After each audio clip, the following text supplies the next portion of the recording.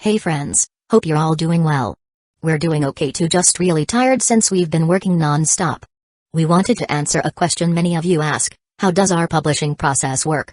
Most of our audiobooks are first posted on Patreon as paid content. They stay behind a paywall for a few months. After that, they become free to access on Patreon forever. Then, a few weeks later, we upload them to other platforms like YouTube, Facebook, and Twitter, X. Lately, our community hasn't been growing much, and we could really use your help. Please share our site in your Facebook groups, Discord servers, Reddit threads, Twitter, X, or with any friends who might be interested. Every little bit helps and we really appreciate it. Thanks a lot for being with us and supporting what we do. Tato knew that although Heinz had told everyone it was his plan, the true architect was Zadiel, and he was wondering about the wisdom in it. The plan that Zadiel had created was based on deception, and when he heard the question of the duo, he smiled. If your actions were able to deceive your own people, then your enemies will not be able to see through them. Since they were an important part of it and he will need their help with a duke, he chose to explain. Right now the heavenly race knows about our power and that our most powerful warrior will not be able to help us for several months. They also know that they will be safe as long as they remain together and that we don't have the manpower to advance our invasion campaign for the time being. The duo focused as they heard Zadiel's words. It was clear from his words that he knew of the plan's consequences. But his next words shocked the duo and made them understand the true goal of this first battle. If you are able to manipulate how your opponent thinks, then influencing their actions and making them act as you wish is not very hard. They will act according to the information they think is right. But what if Heinz can return in a matter of days and we have a way to heal his wounds before the final battle between the demons and the heavenly race happens? There was a smile on Zadiel's face as he spoke. Zytra and Tato understood that the true goal of this battle was not to kill the members of the heavenly race. Their goal was to capture the Duke and then plant the seed of misinformation in the rest of the heavenly race members that they will pass it to their leaders. The duo knew that working on a plan with false information about your opponents was much worse than creating one with no information at all. As they looked at the man in front of them, they could not help but feel admiration. An immense speed of advancement in the ranks, a rank 3 rune master while being a rank 2 life form, and having the ability to jump an entire rank in battle power. Not to mention having created his own faction before being 50 and was a master in the art of war. After having a moment to focus, Zyder looked at the cocoon and spoke. What are you going to do with him? I have a way to search his memories safely, but I will need Professor Tato's help, Zadiel spoke as he looked at the man. Tato nodded immediately. He was more than happy to help Zadiel, especially since he has some questions that he hoped he could answer. Can you implant his wings on me? Zyder saw Martin's abilities in action, and she thought it will greatly increase her battle power if she was able to access them, but unfortunately, she did not obtain the answer she wanted. I can currently make Heavenly Polymorph fuse the wings of any heavenly race members on someone's body without a problem up to rank 3. To make it work in the wings of a soul-forging existence, I will need to become an Origin Rune Master. There is also the fact that these wings do not work according to your laws. Zadiel was speaking the truth since these types of wings were not of great help to him and he had no problem selling them. Although Zyra was a little disappointed, she was not surprised. When someone reaches rank 4, every part of their body starts to change, and to stop any adverse reaction from the wings of Martin, the rune will normally need to reach rank 4 as well. As for the part about the wings working with other types of laws, she knew that, but she hoped to be able to alter them. There are wings of an angelic paragon that are related to light and shadows. If you are able to obtain them, then I will implant them in you in the future. Zadiel's words attracted the attention of not only Zyra but also Tato. It was not the fact about him knowing about another type of wings but the fact that he was stating he will become an Origin Rune Master. That was clearly not some mere words, but absolute confidence in his abilities.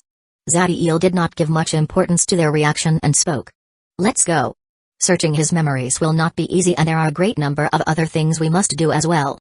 Chapter 158, we dominate the laws. In a room at the top level of the magic tower on the mountain range, there were Tato, Zadiel, and Martin, whose body was no longer covered by the killing aura.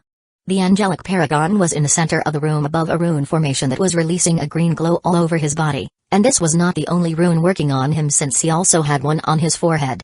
Unlike with Nym, where Zadiel could take advantage of the Magus still being a purely biological being and use the physiology of his brain to obtain the information he wanted, Martin's soul was too strong and could resist that type of interrogation. There was the option of doing an aggressive interrogation and making Tato extract his memories, but those at rank 4 and above had all types of spells that protect them against soul invasion. Of course, in his current condition, Martin could not really resist, but there was a chance that the trauma could allow him to awake, at least partially.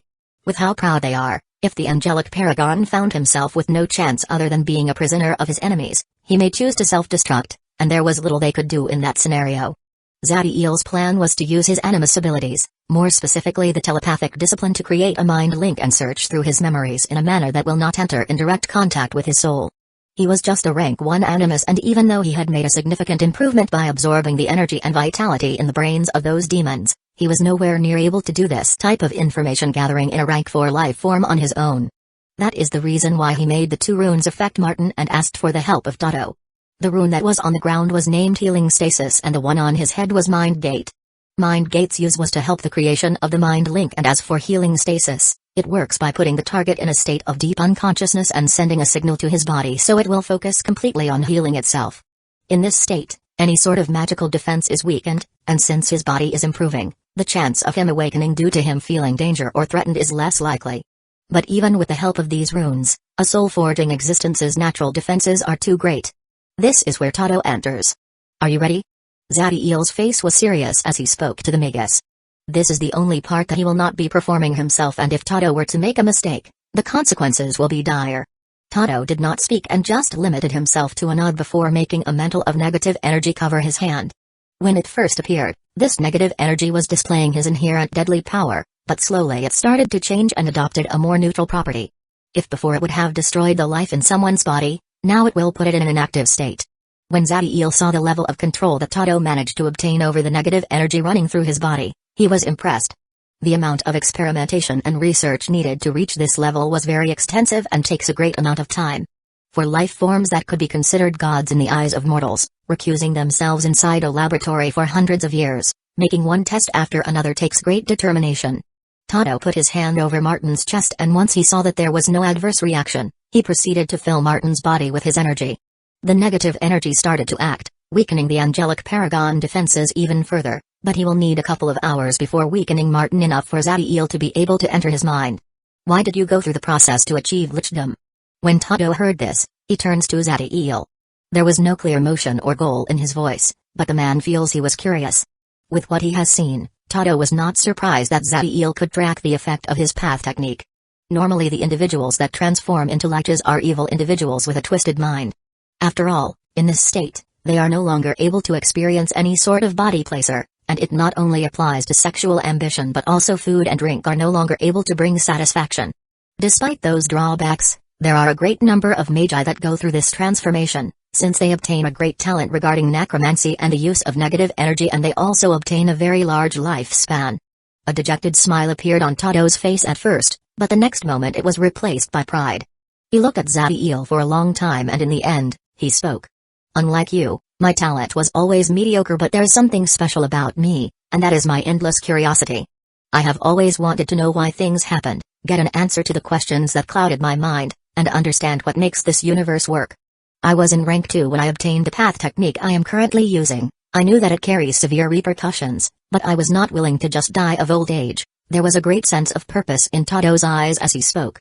Zadiel could see the determination in the eyes filled with blue flames of the man.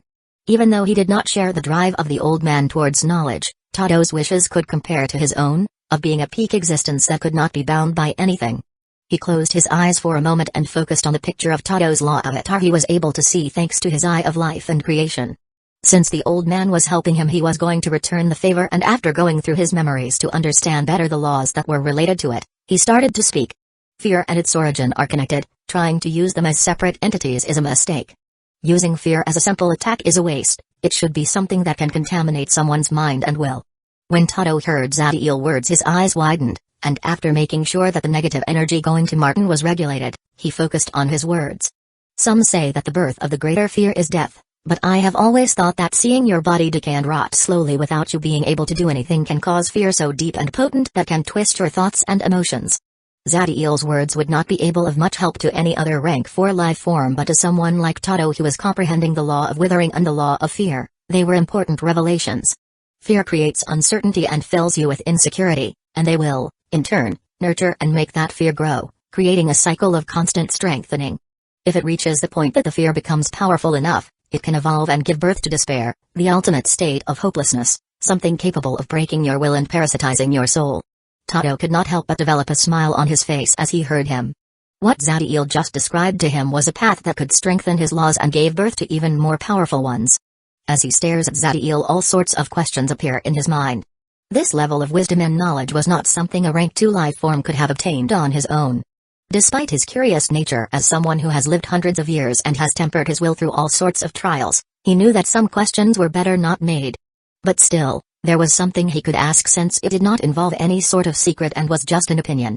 Don't you think that these laws will make me a scourge in the mind of every sentient being? Tado has always enjoyed behaving like a scholar, and one of the few enjoyments he had was teaching others. Unfortunately, his laws will practically make him a monster. But despite that, his thirst for knowledge did not allow him to give up, and no matter what he will continue becoming stronger and search for the answer to the mysteries of the universe. When Zadiel hears his question, he looks at Tado's eyes for a long time, and when he sees the determination to strive despite the cost, he nodded. We don't follow the path of gods, and we are not slaves of the laws.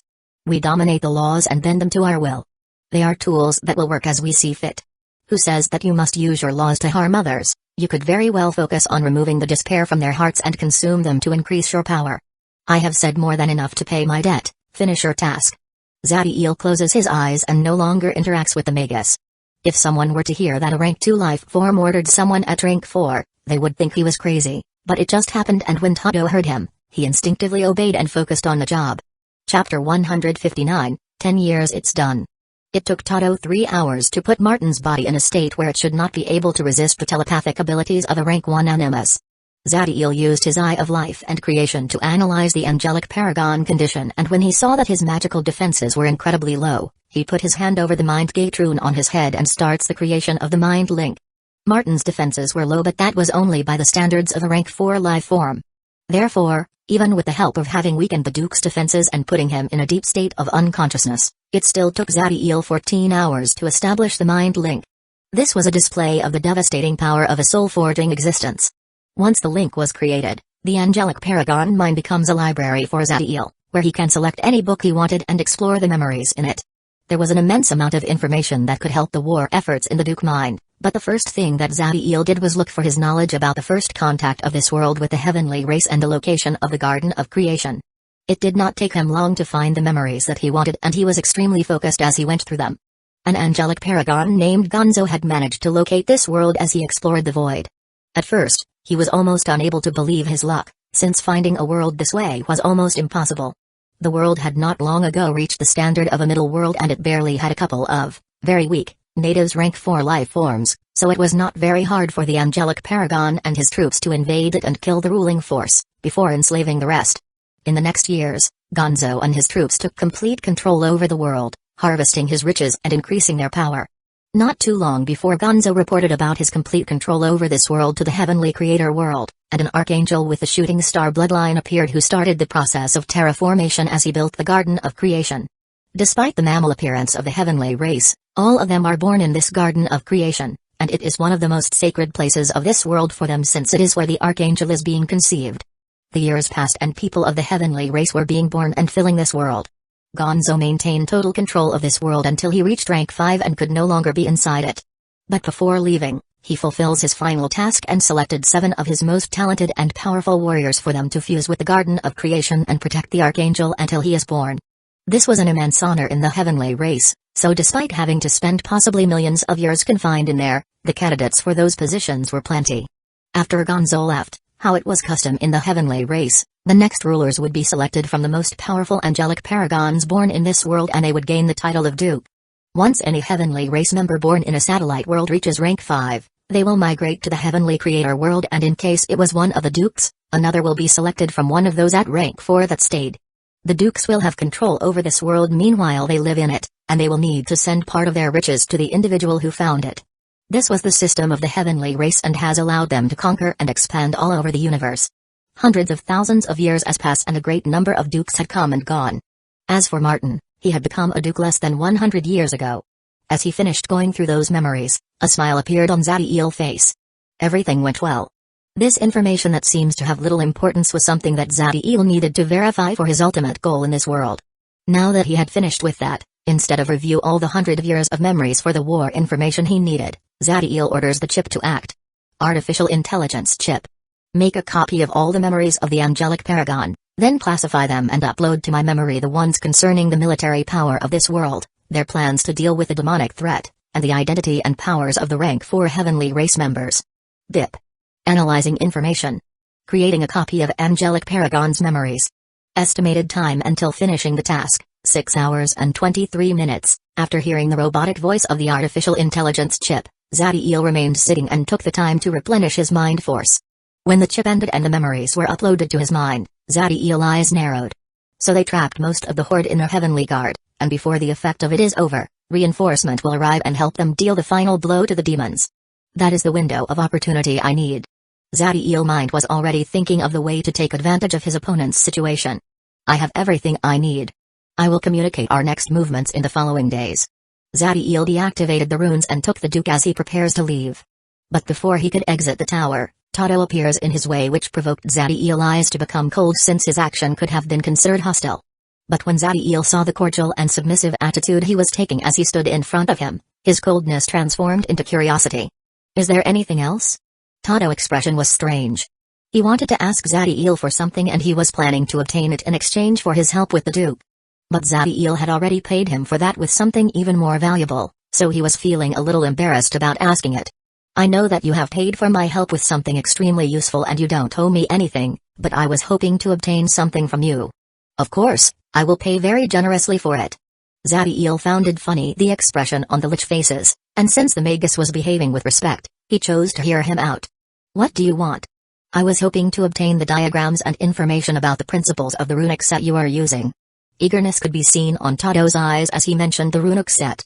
Zadiel was able to understand right away why Tado wanted it. As a lich, his energy pool is filled with negative energy and he needs to create a stable connection with the negative energy plane, in order to continue its growth. The runic set of Zadiel was able to establish that type of connection and Tado wanted to understand how it worked to increase his power and the speed of his training. If it was just the runic set, Zadiel would not have a problem, but by giving him the diagram and the principles of its work, this could allow anyone with enough skills as a rune master to copy this runic set, not to mention that Catalyst of Negative Energy was not exactly a rank 3 runic set. The reason why my runic set displays a rank 3 force is due to my lack of skills as a rune master. With the diagram and principles, someone with enough skills could create a rank 4 runic set. Tado was surprised when he hears this and after some analysis, he reached the conclusion that Zadiel was telling the truth. After all, when he first saw the runic set he was impressed by how efficient the connection with the negative energy plane was, and now, knowing its true rank, it makes sense. He felt downcast as he hears this. After all, the diagrams and principles of the rank 4 runic set were a secret that no rune master will sell. At least that was his thoughts until he hears Zadiel speak again. I am willing to sell them to you. But the only price I will receive will be a living master rank 4 demon, and since I understand the difficulty of the task and the importance of increasing your power due to the war, I can give you the runic set now and allow you 10 years to pay me. After speaking, Zadiel remained silent and his eyes were focused on the Magus. Tado was excited when he hears Zadiel's proposal, but although he could fight against a master rank 4 demons, defeating it will be very difficult and trapping him alive impossible, even if he has 10 years to prepare. The reason is that those powerful demons will rather explode than become prisoners. Of course, he could say he agrees to the deal, take the runic set, and then just invent an excuse. In the end, Tado just shook his head and sighed as he spoke. I am not confident in being able to do that, even if I'm given 10 years. Good, here take it. Tado was shocked when he heard those words and saw a crystal going to him. The old man could not hide his confusion as he looks at Zadiel. If you had said yes, then I would not work with you. After all, to capture a master rank 4 demon alive you will need rank 5 battle power. You still have 10 years and the price is still a rank 4 demon, but it can be a novice one. Zadiel was satisfied with the Magus behavior, and since Tado growing stronger aids him in the invasion, he decides to negotiate with him. Tado was more than happy with the deal and was grateful for Zadiel's help. I will definitely pay you before the deadline. Chapter 160, Law of Space. As Zadiel enters the Fiendessence extract chamber, with the angelic paragon at hand, he saw 5 people already inside. 4 of them were Sophia, Ezequiel, Rax, and Kilo. Each of them had a tentacle made of pure abyss aura connect to their hearts. In front of them was a big pile of unconscious people of the heavenly race, and behind, a pile was also forming, but the ones in that were dead. Under Zadiel's instructions, they were using the chamber to increase their energy pool and also using the heaven-swallowing rune to absorb the energy on those rank 1 angels and use it to advance the completion of their elemental bloodline marrow. Since the heavenly race already knows about them and the fact they capture a great number of their people as they created the towers, Zadiel was free to use them. The marrow in the 4 neo-demons was undergoing transformation at an impressive rate, and although this type of accelerated training can create flaws that could affect them in the future, Zadiel needs them to increase their power fast for the next battle. Of course, he also will be using this method, and he knows that as long they spend a few years in intense training after the fight, there will be no permanent damage to their talent and potential. Seeing the increase in strength of the neo-demons, Zadiel looks at the other individual in the chamber that was floating in the air with his eyes closed. If the other rank 4 Magi were to see this person, they will be shocked, since he was Heinz, who less than 3 days ago was ejected out of this world into the void. The cultivator was extremely pale and there were wounds all over his body, but for some reason, the amount of power he was generating was greater than usual, and the space around him was behaving strangely, carrying some sort of instability and an extremely volatile power.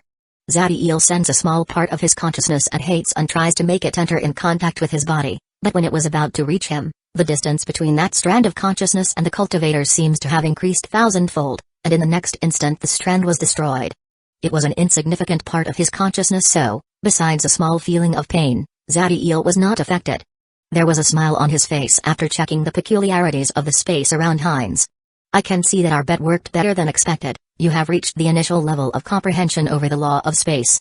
Zadiel was truly impressed, even for his standards. Reach that level of compression over the law of space is amazing for a rank 4 life form, and something even a supreme genius of a high world could not equal. It was only when he hears Zadiel's voice that Heinz opens his eyes, and there was an immense pride and will inside them. As always, you were right, brother. The law of space can create all sorts of wonders at the initial level, and returning to the world was very easy with it. The reason why returning to a world after being expelled was so hard is due to elemental chaos that fills the void and the crystal wall surrounding the world. A crystal wall is a spherical shell that contained an entire planetary system. It was made of a dark ceramic material that behaved like a high-density plasma. It varied in size, but typically they were twice the diameter of the orbit of the planet, and one of its principal functions was to restrict the passage of powerful life form and chaotic energies. They are considered the absolute defense of a world. The strongest the life form, the harder it is to pass through it, and in a middle world only rank 4 and beneath life forms can do it. As for using force to pass through it, even the strongest attack of a rank 6 life form could not affect it, and only a very powerful law being could do it, but they generally refrain from that, since if the crystal wall is broken, the world will be filled with elemental chaos, killing 99.9% of the life inside it. It should have taken more than a month for Heinz to reach the crystal wall and pass through it, but things changed after the world consciousness used its power to throw him into the void. What the world consciousness did when Heinz reached a rank 5 battle power was to warp the space around him and throw that part of the space with the cultivator inside into the void. It was due to this that the power generated was so overwhelming, and that no rank 4 or 5 life form can resist it.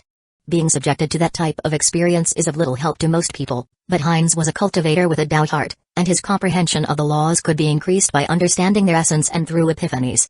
So thanks to Zadiel's advice, Heinz was waiting for that immense power to grab hold of him, and he put his complete focus in it, blocking everything else, allowing his law of space to advance from the potential to the initial level. Of course, the law of space is amazing. After all, if its only help was to allow you to teleport, it will be pathetic. The incarnation of death and destruction had reached the peak of the law of space, so Zadiel had an idea of the abilities that Heinz now has. At the potential level, that is the first level of comprehension, the law of space could merely allow you to teleport and create some small and unstable dimensions without the need for external help. The teleportation ability that it granted was basically making a connection between the space that you are occupying and the one you want to go. The farther you want to go, the harder it is, and it is also affected by the state of the space around you. So teleporting in the void that is filled with elemental chaos was not possible. It is in the initial level that the law of space shows its true might and opens the door to all types of powers, starting with Void Slash and Void Disruption.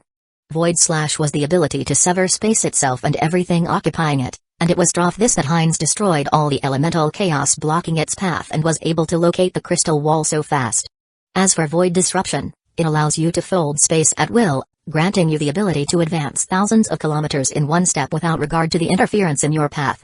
But that is not everything. You can also warp the space around you, making the distance formed by 1 centimeter incredibly larger, creating a defensive space against all attacks. By using Void Disruption, Heinz was able to pass through the crystal wall with ease. Of course, if he had been at rank 5, he would have found it impossible to advance. How severe are your injuries? Zadiel was using the Eye of Life and Creation, and he could see the great internal damage inside Heinz's body. My body is very damaged, but by using the law of blood I have been able to stabilize its condition. It is my true soul the one with the problem since it was heavily injured. An injury to the true soul was a very serious subject since it could mean the destruction of someone's future, but Heinz was very calm, almost like if it was not important, and the reason presented itself in the next moment. From Zadiel's body, a torrent of golden flames appeared and inundated the body of the cultivator, extending all the way into his soul. Heinz relaxed and a smile appeared on his face as he felt the healing power of the golden flames. Brother, your flames are even more amazing now that you are at rank 2. At this rate, the injuries involving my body will be healed very fast. Focus on recovering, a big battle will be happening soon and you and I will be in the front line of it. Zadiel did not speak more and proceeds to put the rank 4 angelic paragon on a corner of the chamber before going with the other neo-demons. There he made a tentacle of Abyssal connect to his heart and he starts to absorb the energy in the people of the heavenly race. After hearing Zadiel's words, Heinz focused on healing and used the law of blood to increase the speed.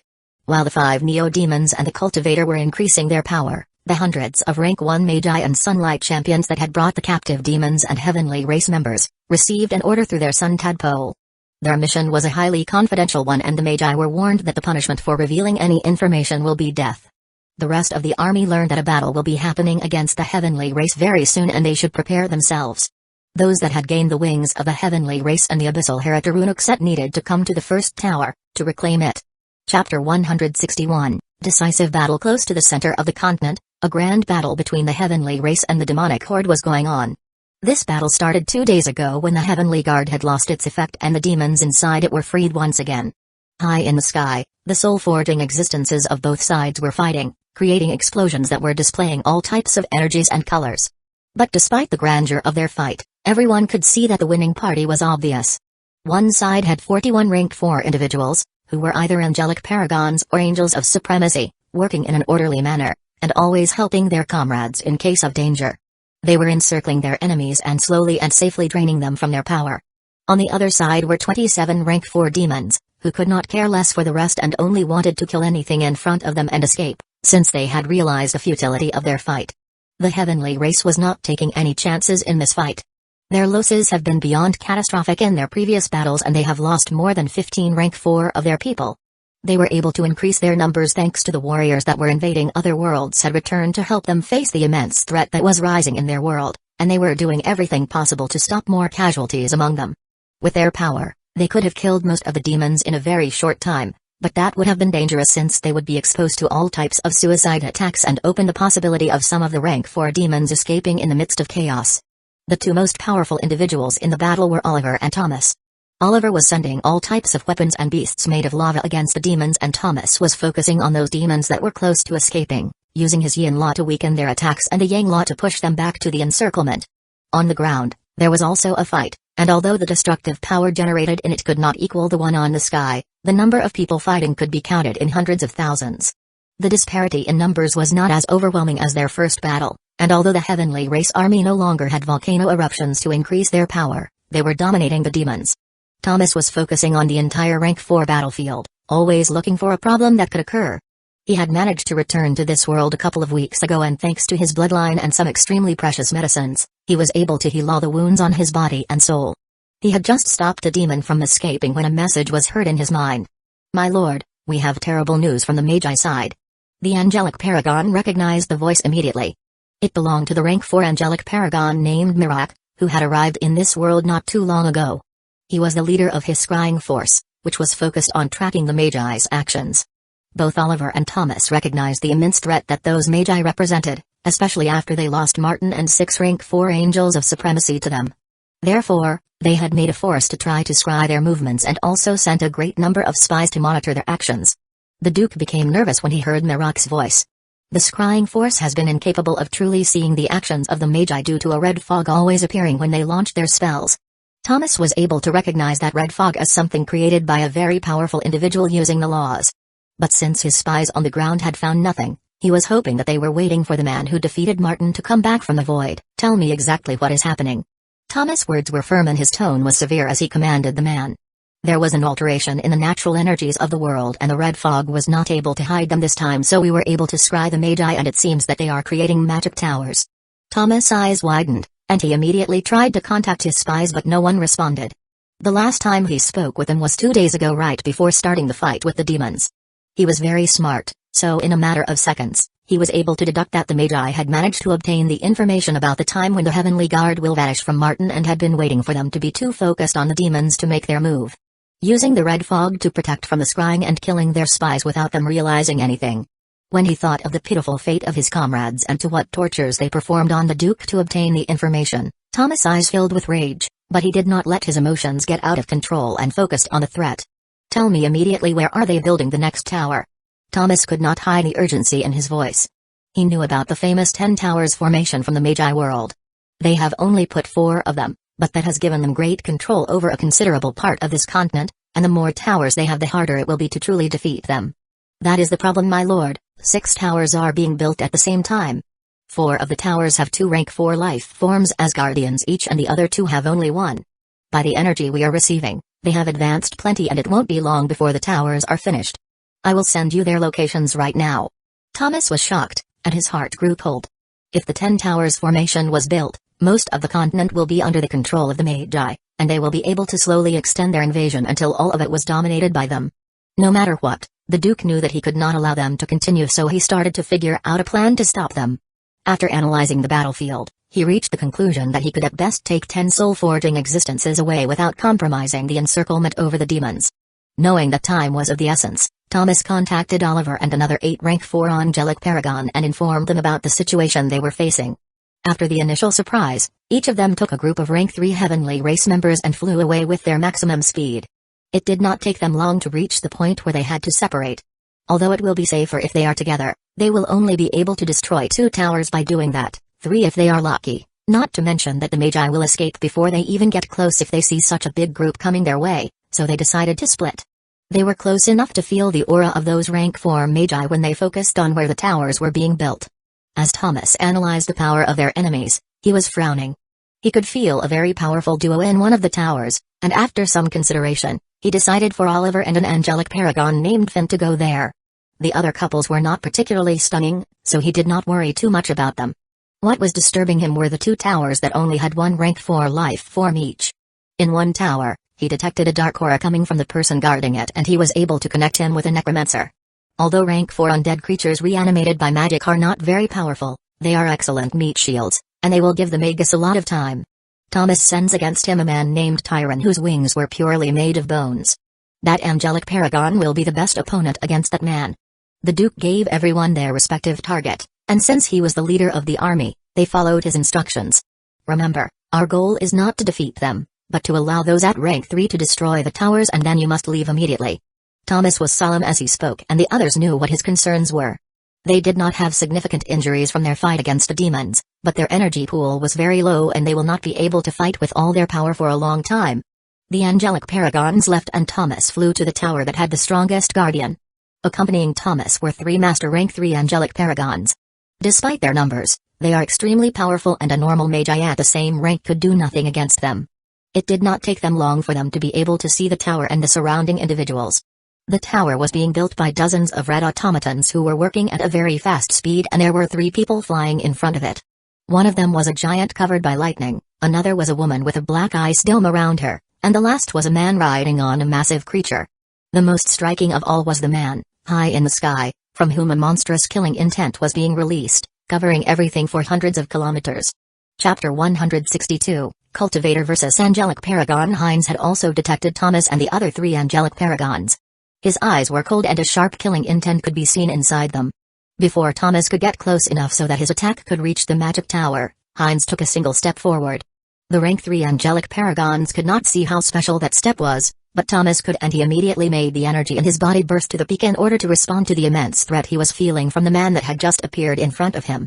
Teleport a large distance and arrive right in front of your enemy was dangerous, since as your body starts to appears, you will not be able to properly respond and attack. But what Heinz did was not simply teleport in front of Thomas. What he did was fold the space between the 2 of them, allowing him to walk from the space he was standing to the one in front of Thomas in 1 step.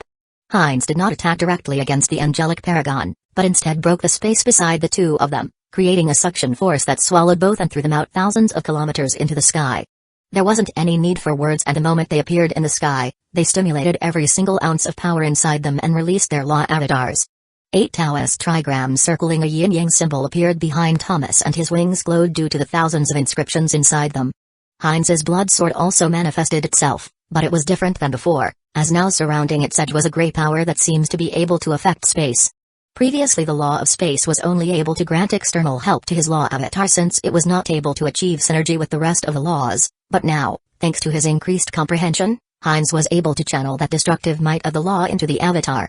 When Thomas saw Heinz's law avatar, he became nervous. His comprehension of the law of space did not reach the first level yet, but it was enough to realize that the grey power was a phenomenon produced by space being broken. The next thing the angelic paragon saw was Heinz slashing with the sword on his hand into the air, and then the massive law avatar appears right above him and mimics the movement. The speed of the attack surprised Thomas, but he reacted immediately and he responded with his dark blue wings, releasing a blue light that intercepted it. Thomas had reached a very high level in his yin law, due to the help of his bloodline, and it was able to use softness to diminish the striking power of an attack or even right away invalidating them. But when the massive sword touched the blue light, after a moment of initial slowness, the severing force in the law of space, law of killing and law of sword ravished it, slashing space itself as it continued its march. When he saw this, Thomas was shocked. His usual pattern was weakening the enemy attack with the yin law and then counterattack with the yang law, but the offensive might of Heinz's law avatar was too much. Immediately he channeled all the power of his law avatar, and from his dark red wings, a beam of sword light was fired against a giant sword that was approaching him. The momentum of Heinz's law avatar was finally stopped, but before Thomas could do anything, the 20,000-meter sword appeared above the Duke and fell with immense speed and power. This time Thomas attacked with his yin law and yang law at the same time, managing to stop the sword in one movement, but in the next instant, he had to once again answer another attack from the law avatar. Unlike his opponent who was under the immense stress of the sword barrage, Heinz was completely calm and he performed all types of attacks with the sword in his hand. There was no question about who had the lead on this battle. Originally when Heinz just arrived into this world, his power could only equal the one from Thomas, but with the improved comprehension of the law of space, everything changed. He was able to fuse the destructive might of space into his law avatar, making it reach a whole new level. His offensive, defensive, and survival skill made a qualitative leap, and he could now be considered a true absolute powerhouse inside a middle world. Of course, suppressing Thomas was the best he could do, and killing him will not be possible. At most he could destroy his body if he was willing to receive some grave injuries himself.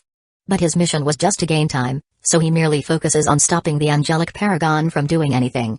It took a lot to explain events between these two rank 4 life forms, but in reality, from the moment when Heinz folded space and took that step until now, less than 10 seconds had passed. Explosions were filling the sky as the two rank 4 were fighting, but the situation below them was different. The 3 neo-demons and the angelic paragons had not started their fight yet, and they were analyzing the other party. Zadiel was looking at his opponents and his expression was solemn as he calculated the card they have at their disposal. Thanks to the training in the Fiend Essence extract chamber and them absorbing the energy in hundreds of heavenly race members, their power has increased considerably, and since they have completed more than 25% of their elemental bloodline marrow, they could be considered at the advanced rank 2 neo-demons. This is not a mere title since it means that now their elemental bloodline marrow has generated enough blood in their body for them to activate a skill known as blood essence combustion. As its name says, the skill will allow them to burn their new blood, increasing their power and also improving the characteristic granted by the elemental bloodline marrow. But there is a severe shortcoming, and that was it will damage your body and could affect your potential. As long as it is not used in excess, the damage will not be too severe, and after a couple of months of healing, any possible consequence will be mended. If our opponents were Master Rank 3 Magi, then by using Blood Essence Combustion and our runic sets, we could defeat them, but they are angelic paragons. Luckily we were prepared beforehand. Zadiel looks for a moment at Sophia, and he remembers when she had asked him for the body of that angelic paragon they first killed for some experiment in alchemy. The rank 3 angelic paragons were named Robert, Marvin, and Justin. Robert was a short man with a thin body and wings made of air. Marvin had a robust constitution and his wings were formed from metal. As for Justin, he was very tall and his wings were constructed by grey fog. Both Marvin and Robert had impressive armors on their body, and Justin had what seemed to be a runic set inscribed in him. They had served under Thomas for a long time and were experienced warriors, so when their instincts told them that the 3 individuals in front of them were a threat, they discarded the fact they were rank 2 life forms and took them very seriously. The trio was clear about their mission and they prepared to assault the tower and destroy the automatons before they could advance more. But then they felt something wrong in their bodies and the next second, they detect a foreign substance affecting their nervous systems. They were able to immediately realize that there was an undetectable poison in the air and they had been affected by it. Their bloodline grants them resistance to a great variety of toxins, but this one seems to be made especially for them, and they were forced to use part of their energy to contain it, and even then, they only slowed it down and were not able to purge it. The three angelic paragon realized the danger of their situation, and without waiting they flew to the tower as they channeled all the power they could. Zadkiel, Sophia and Ezekiel did not hesitate and activated their runic set, and inside their chests, a golden, black, and blue flame started burning. The Neo-Demons flew to intercept the angelic paragons, and the first to do it was Ezekiel, who just reformed his body after transforming into lightning, right in front of Marvine. His skin was covered in diamonds and he threw a punch with all the power of his giant body at the angelic paragon. Marvine was surprised by the speed of Ezekiel despite his gigantic body. When he saw the fist that was as big as his entire body approaching him, he did not doubt its power, and his skin became metallic while he punched with all of his power. A sonic boom filled the area, and the two were thrown back dozens of meters after the impact. Chapter 163, I Got You. Despite one being a 300 meters titan and the other being less than 3 meters tall, the winner in the fist collision was the angelic paragon. The two had been pushed back dozens of meters, but unlike Ezekiel, whose entire arm was trembling and bones were fractured, Robert's body was firm as a rock. Ezekiel's attack was not ineffective since he was able to let some of his lightning and thunder enter the body of the angelic paragon, but the amount was too little and it will need to increase considerably to show a true effect. The disparity between the power of their bodies was not just due to their rank. Unlike Ezekiel, whose blood diamond skin only covered the surface of his body, Marvine's bones and flesh obtained metallic properties. But the difference in power did not diminish the fighting intent in Ezekiel's eyes. If anything, it only increased, and he decomposed his arm into lightning before reforming it, completely healed. He could use this type of regeneration, since, right now, every cell of his body was infused with lightning.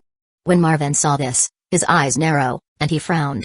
He was stronger than his opponent, but his energy reserves were already decreased due to his fight with the demons, and he needs to suppress the deadly toxin affecting his nervous system, so the longer the fight continues, the worse it will be for him. The angelic paragon launched himself against the titan, and the power in his body was rising. Ah! Ezekiel did not even try to move away, and with that roar, he made lightning concentrate on his arms and charged at his opponent. As this contest of physical power was going on, Zadkiel and Sophia were intercepting their enemies. Robert was approaching the tower at an amazing speed, but before he could reach it, a man with a dark golden domain appeared in front of him. He saw how the man had released jets of golden flames from his feet to increase his speed, but he also detected the flaw in that technique, and that was its lack of maneuverability. The dark golden fire domain forced him to use some of his energy to activate the magical properties of his armor, but he did not stop his march, and with amazing dexterity, he evaded Zadkiel and continued on his path. But right in front of him, the gargantuan figure of the undying Leviathan appeared, and it tried to crush him. The angelic paragon did not falter in front of the creature, and without stopping, he raised his hand, releasing a tornado that sent the undying Leviathan flying away. Robert's path was unobstructed, but his eyes widened as he saw how, from the undying Leviathan's shadow, appeared the Nether Crow, and with its incredible speed, it attacked him. The distance between the two was insignificant, especially with the crow's speed, but displaying astonishing flexibility and rapidly changing movements, Robert moved his body away from the attack trajectory. Despite having evaded the Nether Crow, Robert was impressed as he knew that neither of his comrades could have responded to that attack, but he did not have time to think much since a greater feeling of danger assaulted him. The origin was a sword charged with negative energy. The attack had a precise angle, and the moment it appeared was perfect. This flawless attack was thanks to Zadkiel's true strike. He was able to see the actions of the angelic paragon before he made them, which allowed him to attack at the instant he could do the most damage. Robert knew he could not avoid this attack, so he moved his body in a way he could get less hurt and made powerful wind surround his body. Despite the armor and wind, the sword was able to trespass them and leave a deep laceration on the angelic paragon's thigh.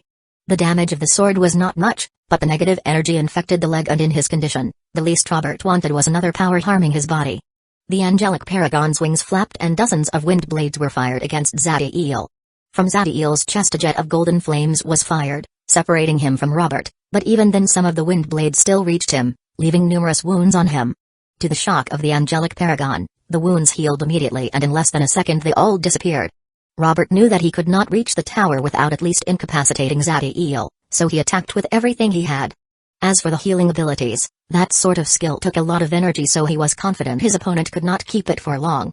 What he didn't know was that Zadkiel's regeneration was a natural condition of his body thanks to him having active blood essence combustion, and it used a very small amount of energy. Zadiel did not hesitate and he attacked along with the Nether Crow and Undying Leviathan. Just like the other two, Sophia was also fighting against an angelic paragon. A great stream of Styx water was swirling around her dome and from it, dragons' tails and claws were being fired. Unlike Ezequiel Zadiel's attacks, the attacks of Sophia did not have a great striking force, but the power in them was different. Her attacks were filled with all sorts of poison and curses that could greatly damage even rank 3 life forms with powerful bloodlines. This was thanks to them being made from Styx water and were improved by her runic set. The runic set she was using, and that took the form of a witch outfit, was known as the Black Death, and its function was increasing the power of all type diseases, curses, poisons, and as well as to grant great speed to the user. Justin's power had similar functions, so he was able to detect the danger in Sophia's attack. Grey fog was covering his body, blocking most of the attacks from reaching him. From the grey fog, bullets, arrows, and spears were created and launched against the Neo-Demon. Sophia had the Styx water moving through the exterior of her black ice dome, and they protected her from most of the fog's attacks. But the bullets were incredibly fast and powerful, so they were able to reach her body unless a great amount of Styx water was put in its path. Sophia could feel that the damage on her body as the bullets pierced it was not severe, but the fog was able to fuse into her bloodstream and it had corrosive properties. If this fog enters inside Zadiel or Ezequiel, they will have to spend part of their energy to contain them. But trying to harm Sophia's blood with it was like trying to harm lava by using fire. Still, every time some fog enters her blood, she gets paler and even coughs blood, showing to the angelic paragon a picture of great damage. Seeing this made Justin increase the power and frequency of his attack, focusing all of his minds on the offense, which weakened his defenses, making more and more Styx water enter his body from the dragon's claws and tails. The battle between the 3 angelic paragons and the 3 neo-demons was getting more and more destructive. Zadiel, Ezequiel, and Sophia were displaying astonishing abilities and battle power, but they were still losing. Ezequiel and Marvin were sending all types of attacks against each other, and every time their fist clashed, explosions of lightning filled their surroundings. The titanic figure of Ezequiel was covered with injuries, and since he did not have the energy to heal all of them, he focused only on those wounds that limited his battle power.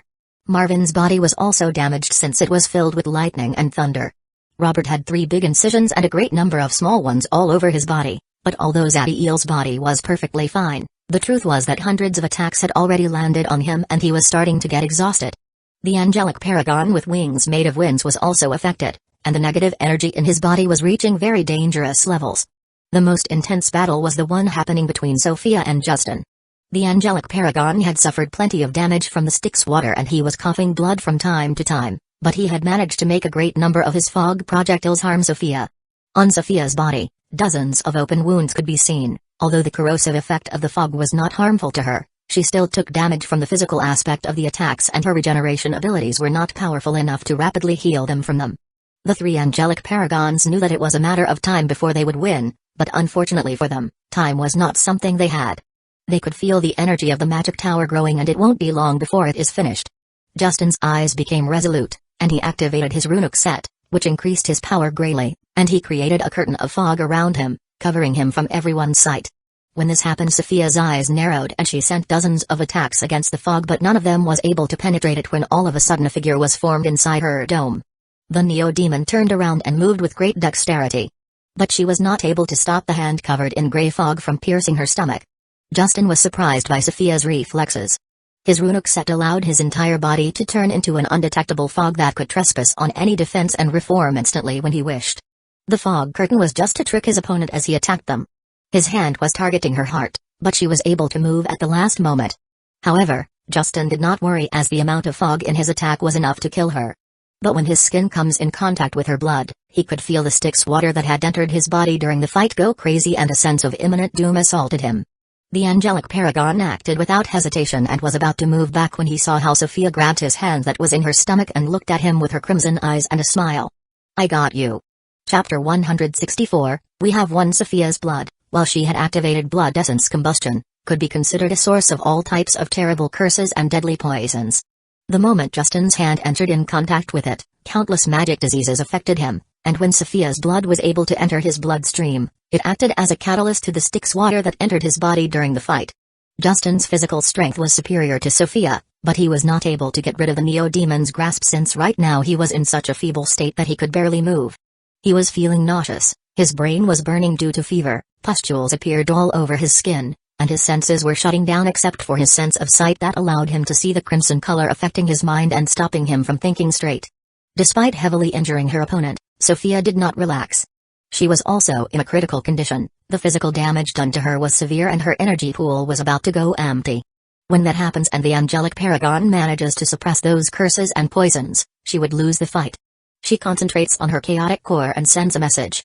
Then along with great killing intent, she channels all the power she has left in oceanic nothingness, pushing the spell to the limit.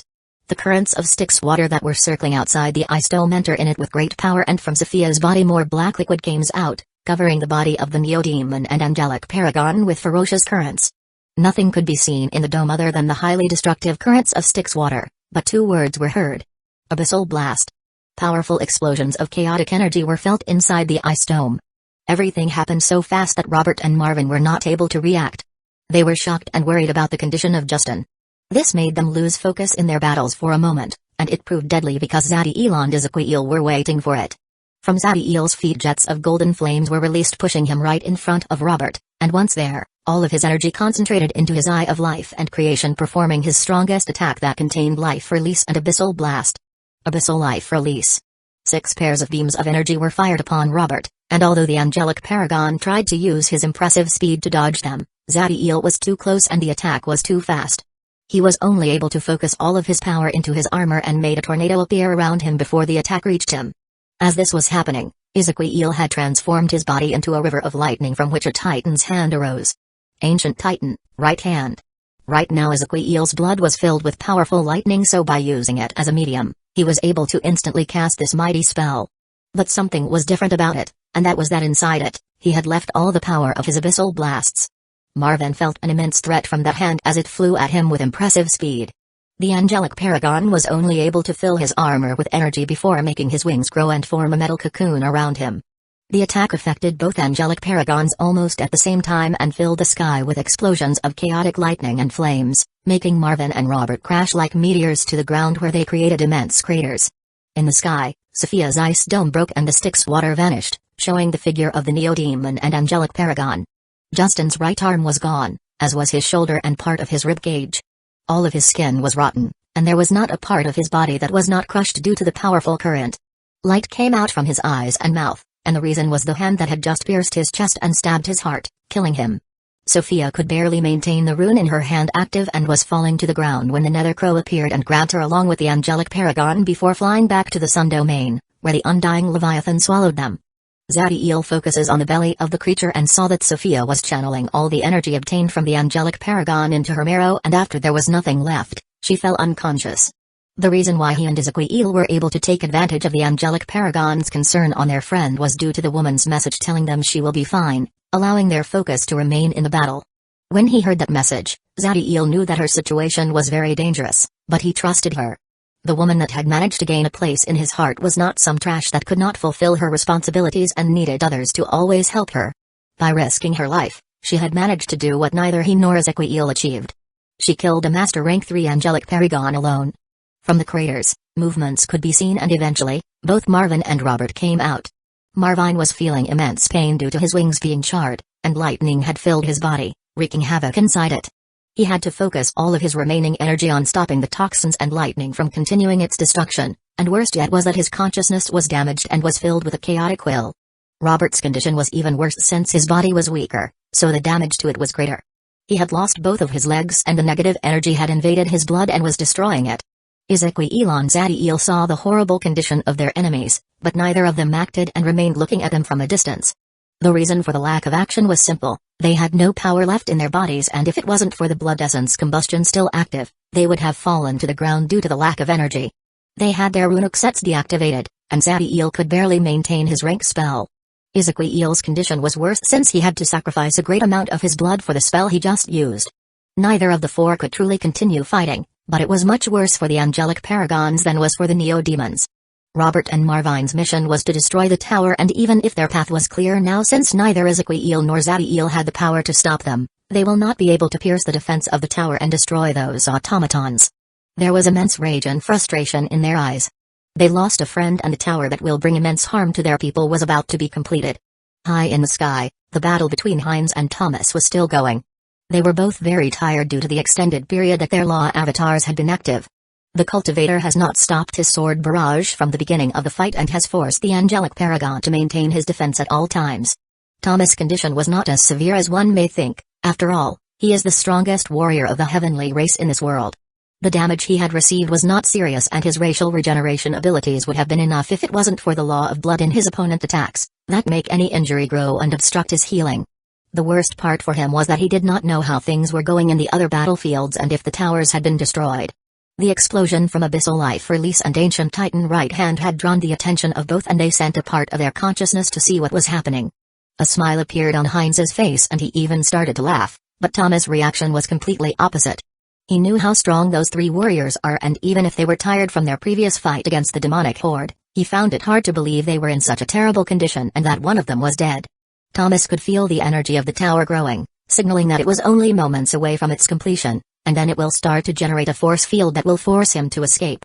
The angelic paragon had only one card left, that could allow him to destroy the tower, but doing it so soon after the last time will have severe consequences, and even with his powerful bloodline, the damage could be permanent. Ah, for my race, Thomas sighs, but in the next moment, determination filled his eyes. Law Avatar, one with the law. The 8 Taoist trigrams circling the yin-yang symbol melted and fused with Thomas' body, greatly increasing his power. Heinz's eyes narrowed as he saw this and a great fighting spirit was felt from his body, but he did not engage with the angelic paragon. Fusing with his law avatar will have even greater repercussions on him since he did not have a bloodline that could mitigate the damage. We have already won, there is no need to risk my life when there is nothing to gain and everything to lose. Unfortunately for them, from the beginning, they have been deceived for my brother's plan and they have not even realized yet. Chapter 165, War Casualties. Heinz acted immediately when he saw Thomas fusing with his law avatar. He used Void Disruption to appear beside Zati-Elon then covered the 3 Neo-Demons with his consciousness before teleporting far away from the tower. Thomas saw as this happened but he did not try to pursue them. His current power will allow him to easily defeat Heinz, but he knew that the cultivator should be able to fuse with his law avatar by the law comprehension he was displaying in their battle. The angelic paragon thought that Heinz would at least try to stop him and the fact that he discarded the tower without hesitation confused him, but he did not have much time so he focused on his mission. The power of the tower was growing and the angelic paragon knew it would be a matter of minutes before it was completed. Thomas' wings were able to cut space creating a portal in which he entered. Just as space was healing itself, another rupture appeared beside the tower in the sky. It took a second but Thomas was able to exit from it and without delay, he sent a beam of sword light into the tower, disintegrating it along with all the automatons in it. Heinz, Zati-El, and Ezequiel were able to see this from a distance. That was the tower they just fought to protect with everything they had and now it was destroyed in an instant, but they were calm as if the tower itself was worthless. Thomas was focusing on Heinz and when he saw his complete lack of interest in the tower, his confusion grew even stronger. Unfortunately for him, his time was running out and the power of the world was already acting on him. He appeared beside Robert and Marvin and covered both of them with his wings, before breaking space again and entering in it with the 2 rank 3 angelic paragons. If he were to leave them behind, Thomas was sure that Heinz would imprison them. If that were to happen, their lives will be under the cultivator's control. Despite the severe damage done to his body and soul, Thomas did not feel any regret. Without the towers, the Magi will never be a true threat against them and once the demons are killed, they will be able to focus all their attention on them and use their numeric advantage to purge them from this world. Heinz was calm but the power in his body was ready to burst in case of anything and he only relaxed when he saw Thomas breaking space and leaving. He did not find it even with his current power and control over the laws. It is normal, our action had filled him with confusion and the time he had left before being thrown out into the void was too little. Zati-El had also his attention on the angelic paragon. If his soul had reached rank 5, then he would have noticed it. But fusing with your law avatar only increases your power. The Neo-Demon looked at the destroyed tower and the crater left from the angelic paragon attack, but if you follow his sight, you will notice that he was actually looking at the ground under it. A great accumulation of energy could be felt from the ground where Zati-El was looking and a moment later, a force field started to appear and extended into the sky. Thomas had managed to reach a safe distance with Robert and Marvin before no longer being able to resist the power of the world and being sent to the void. As if a cruel joke, the last thing the angelic paragon saw was the force field he had risked his future to prevent, begin to form. There was nothing Thomas could do, and a sense of disappointment and failure was filling his heart. The same was happening in the other 5 locations. All the angelic paragon had managed to either destroy or at least disable the towers, which should have prevented them from creating those force fields, but like in a nightmare, their worst fear was happening in front of their eyes and there was nothing they could do to stop it. They were not the only ones who were confused, since most of the Magi army and Daybreak clan also did not understand what was happening. Their mission was to protect the tower until the automaton controlled by those soul-forging existences finished their job, but as the fight was reaching its peak and heavy casualties started to appear, they were told to make a tactical retreat and focus on guarding their lives. It was only when Zadiel saw the force field rise and knew that it would soon fuse with the others, making the part of the continent covered by it something dominated solely by them, that he truly relaxed. A smile appeared on his face as he saw his plan working. The towers in the ground were decoys from the beginning, whose only function was to hide the energy generated by the true towers being built hundreds of kilometers under them.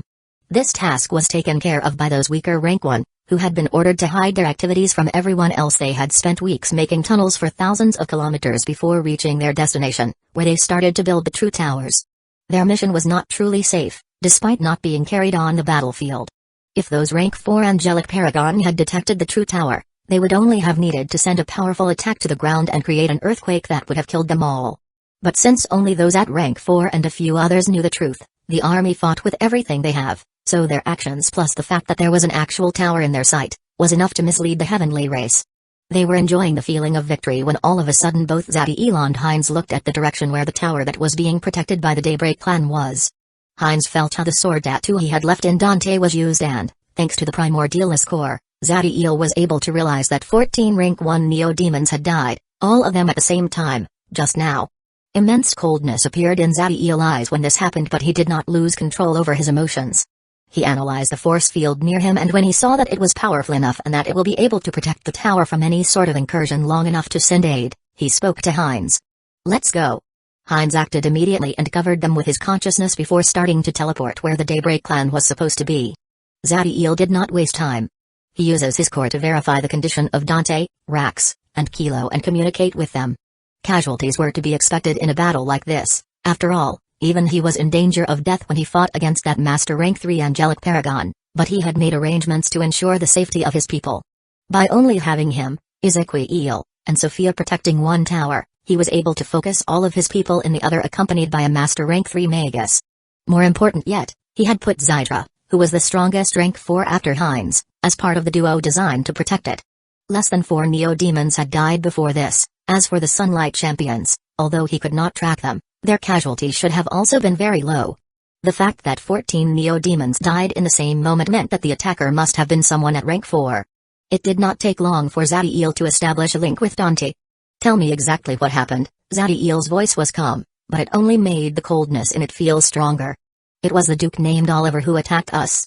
When he saw the force field rising, for some reason, he concentrated on me. More specifically, on my Eye of Life and Creation, and thanks to my animus abilities I was able to feel the immense hatred he had. It happened very fast and I do not know how he did it, but his power increased tremendously and he was able to get near me. Luckily I was able to fend him off with my sword tattoo and then teleport with it." There was immense hate in Dandy's voice. He also knows about the death of their people thanks to the Sun Tadpole, and his memory allowed him to see the face of all of those who died. "How was he able to get near any of you? What happened with the Magi?" Killing intent was present in Zadiel's voice. When the task was given, he had made the importance of protecting his clan very clear to those rank 4 Magi. Zadiel could accept the Neo-Demons and Sunlight Champions dying in battle, since that was the risk every warrior accepts when he goes to war, but being butchered without being able to resist due to the lack of concern by the higher-ups was not something he would allow. He couldn't care less for their status and power. If they let his people die, he will kill them both. Chapter 166, Gratitude. Dante was not able to answer Zadiel's question. By the time he noticed Oliver increase in power and he felt the animosity targeted to him, the Duke had managed to slip past the 2 rank 4 Magi and was already sending what could be described as a notion of lava against him. He had used the sword tattoo to stop the lava attack, since although it was targeting him, it will have killed all the Sunlight Champions and Neo-Demons close to him.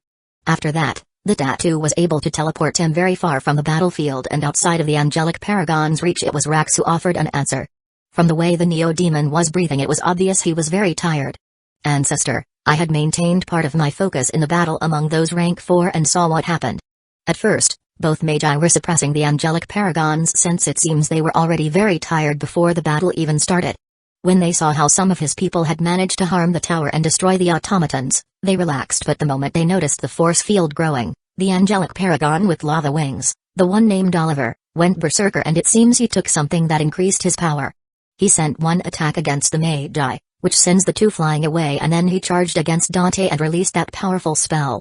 When he saw how he had managed to escape, he focused his rage on us and he made thousands of lava ball rain above us. When Zadiel heard from Rax how things happened, his eyes narrowed. The way Oliver managed to increase his power was not important now, but he could see that the repercussion of whatever he did will be extremely harsh since he did not use it during the entire battle. What bothered him was that Oliver chose to use that method not to kill the rank 4 Magi but to go after Dante. No matter how special the boy was or how good his strategies were, they should not have made a rank 4 life form resort to self-harming methods just to kill him. After all, he was a rank 1 life form. Zadiel could not have known that Oliver connected Dante's Eye of Life and Creation to the Prophesy and thought that he was the one who opened the portal to the abyss. That and seeing the force field that will make them lose a great part of the continent, was enough to let his rage consume him. How were you able to survive? Zadiel was very clear of the power of an attack performed by a law avatar, and it should have been more than enough to kill all of them. It was thanks to the magus named Zytra. She appeared in front of us and stopped most of the ball of lava, but still, some of them managed to reach our people. Kilo and I are in our dragon form, carrying our people and flying away from the battlefield, under the cover of the force field. The magus remained behind, stop those rank 4 angelic paragons from going after us.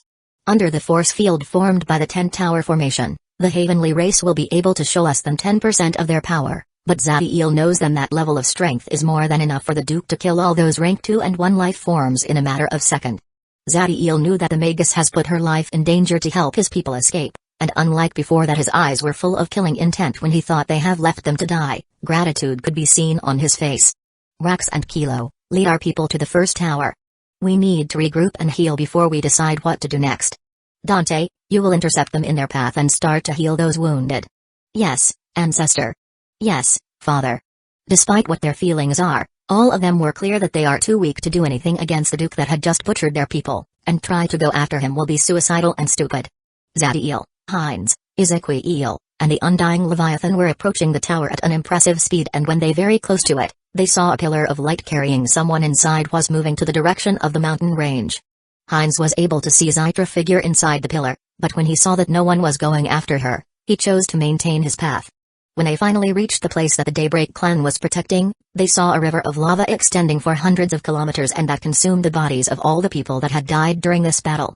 The consciousness of Hines extended and he searched the surroundings, but he was not able to find any clue of the angelic paragons. They must have escaped when they saw that they will not be able to hunt your clan and felt my presence. Zadiel was silent and all of his focus was on the river of lava, and after a moment coldness appears on his eyes. The power in that spell was enough to destroy the souls of his people. You should remain here. Stabilize the area and bring the tower to the surface. Once you are done with that, finish the teleportation formation in the tower. The force field is already established, so we have more than enough time now. Zadiel's voice was completely emotionless, but there was dormant wrath hiding behind his eyes. What are you going to do? Although Zadiel was not showing anything, Hines saw the monstrous killing intent that was growing in his heart. I will return to my abode. The damage accumulated in my body due to the last battle is extensive. I will need to spend some years healing. Zadiel looks at the river of lava that contains the bodies of his clan and that was used to break their souls until the image was engraved on his mind. He and Ezequiel mounted over the Undying Leviathan that had Sophia on his belly, and fly away. It took several days for the Undying Leviathan to reach the mountain range. Zadiel's energy pool was weakened due to the use of blood essence combustion and he could not use all of his power. Sophia had awakened during the travel and was now sitting along Zadiel and Ezequiel on the creature's head. All the Neo-Demons and Sunlight Champions were waiting for him. Their number was more than a third less than the one who entered this world. Zadiel used his animus abilities and focus on their emotions. He could feel the anger they had against the angelic paragon that massacred their people and a sadness due to the loss of their companions. But what draws his attention was the immense desire for power that was growing in their hearts. Instead of giving up on revenge due to the immense difference in strength, they were all aiming to reach the level where they should not feel so impotent anymore. All of the people Zadiel brought to this war were first generation, the first of their people to become Sunlight Champion and Neo-Demons, the ones that have experienced how cruel the world can truly be. Some of them were starting to forget that, due to the years of safety and comfort, but seeing their friend and loved ones died has awakened them. Zadiel signals Dante to come near him and as he does, He saw in the eyes of the boy that he had changed. During all of the previous battles, Dante did not have a single casualty, but now almost a third of the army was lost.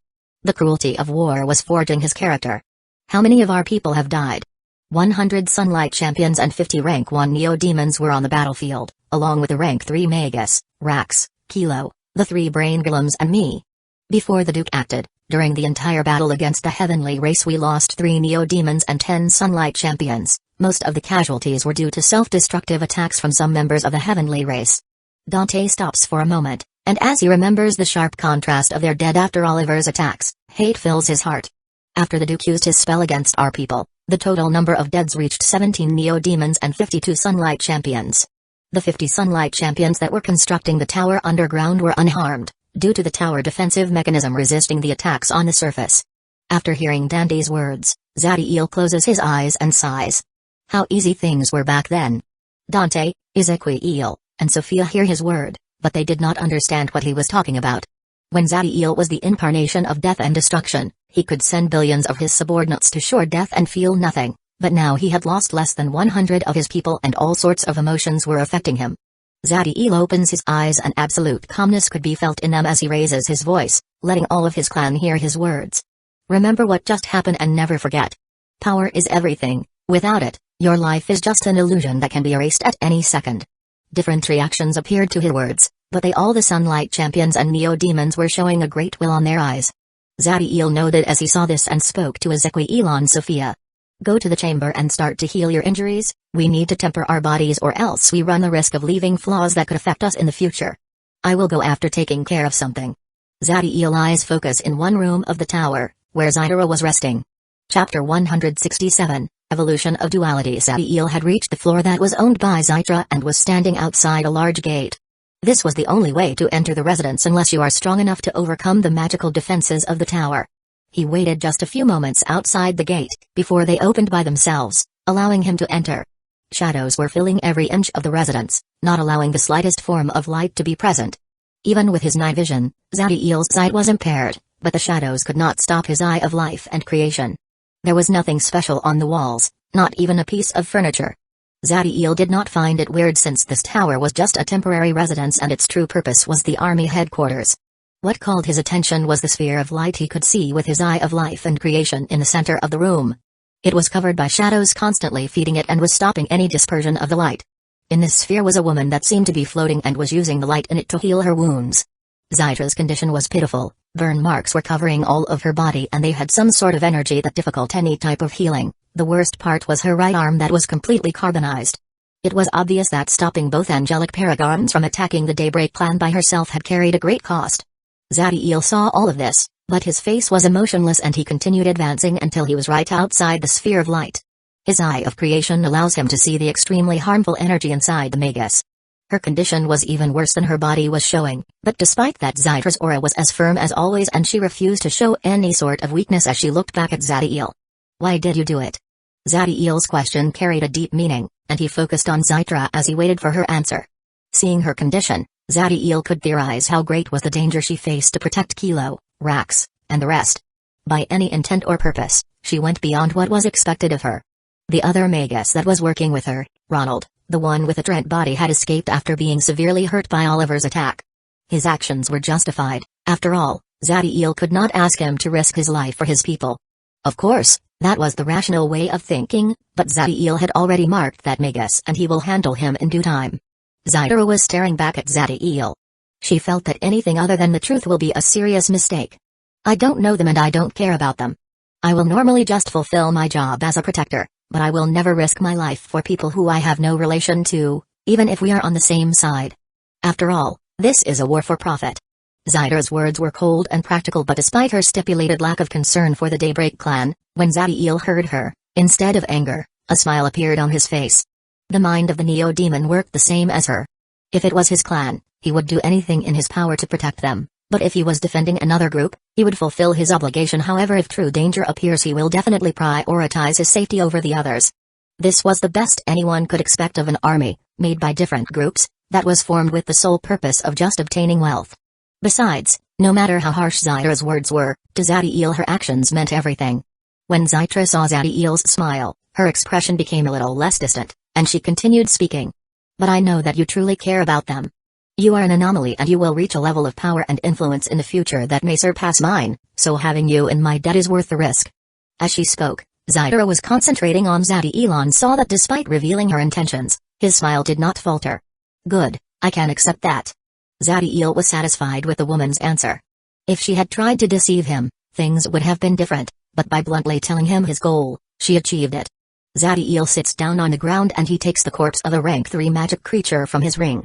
Before Zaira could ask what he intended to do, she saw how he used his golden flames to start to consume the carcass. The power in Zadiel's golden flame was much weaker than before since his injuries were still present. It will have been faster to directly use his golden flames on Zaira, but he has too little of them, so using the energy of the corpse was the best path to follow. The process will take a long time with the current power of his flame, so Zadiel chose to pay part of his debt immediately. Can you explain to me your understanding of the duality between the law of light and the law of shadows? Zaira was surprised by Zadiel's question, but there was also curiosity in her eyes. She saw how Zadiel was able to use the two opposite powers of the negative energy and his golden flames, to achieve an equilibrium that greatly increased his strength. She was curious about how he did it. Even if they are from different sources, the way he managed to find balance could help improve hers. Light and shadows are two opposite but connected laws, they empower each other and are one of the fundamental dualities of the universe. By making my shadows absorb the light in the surroundings and concentrate it in a single point, I can increase the reach of the first and strengthen the second. Zaira's voice was soft, but as she spoke, the shadows and light in the surroundings behaved as she described. Zadiel nodded when he heard this. The Maga's talent was impressive, and even more remarkable was her deep understanding of the way her laws can act together despite her young age. You are right, but your vision is too narrow, just focusing on shadow and light will limit you. If you manage to induce the devouring power of the law of shadows, you could use it to consume all types of energy, not just light. By then the power of your law of light will be increased as its source will be greater and you can begin to use the power of order of this law. Unlike with Dato, where Zadiel only gave some vague route to follow and let the Magus figure out things for himself, right now he was giving Zaira the best path for her laws. One that can allow her to become a being of laws if she manages to reach the peak of it. After hearing Zadiel's words, Zaira was doubtful. Your law comprehension was very important, and if you were to follow someone's guide but then you realize they were mistaken, the damage could be catastrophic. She closed her eyes, and slowly and safely started to see the effect of Zadiel's pointers. Zadiel nods as she sees her behavior. He focuses on the carcass and prepares to show her the apex of her path. After several hours, Zaira's body trembled, and the shadows and light seemed to change. The difference was too minuscule to truly notice it, but it was there. Zaira's eyes opened, and they were sparkling as she looked at Zadiel. The time was too little for her to draw the power that he spoke, but she was able to prove they indeed were present and that they will help her become stronger. This realization fills her with excitement. To her the most important thing was not status or relationships, it was power, only with it she will be able to control her destiny. After seeing that Zaira had focused again, Zadiel's aura changed and a dark power that seems to be the representation of emptiness filled his right hand. Meanwhile, a bright power filled with life appears on his left hand. Pay attention, I will show you the evolution of duality. It will be very fast and I cannot control it, so try your best to understand the principles behind it.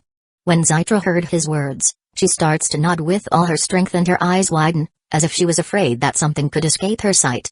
Zadiel almost starts to laugh as he saw the always composed figure of this mighty Magus genius behaving like this, but he did not lose focus and channeling all of the power of his true names, he started to put his palms together slowly. The emptiness aura that was Taxijas was beginning to interact with the Genesis power of Natux, and they slowly started to create something. What appeared between the two palms was a white spark, it was feeble and it gave the impression that it was an illusion as if it wasn't really there. But the moment it appeared, all the light and shadows in the room froze on their own volition as if they were in the presence of something bigger than themselves. Chapter 168, The Price to Pay. The law of shadows and the law of light in the room were being manipulated by Zaira, and despite the might of the white spark, if she were to channel all of her power into them, they will act again. But just like her laws, the Magus was captivated by the white spark. She could feel all sorts of wonderful phenomena acting inside it, and she was even more impressed when she saw in it a reflection of her own younger self when she was an infant. It was as if in the spark, the beginning of her life was being displayed. The white spark was present less than a second before it vanished, making the shadows and light in the room act again. It took a moment for Zaira to focus after the white spark disappeared. But the image of it in her mind remained very clear. Please, demonstrate it again. Zaira could not hide the desire in her voice. In the white spark, She saw the path in which her laws will attain a level she did not know it was possible before. However, when she saw Zadiel's condition, she saw how great was the price he had to pay to create it. The youthful appearance of the Neo-Demon had deteriorated greatly, and it seems he had aged decades. His breathing was harsh and it was clear he was extremely exhausted. "I'm sorry for my thoughtlessness, are you alright?" Zydra's voice was soft and her eyes were focused on Zadiel. If anyone who knows her were to hear her words, they will be surprised. Due to her appearance, her interaction with men had always been problematic, especially when she was weak, which made her attitude to most of them distant and cold. Zadiel did not have time to care for her words, as he was trying to control his breathing and focus on the Eye of Life and Creation. His eye glowed and took control over part of the golden fire that the corpse of the rank 3 magic creature had produced and bathed his body with it. As the healing power of the flames touched him, his condition started to improve and youth returns to his face. "Don't worry, I will be fine. This type of injury can be hard for others to heal, but not for me. I underestimated the effect that displaying the white spark would have on me. Anyway, that is the final goal of those who seek dualisms between their laws. If you achieve that with your laws and fully control it, you will be able to become a being of laws." Zydra's eyes shined with excitement.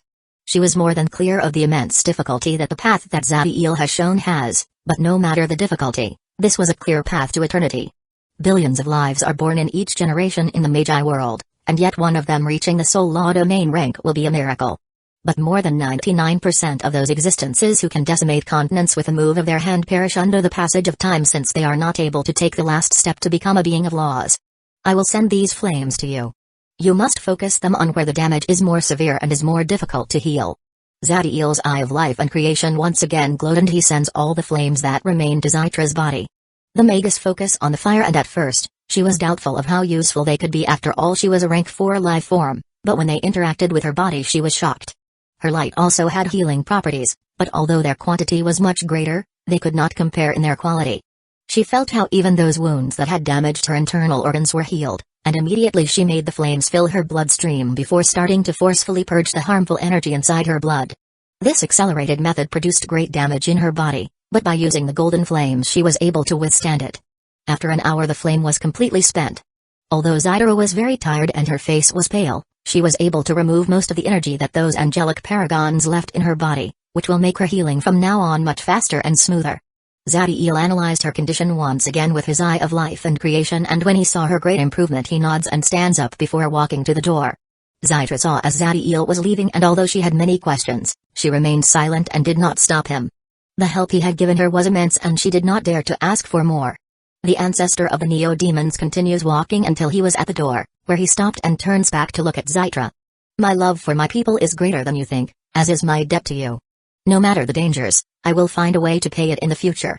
Zyra saw how Zadiel disappeared after saying those words, and a smile appeared on her face before she was covered once again in shadows. The years passed and the invader force of the Magi world becomes an immovable power in the foreign continent. There was no need to speak about the immense hate and rage of the heavenly race, but with the 10-tower formation already established there was little they could do.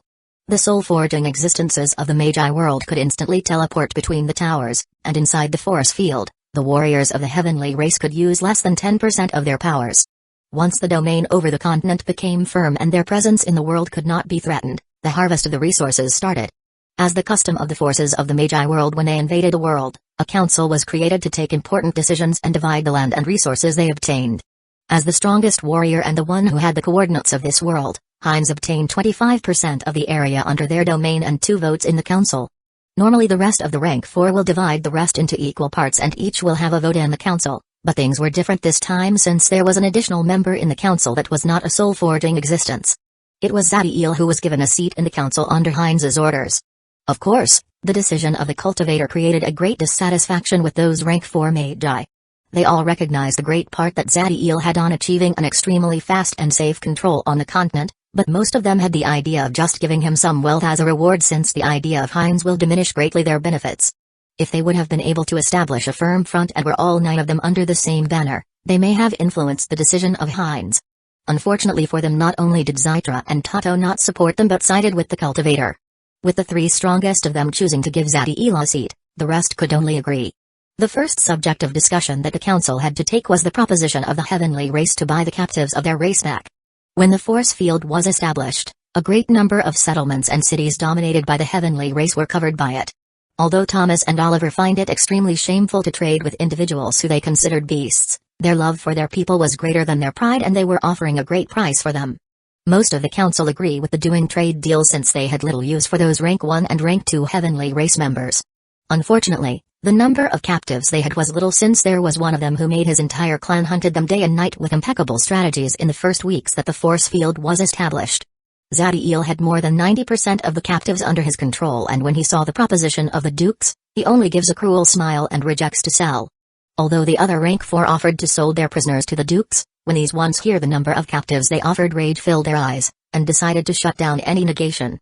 This made the hate in the heavenly race grow, but Zadiel could not care less, and he even went to the extreme of impaling those deceased heavenly race members he had killed and put them in the periphery of the force field for all to see them. Their faces were distorted by the pain they had suffered before their deaths, and not only had their wings missing but also their legs and arms were gone. Their skulls were open, showing that parts of their brain had been removed. This level of cruelty surprised even the most vicious of the Magi. After 7 years the number of impaled people of the heavenly race reached more than 10,000, and in the chest of all of them, a phrase was carved. The price to pay for harming the Daybreak Clan. Chapter 169, Going for Peak Rank 2. During these 7 years, hundreds of neo-demons have come from the Magi world to the Beta Heavenly world. Their jobs were to take control of the land owned by the Daybreak Clan and harvest their resources. As for the Sunlight champions that came to war, they all returned to the Daybreak Magic Tower. The reason for sending them back was that there is where the Sunlight Core, which is fundamental for their training, is present. The goal why Zadiel had brought them to war was to test them, to see who of them was worthy of becoming a neo-demons, and what he has seen was extremely satisfying. But there is a problem with the bloodlines they needed. Most of them do not have an ancient heritage that could be harvested through atavism, so Zadiel needed to find suitable bloodlines for them, and until he does, it better that they increase their power as Sunlight champions, since the path itself is meant to improve the speed of neo-demons training. Right now all of the neo-demons that entered this world when the war started were in the Fiend Essence extraction chamber.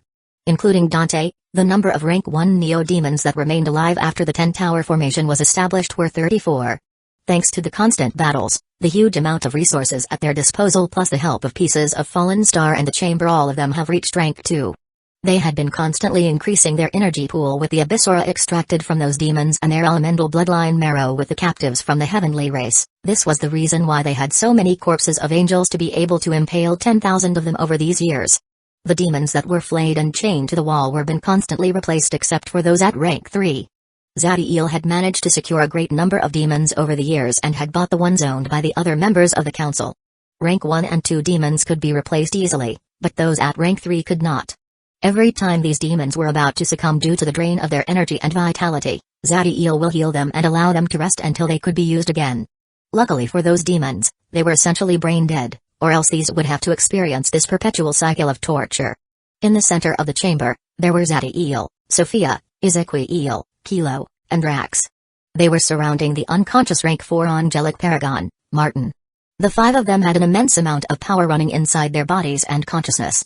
They were all giving a great sense of stability, clearly depicting that any damage done due to the accelerated training and use of blood essence combustion was mended.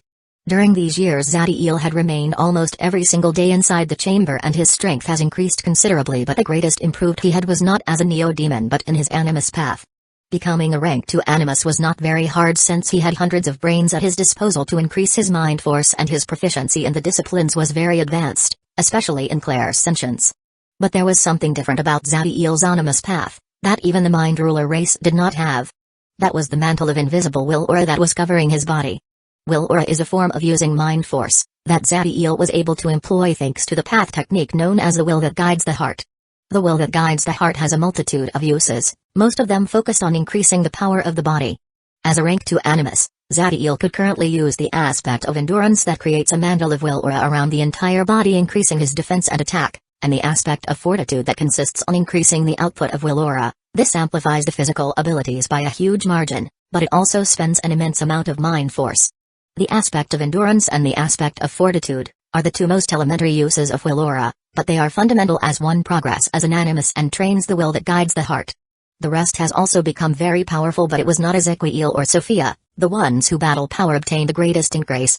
That feat belonged to Rax and Kilo, who had advanced their bloodline to rank 5, transforming it into a king bloodline. They were still weaker than the other 2 neo-demons with emperor bloodlines, but the difference has diminished greatly. Unfortunately for the 2 of them, The metallic dragon bloodline reaches its peak at rank 5 and their atavism technique will be no longer of use. Of course, as neo-demons, Kilo and Rax will not be subjected to any type of bloodline shackle, and they can improve it by assimilating other bloodlines into the bloodline heart, but they have to be careful. The information that they obtained from the chaotic core when their bloodline heart was finished stipulated that using inferior bloodlines will have negative effects, so they must assimilate another king bloodline or better yet an emperor. Stale was analyzing the four of them and he was very satisfied with their improvement. Artificial intelligence chip, scan the 5 of us. As usual, after Zadiel command, the voice of the chip was heard and the information was sent to his mind. Bip. Scanning targets, name, Zadiel Daybreak, race, Neo-Demon, rank 2 Daybreak bloodline / Animus, rank 2, strength, 128.4, physique, 246.6, speed, 159.9, Abyss Aura, 254.2 Sun Force, 261.5 Mind Force, 134.5 Elemental Bloodline Marrow. 61.2% completed, name, Izuki, race, Neo-Demon, rank 2 Storm Titan Bloodline, strength, 221.4, physique, 258.2, speed, 100.2, Abyss Aura, 252.9 Elemental Bloodline Marrow. 60.8% completed, name, Sophia, race, Neo-Demon, rank 2 Styx Dragon Bloodline, strength, 112.1, physique, 199.2, speed, 145.2, Abyss Aura, 261.2 Elemental Bloodline Marrow. 62.4% completed, name, Rax, race, Neo-Demon, rank 2 Metallic Dragon Bloodline, strength, 188.2, physique, 203.1, speed, 139.4, Abyss Aura, 250.7 Elemental Bloodline Marrow.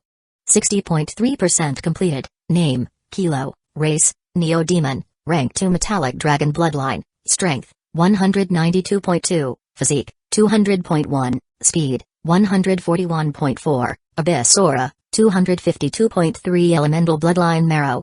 60.1% completed. Note, all targets have finished transforming the marrow in all of their bones to Elemental Bloodline Marrow with the exception of their spine. To reach the peak of rank 2, the Abyss Aura of a Neo-Demon must have reached over 250 and have 100% completion in their Elemental Bloodline Marrow. Zadiel case was special, but by ingestion immense amount of rank 3 magic creatures over the years, he had managed to reach the required amount of Sun Force. Fulfilling the first goal was easy with the Fiendessence extract chamber constantly pumping refined Abyss Aura into their chaotic cores, but the conversion of their marrow was something different. Each of them has consumed the energy of hundreds of warrior of the heavenly race with their heaven-swallowing rune, but now that they have reached the part where they will have to transform their spine, the energy of rank 1 and 2 angels is no longer useful. Right now they all could be considered to be master rank 2 Neo-Demons. But Zadiel wanted to advance to the next level, and that is where the Duke of the Heavenly Race enters. Martin's entire body was covered in runes. These were very similar to the heaven-swallowing rune on the Neo-Demon's hands, and its sole purpose was to slow down the bloodline combustion of the rank 4 angelic paragon. The amount of power soul-forging existences has inside his body and soul is hundreds of times greater to the one of a rank 3 life form. It is like the difference between an ocean and a river. Zadiel knows that even if the process of bloodline combustion is slowed down, if he alone acts, a great part of the energy will be lost due to his inability to absorb it all. So he had decided that the 5 of them, the head of the spear of the Neo-Demon race, will be absorbing it together. You can start. Zadiel looks at the 4 of them and gives the command. Ezequiel, Sophia, Rax, and Kilo were completely concentrated on this task. They are very clear how incredibly valuable the energy inside this rank 4 angelic paragon. They focus all of their power in their hands and use it to pierce at the stomach of Martin. Even though this was a soft part of the body and the magical defenses of the angelic paragon were deactivated, it still took a great effort for them to pierce his skin. Martin's face contorted due to the pain, but Zadiel was not worried that he could wake up due to the pain and trauma. Before he did this, he had asked both Heinz and Tato to use their power to harm the soul of the Duke and then use their laws to imprison it, so he could not wake up by himself. Seeing that the rest were on position, Zadiel closes his eyes and actives aspect of fortitude, greatly enhancing the mantle of will aura around him, and then he concentrates all of it on his hands.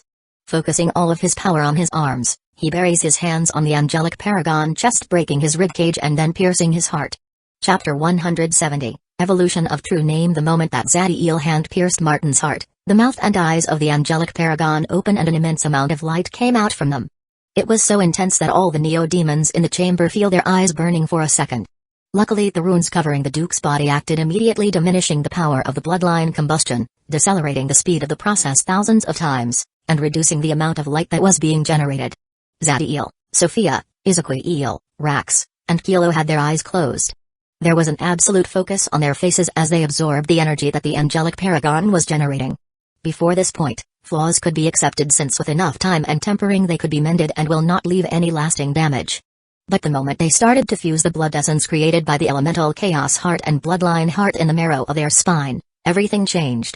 The vertebral column is the principal axis of their bodies, and any damage done to it will provoke a severe reduction in their battle power.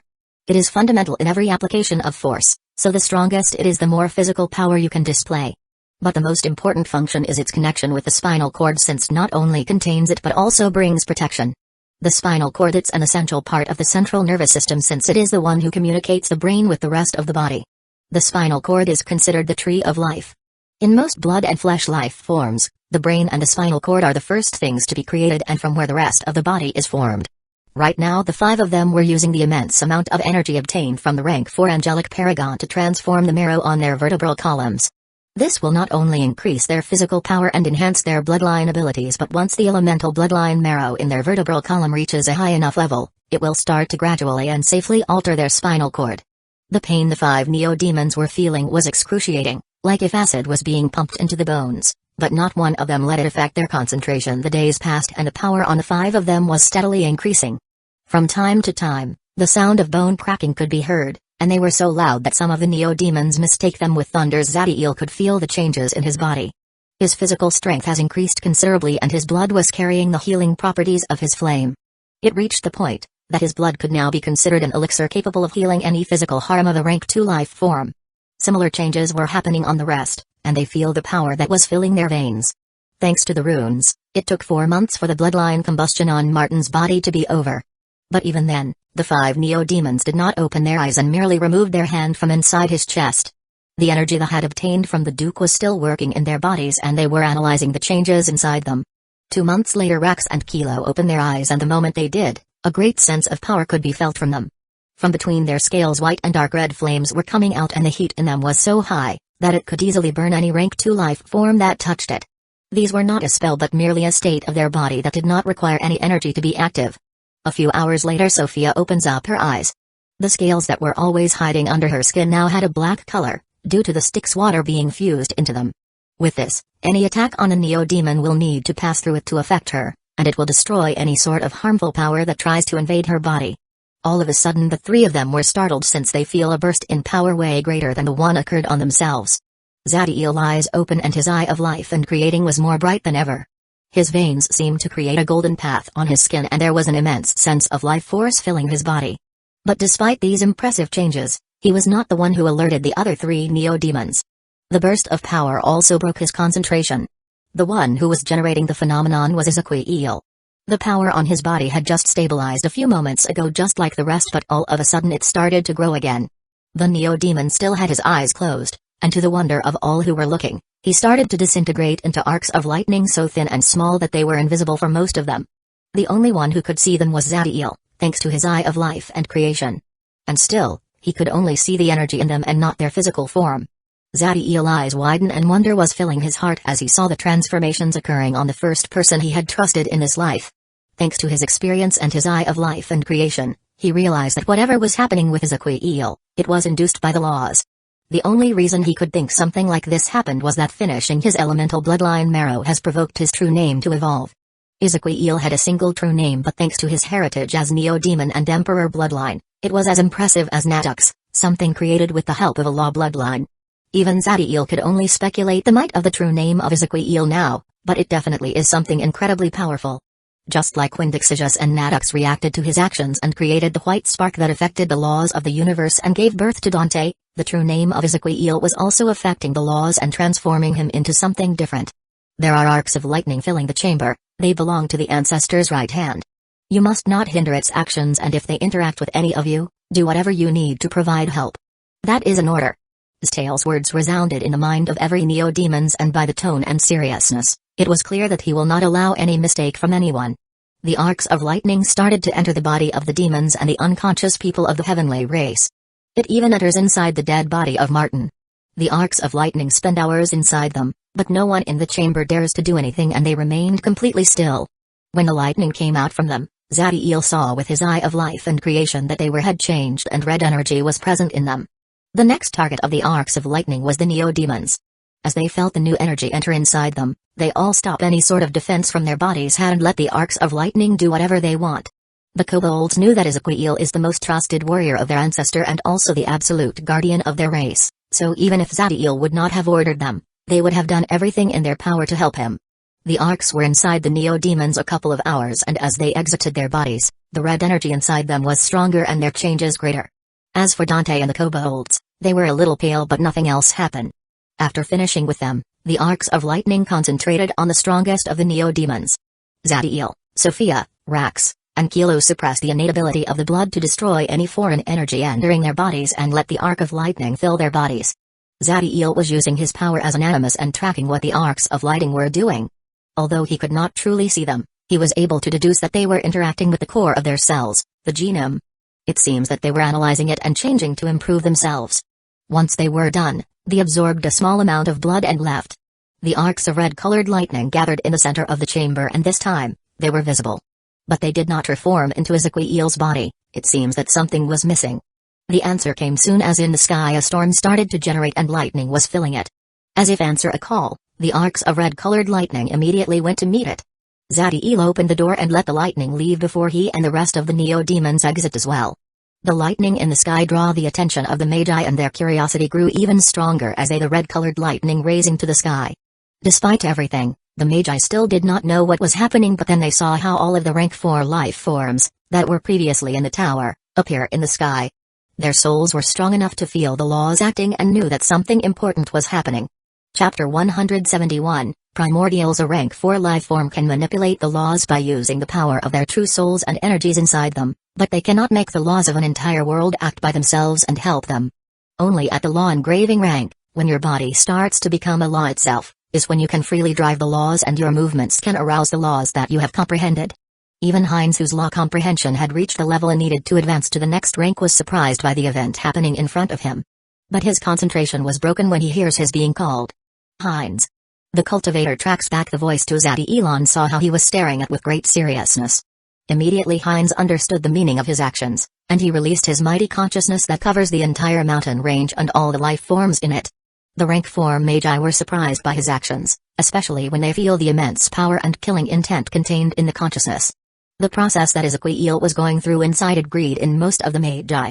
Although none of them trained in the laws that were being displayed on the storm, by interfering with it and thoroughly analyzing it with their soul and consciousness, they could find a way to make that phenomenon happen with their laws. Of course, that will affect Ezekiel's transformation and harm him greatly, but in their mind, they not experimenting with him to see how he did it was merciful. Heinz's actions were very clear. If any of them were to act, he will not hesitate to attack and kill them if necessary. Despite the immense threat that the cultivator was, some of them still feel a great desire as they saw the storm. After all, in it, they saw a path to advance their laws to the next level and become a great powerhouse even in a high world. But things changed as the 7 Magi feel 2 more consciousness covering them. One was charged with light and shadows and the other gave them a feeling of fear and hopelessness. Zytra and Tato were standing beside Heinz and looking with cold eyes at the rest of the Magi. Now with the 3 of them working together, the rank 4 Magi understood that they will die before they could even interact with the storm and there will be no chance of escaping. So they all suppressed their greed and remained quiet. Zadiel's eyes were cold as he stares at some of the Magi, but when he saw that they did not dare to do anything he proceeds to ignore them and flew until he was with Heinz, Zytra and Tato and then he focuses on the storm in the sky. The arcs of red-colored lightning were in the center of the storm. It was constantly being struck by lightning as thick as a tree trunk. Every time that happens, the arcs of red-colored lightning tremble, and some of them broke but the energy in the rest increased and they started to condensate into a humanoid figure. I can sense one of your people in that storm, but if I don't recall wrong he is just a rank 2 life form and he should not be able to even interact with the laws. Can you tell us what is happening? The consciousness of Zadiel, Tato, Heinz, and Zytra were connected. They can communicate with each other without anyone else hearing them. The one who spoke was Tato. There was a deep interest in his eyes as he focuses on the arcs of red-colored lightning. Zadiel could see that unlike the greed in the other Magi, the most predominant feeling on the professor's mind was a burning sense of curiosity. He remained silent for a moment and after some thought, he spoke. We are a bloodline race. Ezequiel's true name has evolved, and it induced this phenomenon by interacting with the laws of the world. Understanding fills the faces of Zytra and Tato. The bloodline path was common in the Magi world, and there was a bloodline race like the Eyeholders who occupy a great part of the surface, but it was obvious that Zadiel's race was more mysterious and profound. The trio knew about true names and its connection with the laws, but even waking them up was something most individuals with bloodlines were not able to do, much less evolve it. After hearing Zadiel's words, Tato waved his hand and made the giant body of a rank 4 abyssal snake appear. There was a dark aura all over his body, keeping it unconscious. I managed to hunt it down a few months ago. It is the payment that I owe you, and I was going to deliver it after you were out of your chamber. Will it be of help to him? Zadiel focuses on the demon as he analyzed his bloodline and body. It was just a demon with a king bloodline, and its power was not impressive. But as someone who had reached knowledge about demons greater than anyone else, Zadiel saw in it a way to help Ezequiel. Heinz, extract the bloodline of the demon and use your law of blood to decompose it into its most basic elements. The cultivator did not understand the purpose of Zadiel's instructions. After all, once the bloodline loses its integrity, it will no be useful to anyone, but he trusted his brother's knowledge. Heinz put his hand on the snake's body, where his heart should be, and started to extract the essence of his blood. This process will permanently harm the demon and reduce his power. Zadiel's entire focus was on the storm in the sky. He was using his eye of life and creation and his animus abilities to their fullest to understand what was happening. Lightning has always been a fundamental force of life. It was when lightning hit the oceans that the most basic forms of biological life were born. In the billions of microscopical cells that compose the body of flesh and blood life forms, arcs of electricity are constantly flowing through. It is also considered a divine tempering force that a great number of paths of power use to transform their body and shred their mortal cocoons. It took him a moment, but Zadiel finally understood what the true name of Ezequiel was trying to do. Titans are a supreme race of the universe, and legends told that their rulers who had the law bloodline of their race, the Dawn Titans, could trace their ancestors to the supreme and godlike beings known as primordials. The primordials were supposed to be the first life forms to be born in the universe. They were made of manifest entropy and elemental force. Some thought they were the laws made flesh. Their physical bodies were considered supreme, and they could use their bare hand to destroy worlds without effort. They were the first rulers of the universe, but after a cataclysm event, happening thousands of millions of years ago, they disappeared and little information could be found about them. Zadiel spent a lot of time researching these beings, but even as the incarnation of death and destruction, he was only able to find some information about them in historical remains. He was marveled by these beings and had used them as a model for the body of the race he created with the Bear Neloths. The Neo-Demon's body was meant to emulate them when they reach their peak. The objective of Ezequiel's true name is to transform his body at a genetic level. It obtained information on the body of the demons, heavenly race, and Neo-Demons to improve the bloodline of the boy and trace it back to its origins. In any other race, such a drastic change to the bloodline will be impossible, but the bloodline heart of a Neo-Demon is designed to have control over the properties of one's bloodline and modify them. The true name was using the power of lightning to drive this change, destroying parts of Ezequiel's bloodline and empowering the core of it, the quintessence that connected him with the primordials. Powerful lighting was impacting the arcs of red-colored lightning in the center of the storm, and the humanoid figure they were creating was becoming more and more noticeable. But they could not fully stabilize it. It seems that the process could not be completed and the storm was starting to weaken. When the rank 4 Magi and rank 3 saw this, some of them had smiles on their faces. They were initially jealous of someone at rank 2 undergoing such a supernatural event, but it seems that he will not be able to go through all of it and the effect will be highly inferior. Zadiel saw the state of the storm and he focuses on the bloodline of the rank 4 abyssal snake that was now a blood fog over Heinz's hand. He did not waste time and immediately sent his golden flames to the blood fog, consuming most of it but using the power of the flame to nurture the rest. By the end, what remained was just a small sphere of blood fog. That was the part of the demon's bloodline that gave them the ability to mutate and transform as they consume other life forms. Send it to him. Once Zadiel saw it was done, he quickly directed Heinz. Heinz was also focusing on the storm and knew time was of the essence, so he covered the sphere of red fog in sword light and sent it to the humanoid figure made of red-colored lightning. The speed of the sword light was impressive, and when it reached the center of the storm it fused with the red-colored lightning. When that happened, the storm that was losing power froze for a second, and just like a chemical reaction when a catalyst is applied, the reaction started again, and now the storm was faster and stronger. Chapter 172, Primordial Bloodline. With the new power of the storm, the arcs of red-colored lightning continue consolidating themselves into a humanoid figure. It did not take long for Ezequiel's face to become visible. His entire body was made from red lightning and the power in him was increasing with every strike of the storm. Slowly he opens his eyes and at first, they were full of confusion. Everything from the moment his true name evolved until now, was just like a dream and he could not control anything. His body was following the laws as it strived to improve itself, generating changes on him at a molecular level. As clarity filled his eyes, he feels the new strength of his bloodline and instinctively he gathered all of his power and he roared. Roar. It was like a statement of an ancient creature who had just opened up his eyes and was telling the world it was alive. It resounded through the entire mountain range. Like if it was a signal, after the roar, the lightning in the storm increased its power and continued hitting Ezekiel with every it had. The power of the lightning was extremely destructive and every time it hit the Neo-Demon, it makes him tremble but also it continues to improve his bloodline. Ezekiel could feel as the lightning was destroying the remnants of his Storm Titan bloodline, and along with that destruction came out the creation of his new bloodline. He knew the danger that the lightning strikes carried and it could reach a point where he will perish before the process was completed. Even after realizing this, not only he did not stop but used the power of his true name to the maximum increasing the force in the storm. All of those who were seeing him were impressed. Each lightning had the power to kill rank 2 life form, and Ezekiel was letting dozens of them struck him.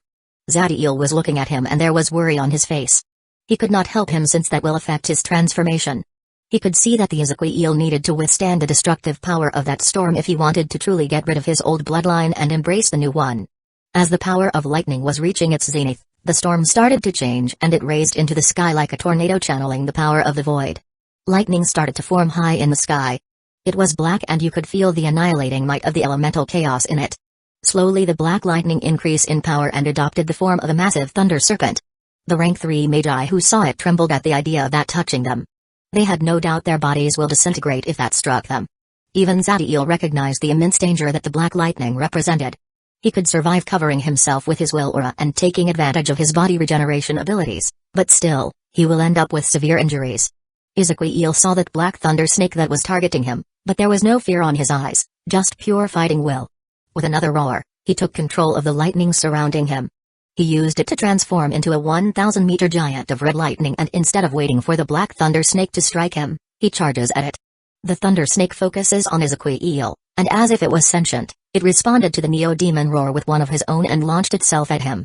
Under the watch of everyone, the massive thunder serpent and the giant red lightning humanoid crashed against each other creating an explosion of red and black lightning that illuminated the sky, creating thunders that could be heard for thousands of kilometers. Along with the thunder, the storm disappeared but there was still red and black lightning filling the air. Zadiel was using his eye of life and creation to see everything. He and the rank 4 life forms were all focusing on where the center of the explosion was. And there was Ezekiel, but now his body was no longer just red lightning, it has turned back to flesh and blood.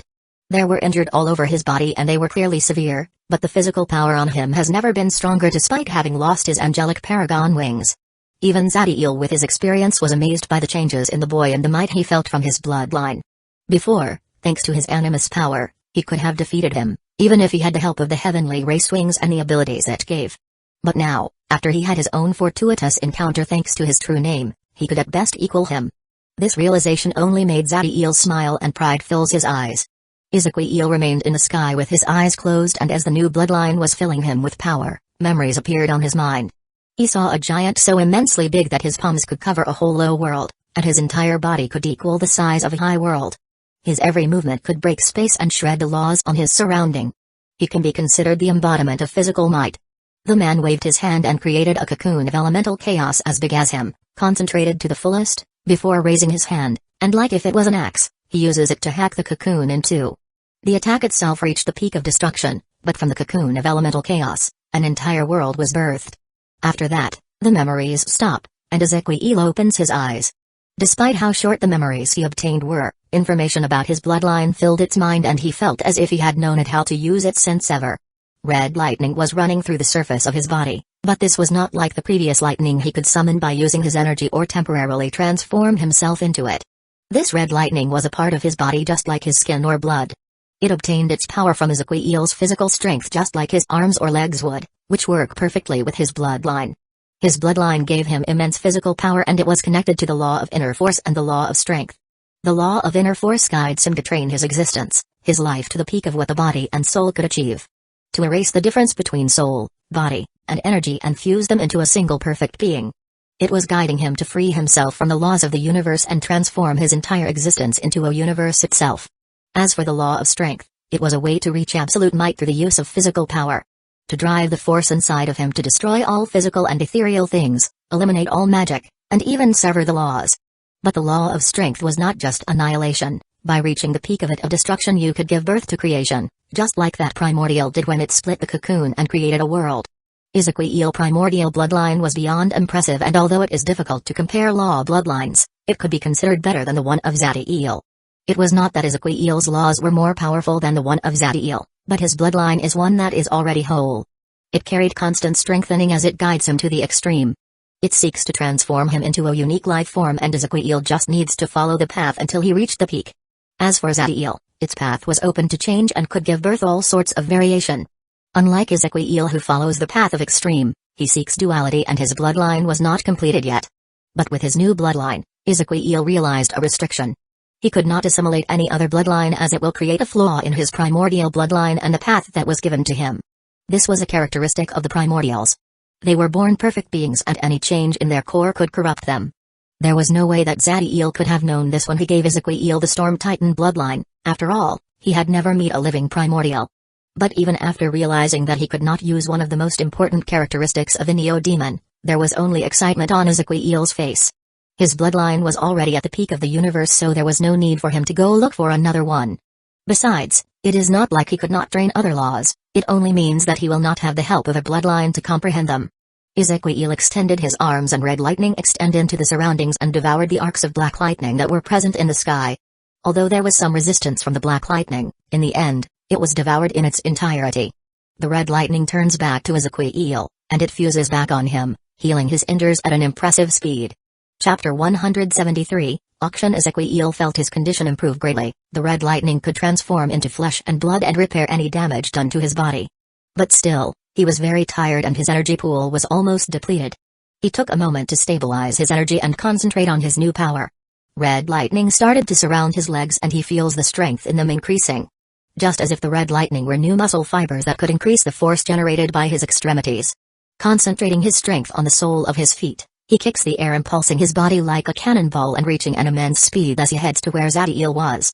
Instead of transforming his body into lightning and then reforming it to overcome the problem with his speed, he was using his strength to impulse his body. This method is more efficient since, on his lightning form, his defense is weakened. But you could see by the stiffness of his movements that it will take time for him to dominate this type of acceleration. Ezequiel continues kicking the air as he advances, increasing his momentum. As Zadiel saw him approaching, he moves to meet him away from the rest of the soul-forging existences. When the Magi saw the two of them approaching each other, some of them were wondering what will happen with their relationship. They could feel a power on Ezequiel's body that was greater than Zadiel, and it was obvious that his talent was equally impressive. It was very common in the Magi world for an organization to suffer conflicts when an underling grew stronger than the leader. There were some Magi that were hoping to see a good show. It did not matter to them who end up in a better position. Seeing two geniuses, whom they could never match, fight among themselves brings them a lot of fun. Zadiel couldn't care less about what they were thinking, and he smiled as he approached Ezequiel. When Ezequiel was very close to Zadiel, he starts to slow down, but it was not so easy for him to reduce his drive, and in the end, he was forced to kick in front of him to stop his body. They were looking at each other, but before Ezequiel could do anything, he hears Zadiel's voice on his mind. Take a knee. When he hears that command, Ezequiel acted immediately and kneels in the air in front of Zadiel. When the Magi saw this, they were shocked. They did not expect the individual with the greatest strength was kneeling to the other, and they saw no sense of burden on him. Unlike what the rest thought, Zadiel's actions were not to prove his superiority but to symbolize the dignity of what was going to happen next. All of the Neo-Demons hear his next words through their chaotic core. Ezequiel, you are the first person I have ever fully trusted, and our relationship transcends blood. You have obtained the law bloodline on your own, and I hereby declare you as a supreme of our race, and I title you as the will of the Neo-Demon's ancestor. Your actions are my actions and your commands are my commands. Only I can contradict you and no one else. Now rise as an embodiment of my will. When Ezequiel hears those words, his body trembled and so many emotions filled his heart that made his eyes watery, but he did not let himself lose his calm as he felt it will be a dishonor to his title. He took a deep breath, and as he stands up, on his eyes you could only see resoluteness. Zadiel's smile grew even bigger as he saw this, and then he looks at the rest of the Neo-Demons and speaks again. Kneel to the Supreme. His order was absolute and even Sophia and Dante were included. Power and loyalty deserve respect and status on the Neo-Demon race, and blood ties and romantic love don't give you the right to ignore them. All of the Neo-Demons acted immediately and kneeled to Ezequiel. Sophia and Dante were also kneeling and they were smiling due to happiness for their comrade, but they also feel a little strange seeing how someone who was just like them just a few hours ago, was now second only to Zadiel. They understood that the only way to stand equal to Ezequiel again was increasing their might and fighting spirit was filling their hearts. Zadiel saw this and was satisfied with the attitude of his clan. Competition with respect and friendship could bring out the best in people. The scene the Magi saw filled them with confusion. First, they saw Ezequiel kneel to Zadiel, then he raised and the entire Daybreak clan kneels at him. Zadiel could not bother to explain and battle intent could be felt from his body as he speaks. Let's see how strong you have become. Give it your all. He made the entire power of his body concentrate on his right arm before using aspect of fortitude and concentrate all of his will aura on his hand. When Ezequiel hears him, he smiles, and just like always does, he follows Zadiel's instructions. All of his physical force was concentrated on his right arm and a mantle of red lightning covered it, increasing his strength even more. The two threw their fist at the same time and they were carrying an immense force. In Ezequiel punch, there was an exceptional form of power that originated from his bloodline and made the force on his fist grow even higher. This was the law of strength guiding his movements and increasing his physical might. When their hands connected against each other a sonic boom was heard. Zadiel and Ezequiel remained still and were they are not moving, but even then, the winner was more than obvious. Ezequiel's arm was steady and nothing had happened to it. On the contrary, all the bones on Zadiel's arm broke and blood was leaking from the hundreds of cuts on his skin. By concentrating all of his will aura on his fist, Zadiel should have made his physical power grew at least half a fold, but even with that, the difference in strength was immense. This exchange was witnessed by all the Magi, but not even those at rank 3 dared to say anything about Zadiel's condition. They knew that their situation will be even worse if that fist crashed on their bodies. Zadiel knew that Ezequiel's body was powerful, but this display of strength reaches a whole new level. Goddamn man, what the hell is your body made of? I will need to look for another runic set for you. With the red lightning and your bloodline, your physical power has become mind-blowing. Despite the gravity of the injuries on his arm, Zadiel did not worry and just made his golden flames cover it, healing him a matter of seconds. Just like Ezequiel had the help of his law bloodline to improve his strength, Zadiel had the help of his to improve his regeneration. When Ezequiel heard Zadiel's words a sense of pride fills his heart. He was now finally able to truly help the person that gave him everything. Just like always, he was a man of few words, so after everything was done, he proceeds to stand behind Zadiel and wait for his command. When some of the rank 4 Magi saw this, they could not hide their envy. Having such loyal subordinate, that was stronger than you and with a talent that will surely allow him to become a soul-forging existence, was something they all will want to have. Heinz, Toto, and Zytra did not find it odd. It was obvious that their relationship was not simple and it transcends things like the difference in power. When Toto and Zytra thought about it, their situation was similar. They are rank 4 life forms way stronger than Zadiel, yet slowly they have started to follow his guide and they feel it was something natural, like if there was the aura of a perfect leader around him. Zadiel and Ezequiel were going back to the chamber. The second needed to get used to his new bloodline and the two needed to start thinking about their new rank spell. But before they could advance, they saw Heinz, Zytra, and Toto appear in front of them. Please brother wait, we need to discuss something with you. Heinz was smiling but his face was looking weird for some reason. Zadiel becomes curious about what they wanted, especially when he notices the signs of embarrassment on their faces. What is it? Heinz did not speak immediately, and after giving a glance to the other two he stated his purpose. We were hoping that you will accompany us to the Magi world. There is an auction that occurs every 100 years organized by the Scientia Kingdom, and it will start in a few weeks. When Zadiel hears Heinz and saw the way they were behaving he almost started to laugh. You want me to accompany you, so I can help you pick up hidden treasures. When Heinz and Toto hear him they almost blush. Zytra was looking elsewhere and acted as if she had no relation with the duo.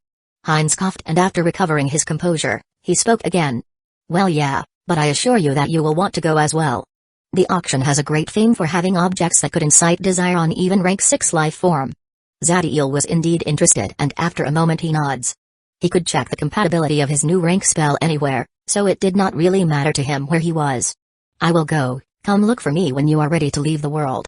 Chapter 174, Back to the Magi world. All the Neo-Demons in the Beta Heavenly world were going on with their life. Those hundreds of rank 1 who had entered the world after the war, were still harvesting the resources of the land owned by the Daybreak clan. They were working day and night, but with their bodies and bloodline, this type of job was pretty easy. It takes a lot of their time and diminishes the amount of training they get, but rewards were given according to the number of resources they harvest, so they were more than happy to do it.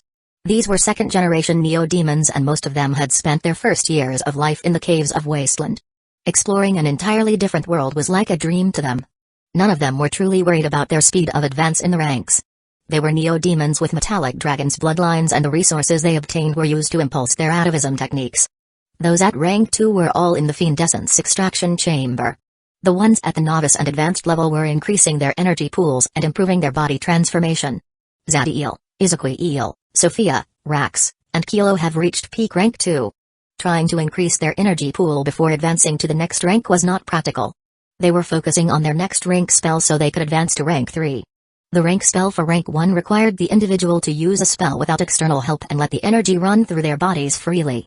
For rank 2 they must be able to use the energy in their consciousness to create a spell. But to rank 3 things changed, and the rank spell was no longer related to an application of your own energy. To become a rank 3 life form you need to be able to communicate with the natural energies of the world. Once you do that, your attack will not only carry your power but also the power of the energy surrounding you. This was a very important step, since communicating with the natural energy of a world is the first thing you need to do before starting to understand their essence, which are origin, power, and the laws. Those two are crucial in awakening your true soul and becoming a rank 4 life form. Zadiel, Sophia, Rax, and Kilo have their eyes closed and were in a meditative position, but Izukuiel was different. The supreme of the neo-demon race was floating in the center of the chamber, practicing all types of martial techniques and enhancing the control over his body. Izukuiel was following a different path than the rest. He considers his body as the ultimate weapon, and instead of conjuring a spell, he decided to make his flesh and blood a conduit to the natural energy surrounding him. This is countless times harder, and if it was anyone else they would not know where to start. But he had the law of inner force running through his bloodline as a guide, making him advance by leaps and bounds. However, even with his law bloodline, it will take him a long time to perfect it, so he was also improving his proficiency over the red lightning. The red lightning was like a mantle covering his entire body, which increased his overall physical might. But sometimes he channels all of it to his extremities, greatly increasing their strength, or to the chest and head, improving their resistance. The more concentrated the red lightning was, the greater the enhance that part of the body will get. Izukuiel throws a punch with his right arm, whose hand was filled with red lightning, and just as the attack finished, the red lightning moved to his leg and he sends a kick upward, before finally letting the red lightning cover his chest, creating a sort of shield over his hearts. He was accustomed to manipulating lightning, and although this one was different since it was an extension of his body like his blood, his rank spells made his proficiency grow very fast.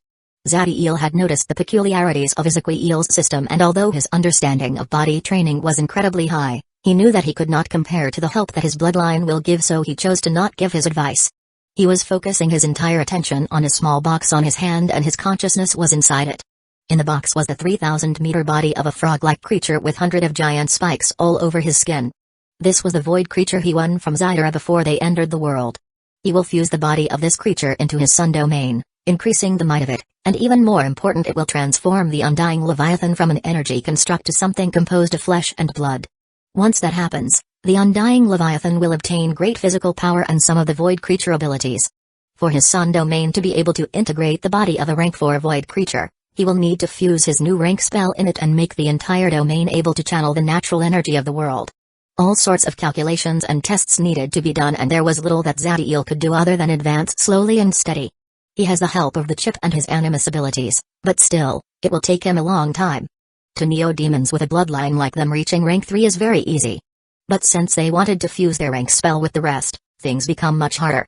The days pass, and as Zadiel continued focusing on his rank spell, his concentration was broken by the communication crystal glowing inside his spatial ring. He took the crystal from his ring and he hears the voice of Heinz. "We are ready to go back to the Magi world." Zadiel has been waiting for this message. He has already made all the arrangements needed before leaving. "Let's go, it's time to leave." The one he was speaking to was Sophia, who opens her eyes after hearing his words.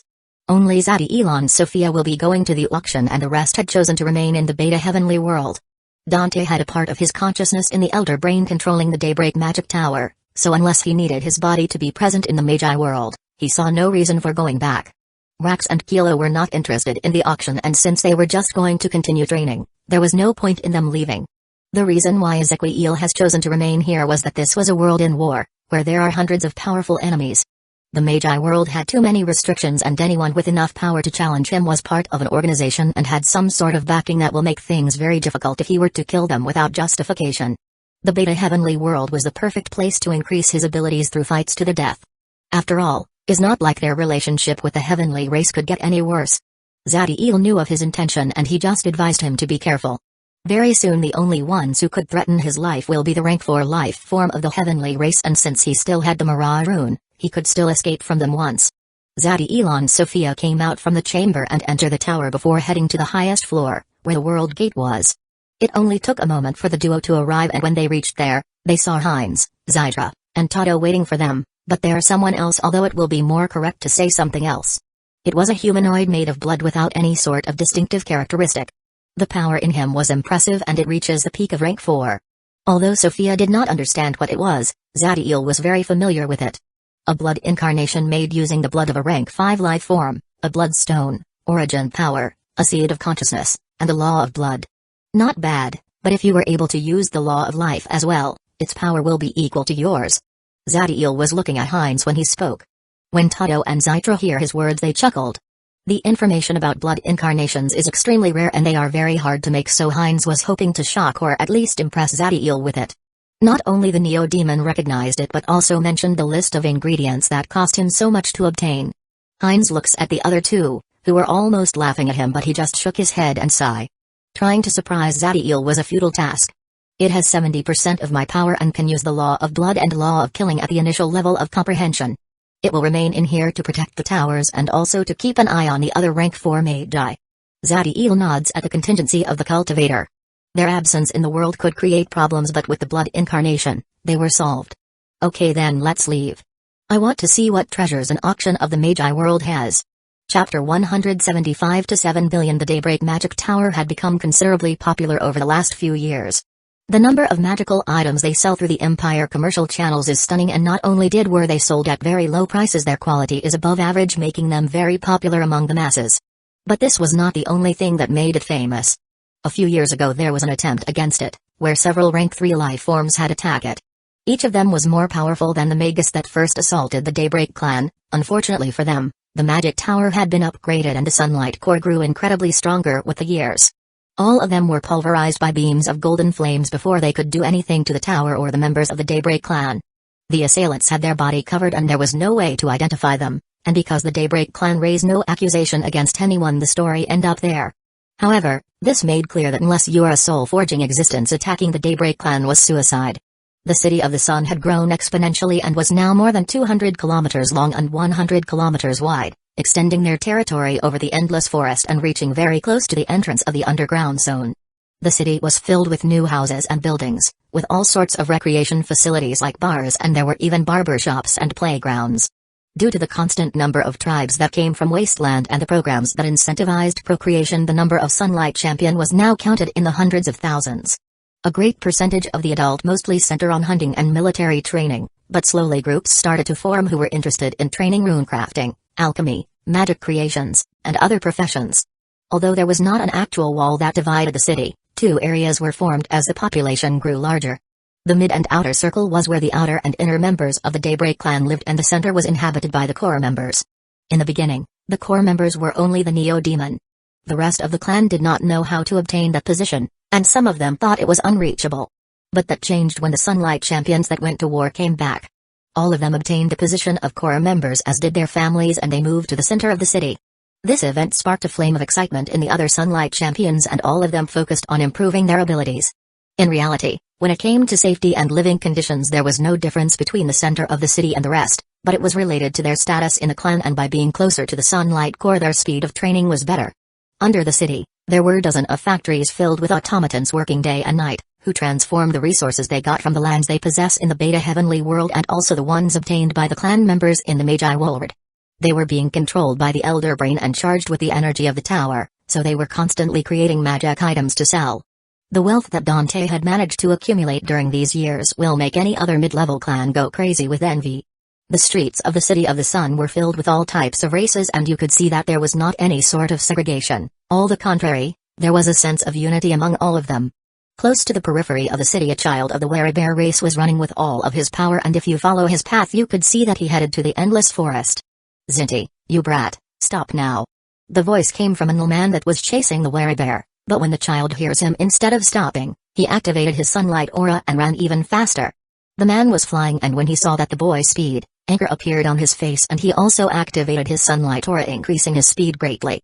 The child was fast but could not compare to the man who was at rank 1, and before he could come out from the golden light that covers the city and enter the endless forest, the man grabbed by his clothes and raised him in the air.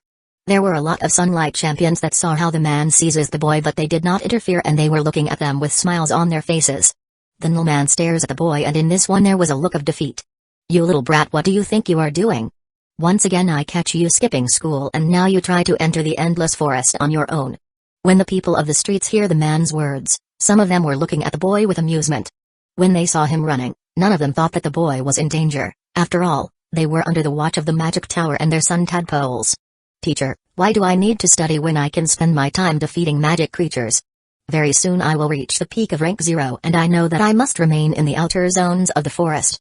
Brat, it is forbidden for those beneath rank 1 to go to the endless forest without a group. Now I will take you back to school, and you will spend the entire night reading books of history as punishment. The man flew away to where the school was under the laughs of the sunlight champions. Some old people look at this scene and they could not help but sigh when they saw the carefree and naive attitude of the boy. They have spent most of their lives in wasteland where every day was a battle for survival, but since they became part of the Daybreak clan, things have changed so much that it was like the difference between day and night. They have safety and all their necessities covered. Their children could enjoy their childhood and did not have to face the cruelty of the world before they were old enough. There was not a single first-generation sunlight champion that did not consider the City of the Sun as a paradise. There were 3 people high up in the sky who had also seen this scene, and on the face of 2 of them, there were meaningful smiles. Zadiel and Sophia felt warm in their hearts, while they focus on the boy and the school where thousands of children spent most of their days. Your people are truly happy. Heinz saw the type of environment that the city presented, and it was a sharp contrast with the rest of the groups that formed the empire. In those families and clans, there was a constant struggle. And even between blood relatives, there was all sort of schemes, and you will never find a place where everyone lives with such a sense of security and trust. Of course, those conditions give birth to extraordinary people that could strive on their own without the help of anyone, but also destroyed hundreds of hidden geniuses who could have enjoyed a glorious future. Let's move, we need to get to the tower. After seeing the state of the city, Zadiel and the other 2 reached the sky above the tower where a Neo-Demon was waiting for them. When the Neo-Demon saw Zadiel, he immediately flew to him and bowed before handing a ring. When this happened, Zadiel heard Dante's voice on his mind. This was not done using the chaotic core but through the abilities of the Elder Brain. Father, this is the wealth we have accumulated over the years. You can use it as you please, since there is no need to improve the tower again before advancing the Elder Brain to rank 4. Zadiel nods when he hears that and signaled the Neo-Demon to leave before sending his consciousness into the space ring. In it, he saw an ocean of magic crystal, and their number was uncountable. How much is in here? Thanks to the constant demand over our products and the business strategies we have implemented, even after the massive cost of improving the tower, the amount of magic crystal we have accumulated is 7 billion.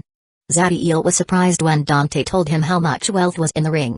The value of a low rank 4 magic tower is between 700 million to 1 billion magic crystal, and even the Sinux magic tower costs less than 2 billion magic crystal. Even for rank 4 life form, 7 billion magic crystal was an astronomical number, and unless they have conquered several worlds for a lot of years, they could not obtain that much. Good, with this I will have the chance to buy truly useful things. After the matter with the wealth was finished, Zadiel gives the signal to Heinz, and the cultivator teleports the 3 of them away. Chapter 176, True Lord Heinz and the 2 Neo-Demons appeared on the sky above the Sinux magic tower, where 2 people were waiting for him. They were Todo and Zytra. The 2 Magi had gone to their magic towers to collect their wealth for the auction and also some items they were looking to sell. The journey will be long, so Heinz did not waste time and cover the 2 new members of the group with his consciousness before teleporting. The group continues advancing like this for some time before they reached the coast, where the Ocean of 1,000 Wonders began. The Scientia Kingdom was located in a small continent, known as Wuxuan, surrounded by this ocean, and they will need to travel through it if they want to go to the auction. Unlike what its fairy tale name may suggest, the Ocean of 1,000 Wonder is incredibly dangerous. There were areas in it where the natural energies of the world were in disarray, creating all sorts of dangerous phenomena. But the greatest threat was the billions of life forms that dwelled their waters, and it was not rare to find rank 4 or 5 magic creatures in the deepest part of it. If they did not have the cultivator, the group would have to aboard some of the aerial ship that sails to the kingdom, since not even Zytra and Todo dare to travel through it on their own. Heinz's consciousness started to change as the power of the law of space fused with it, making the consciousness and the 5 people inside it blend with space and disappear from sight. Once this was done, Heinz used void disruption and they embarked on their journey to the kingdom. Teleportation is faster, but it will create ripples through space that could be easily detected by powerful magic creatures, not to mention that there are sections in the ocean where the natural energies acted erratically and affected any sort of teleportation. The speed at which the group was moving was impressive, and as they advanced they saw all types of ships flying through the sky. Most of the people inside them were rank 3 life forms, but there was no shortage of soul-forging existences, and at the helm of every ship was someone even stronger. Heinz did not focus too much on them, and he continues advancing, leaving the ships behind. As they go deeper and deeper into the ocean of 1,000 wonders, the group started to found all types of phenomena like tornadoes that extend for thousands of kilometers into the sky, or storm filled with whining faces. The most impressive scene they saw was a section for the ocean that extends for dozens of thousands of kilometers, where there was a river of flames that was replacing the water. This surreal sight impressed the Heinz, Todo, Zytra, and Sophia greatly. Despite being very far away from the flames, they could still feel the heat reaching their bodies. Zadiel knows the reason for this phenomenon, and it was something only individuals at the Soul Law domain rank could do. The laws have been altered, and now the law of fire ruled that area. This was the effect of a battle between rank 6 life forms, and the reason why middle and low worlds will never allow them to live inside them. Heinz, Todo, and Zytra focused on the river of fire for a long time, but unfortunately, when they send their consciousness inside it to try to understand the principles of it, these were hurt, so they could only leave. They continue advancing for a couple of days when their attention was drawn to a powerful explosion not too far away from them. The uproar was due to giant jets of water coming from inside the ocean that were targeting an aerial ship. The ship was impressive, and there were all sorts of runic formations on it, generating a force shield that was stopping the attacks. Instead of running away, the ship stops its advance, and from inside it an old man came out. He was an eye holder, and his bloodline eyes were silver. His body was very thin and gave the illusion that the wind could blow him away, but his energy and vitality were so immense that made the surrounding natural energy go crazy. When the eye holder appeared, all of the jets of water focused on him, and their power grew exponentially. The man sneered when he saw the attack coming his way. He waved his hand, creating an electromagnetic field around him that repelled all of the jets of water. Immediately, dozens of steel spears hundreds of meters long appeared beside the eye holder and were fired into the ocean with power and speed so high that created giant waves when they touched the waters. A howl of pain was heard from inside the ocean, and blood started to taint the waters. Along with the scream, an increase of power was felt, and the waters started to freeze before giant spikes of ice started to raise and attack the old man and the ship. It was only now that the old man's eyes became serious and the energy inside him burst. Metal claws that were thousands of meters tall appeared around the ice holder, and they charged against the ice spikes, breaking them and then entering the frozen ocean. The power in the claws was impressive and enough to kill most rank 4 life form, yet they were not a law avatar. They were conjured by a spell that was able to channel the power of the laws in the world. A scream of agony was heard, and the metal claws raised from the ocean, carrying a magic creature with the appearance of a lobster that was 20,000 meters tall. This was a crusher lobster, and its shell was incredibly hard and full of spikes, yet the claws had penetrated them and were destroying his inner organs. The eye holder neared the dying magic creature, and when he was close enough, the eyes of the crusher lobster glowed, and he roared before using all of the power that was left on him to attack with his claw. The speed of the claw was very fast, and it reached the old man in an instant, generating a shock wave that created a storm in the ocean. But to the shock of the magic creature, its claw that was 4,000 meters long and weighed hundreds of thousands of tons was stopped by a small hand. The arm of the eye holder trembled for a moment, but nothing more happened to him, and he raised his free hand before clenching it. The finger in metal claws carrying the crusher lobster grew larger, penetrating deeper into his body and released electromagnetic waves, killing the creature. When the threat was terminated, 2 men came out from the ship. One of them had white hair, and his bloodline eyes were like a starry sky. He was very handsome, and there was a majestic aura around him. The other man had black hair, and his bloodline eyes were gray. This was someone that Zadiel knew, Gwen. Gwen had already reached rank 3, and there seemed to be a unique power running through his vein that was fusing with his blood and steadily changing his body. When the old man saw them approaching him, he frowned and there was concern in his face. High Prince and True Lord should not leave the ship. This fight could draw the attention of other magic creatures in the surroundings. The man with white hair smiled, and there was no fear on his eyes. With Uncle Unner here, what could harm us? Besides, this guy wanted to see the crusher lobster. Gwen ignored the words of the man. He approaches the magic creature and makes a gray aura appear on his hands before looking at Unner. Can I? Honor looks at him and after a moment he nods. When Gwyn's hands touched the crusher lobster, the gray aura on them enter inside his body. The man with black hair and Honor were focused on him and saw how his energy pool was increasing, but Gwyn was only able to maintain that state for a few seconds before being exhausted. True Lord's bloodline is impressive. You were able to absorb part of the consciousness of this creature. There was a sense of respect on Honor's eyes as he speaks. Despite the old man's compliment, Gwyn shook his head and was frowning as he focuses on his hands. I can maintain the power of my bloodline active for too little time.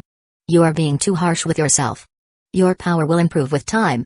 After speaking, Honor's eyes narrowed and he looks at the direction where Heinz was. It seems someone is looking at us. The Eye Lord seems to be able to pierce space and see the figure of Heinz and others hiding. The cultivator looks back at the old man, but he did not remain still and used void disruption to leave.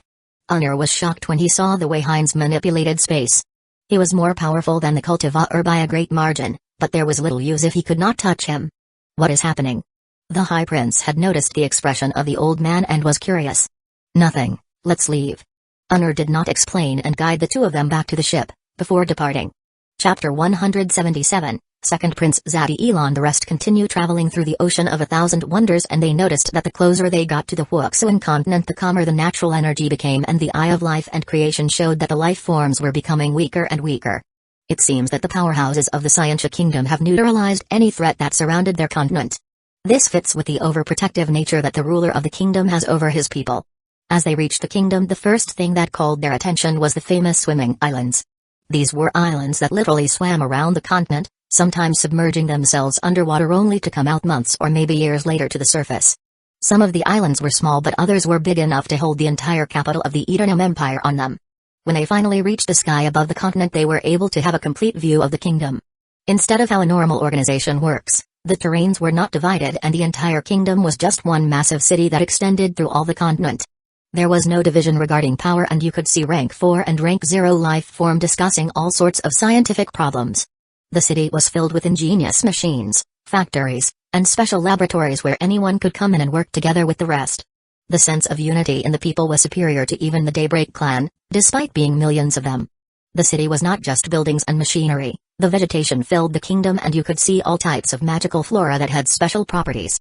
Some trees took the impurities on the air and some natural energy to release an invisible gas that increased the vitality and energy pool of the people in the kingdom.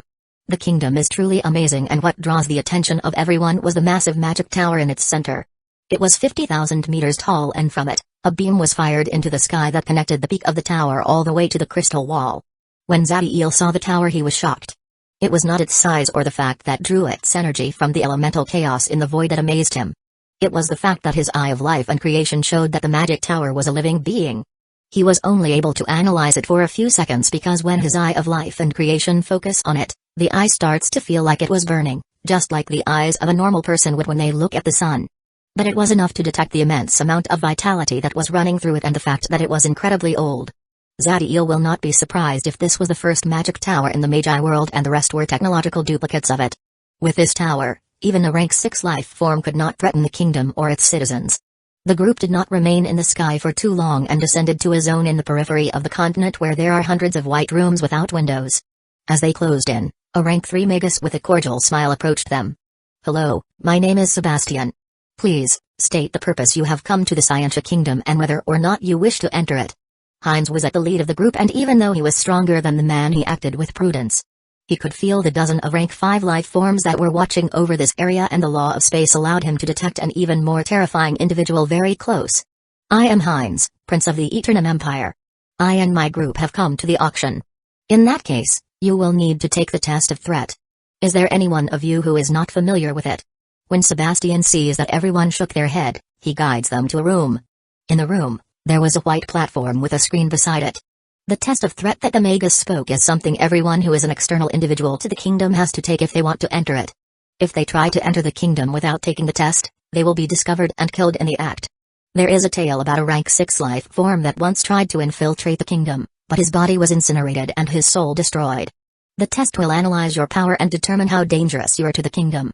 They do this to decide how much security and surveillance must be applied to any individual since just focusing on their rank was not accurate. A rank 4 life form could create all sorts of catastrophe by using their laws and if you don't have information about them, it was very hard to prevent it. about the danger of your secrets being exposed. Never in history did the kingdom or any of his people reveal any information obtained by the test, and even rank 6 life forms trusted the confidentiality of it. Please stand above the platform. Sebastian guided the group before moving to a corner of the room and waited for them to take the test. Heinz was the first to go in, and the moment he stood on the platform a white aura covered his body, and the cultivator could be felt that it permeated all the way to his consciousness. The feeling of something analyzing you so thoroughly was not pleasant, but luckily it just took a moment before it was over. On the screen beside the platform appeared a message that says, Beta level of threat. Surveillance over target performed by a peak rank 5 Magus. The cultivator was not impressed by the assessment. Even though he cannot defeat a true rank 5 life form, he could fight against one, and their battle will create an immense level of destruction, so they will need someone at peak rank 5 to make sure they could defeat him without collateral damage. The next was Zytra, and just like with Heinz, the white aura analyzed her. After her test, the screen displays, Delta level of threat. Surveillance over target performed by rank 5 Magus. After her, it was Tado's turn, and his result was the same as Zytra. Sophia stood over the platform after the rank 4 life form had finished with it. The white aura permeated all of her body, and she felt it was able to analyze her bloodline, the changes on her marrow, and even the nature of her runic set, but when it passed over the chaotic core, it could not perceive it. On her screen, the message was, Gamma level of threat. Surveillance over target performed by rank 4 Magus. The rest could see the message on her screen, and Heinz, Zytra, and Tado were surprised. According to the test, the only way to safely neutralize the woman who was at the peak rank 2 was with a rank 4 Magus. Sophia was not surprised. After all, she was able to defeat a master rank 3 angelic paragon when she was at the advanced level. The last one to take the test was Zadiel. Just like with Sophia, the white aura was able to analyze everything about him except for the chaotic core. His message was the same that appeared for Sophia, but when he was about to move out from the platform, this one turned blue and another message appeared on the screen. Detected Zadiel Daybreak. Please remain in the room and someone will come to meet you very soon. Everyone was surprised by the message on the screen, and even Sebastian was not different, but before they could understand what was happening, the space in the room broke, and from it, a man came out. He had black hair and his features were similar to most men in the kingdom, but his aura was totally different, and the power on him froze the natural energy in the room. The appearance of the man shocked the 3 rank 4 life forms, and they glanced at each other before nodding. Heinz, Tado, and Zytra were going to position themselves in front of Zadiel, but before they could move, the man raised his hand, and the moment he did, they halted. The trio could still see and think, but their bodies, energies were frozen. To do this type of feat, it was needed more than just battle power. What the man did was use the almighty law of time. I am the second prince of the Scientia Kingdom, Gabriel Rebellion, and I have come under the orders of my royal father to meet Master Demonologist Zadiel Daybreak. Chapter 178, Book of Resurrection. Once the man who identifies himself as the second prince stated his purpose, the power of time that was halting the energy and body of the trio vanished. Please behave. I don't like to use violence, but I am not afraid of it either. Gabriel looks at the trio as he speaks. His attitude was peaceful, but the trio felt like they were in front of a sleeping volcano that could wake up any second and destroy everything. Heinz, Tado, and Zytra knew that they will be only embarrassing themselves if they challenged the man, and since it seems he just wanted to speak, they did not interfere. Zadiel was looking at the man, and although the events happening were unexpected, he had experienced countless life and death crises, so this did not make him lose his composure. I am happy to meet the second prince. I will like to know the reason for the title you just gave me, and also why your father sends you to meet me. Zadiel's attitude was not overbearing but neither submissive as he speaks to Gabriel.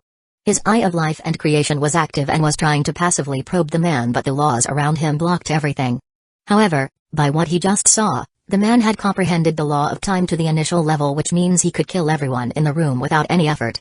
Gabriel was impressed by how calm Zadiel was in front of him, and his image of the Neo-Demon improved greatly. Not everyone could be so relaxed in front of someone who could kill you without you being able to do anything to stop him. The reason for my arrival is related to the Master Demonologist title. The information you trade with my kingdom was recently corroborated in its entirety. The depths and complexity of some of it made clear your level of dominion over the study of the abyss and the demons inhabiting it. It is a custom of my kingdom to recognize those with extraordinary academic achievement whose research has improved our knowledge, even if it was through a business deal. Gabriel's explanation makes sense considering the passion for knowledge that the kingdom always displays. Zadiel's eyes narrowed, and he believes the reason for his title. After all, some of the information was extremely hard to get unless you have lived in the abyss for thousands of years, but also knew there was more to it. I accept the title that your kingdom gives me with honor. But I highly doubt that your father, the king, Will send someone of your power and status to fulfill such a simple mission. The second prince looks at Zadiel for a moment and he nods. The reason my royal father sent me here was to give you something else and deliver a message. Gabriel waves his hand and two objects appear in front of him. One was a ring and the other a small tablet the size of a palm. This is a spatial ring capable of holding life. The space inside is 500 meters tall and 2000 meters wide. This is the reward for your title. The tablet symbolizes your identity as an honorary member of the Scientia Kingdom. When Heinz and the rest hear him, they were shocked. The value of the ring was great, but it could not compare to the tablet. Although there doesn't seem to be many uses, Zadiel could always hide in the kingdom in case he offended someone too powerful, and even a rank 6 life form will not dare to attack him here. Zadiel did not react to the reward. They were useful, but soon he will have no need any of them, and just waited for Gabriel to give the message of his father. He has many tricks up his sleeve and hundred of ways to get out of dangerous situations, but he was not ready to handle someone who ruled the oldest organization in the Magi world, even if he was not the true leader. The being of law that created the kingdom will not leave someone incompetent at the head. As for my royal father message, he says that you should meet him when you become a rank 4 life form. I don't know the reason for the meeting or why he stipulated that rank for you. Gabriel was also curious about the nature of the message, but it was not his position to question it. When Zadiel hears those words, he relaxed greatly. He definitely did not want to meet that man when he was just at rank 2, but the moment he becomes a rank 4 Neo-Demon, he will not need to be so cautious inside the Magi world. He doesn't know the reason for the man's interest in him, but things will reveal with time, and overthinking it will not help him. Zadiel takes the ring and keeps the tablet in it. Thanks for them, they are very useful. After the delivery of the rewards was finished, Gabriel looks at Sebastian, who was still trying to understand what was happening. I will take the task of being their guide. You should go back to the kingdom and rest. This was too much for the Magus, who spends most of his days reading books and making experiments and has never left the kingdom, so he was more than happy to take a break. Gabriel sees as the Magus left the room before focusing on the rest. I will take you to the auction house and then to the residence where you will remain during your stay in the kingdom. Please follow me. Gabriel spoke and left the room. Heinz and the rest did not have reason to refuse him. Unlike Zadiel, they were not allowed to roam freely through the kingdom, and with the second prince as their guide, they will finish faster what they need to do. They only had to fly for a few minutes before reaching the auction house that was located at the periphery of the continent. The reason for this location was that it reduced the interaction between external people and the citizens of the kingdom, and the security was easy to implement since the number of variables was reduced. The auction house was a great building with white walls and black runic inscriptions all over it. In the center of the building, there were glowing words that say Wisdom Auction House. Under Gabriel's lead, instead of entering through the lobby, they went directly to the highest floor. There were guardians around the building, but when they saw who was at the head of the group, they remained still and did not stop them. The second prince touched one of the walls, creating a door, before entering with the group. Inside the room was a beautiful woman with brown hair and green eyes wearing a yellow robe. When she saw how there was someone who was directly entering the room, she frowned but relaxed as she saw Gabriel.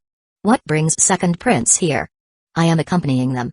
He is Zadiel Daybreak, an honorary member of our kingdom, and they are Heinz, Zydra, Dotto, and Sophia. They have come from the Eternum Empire to participate in the auction.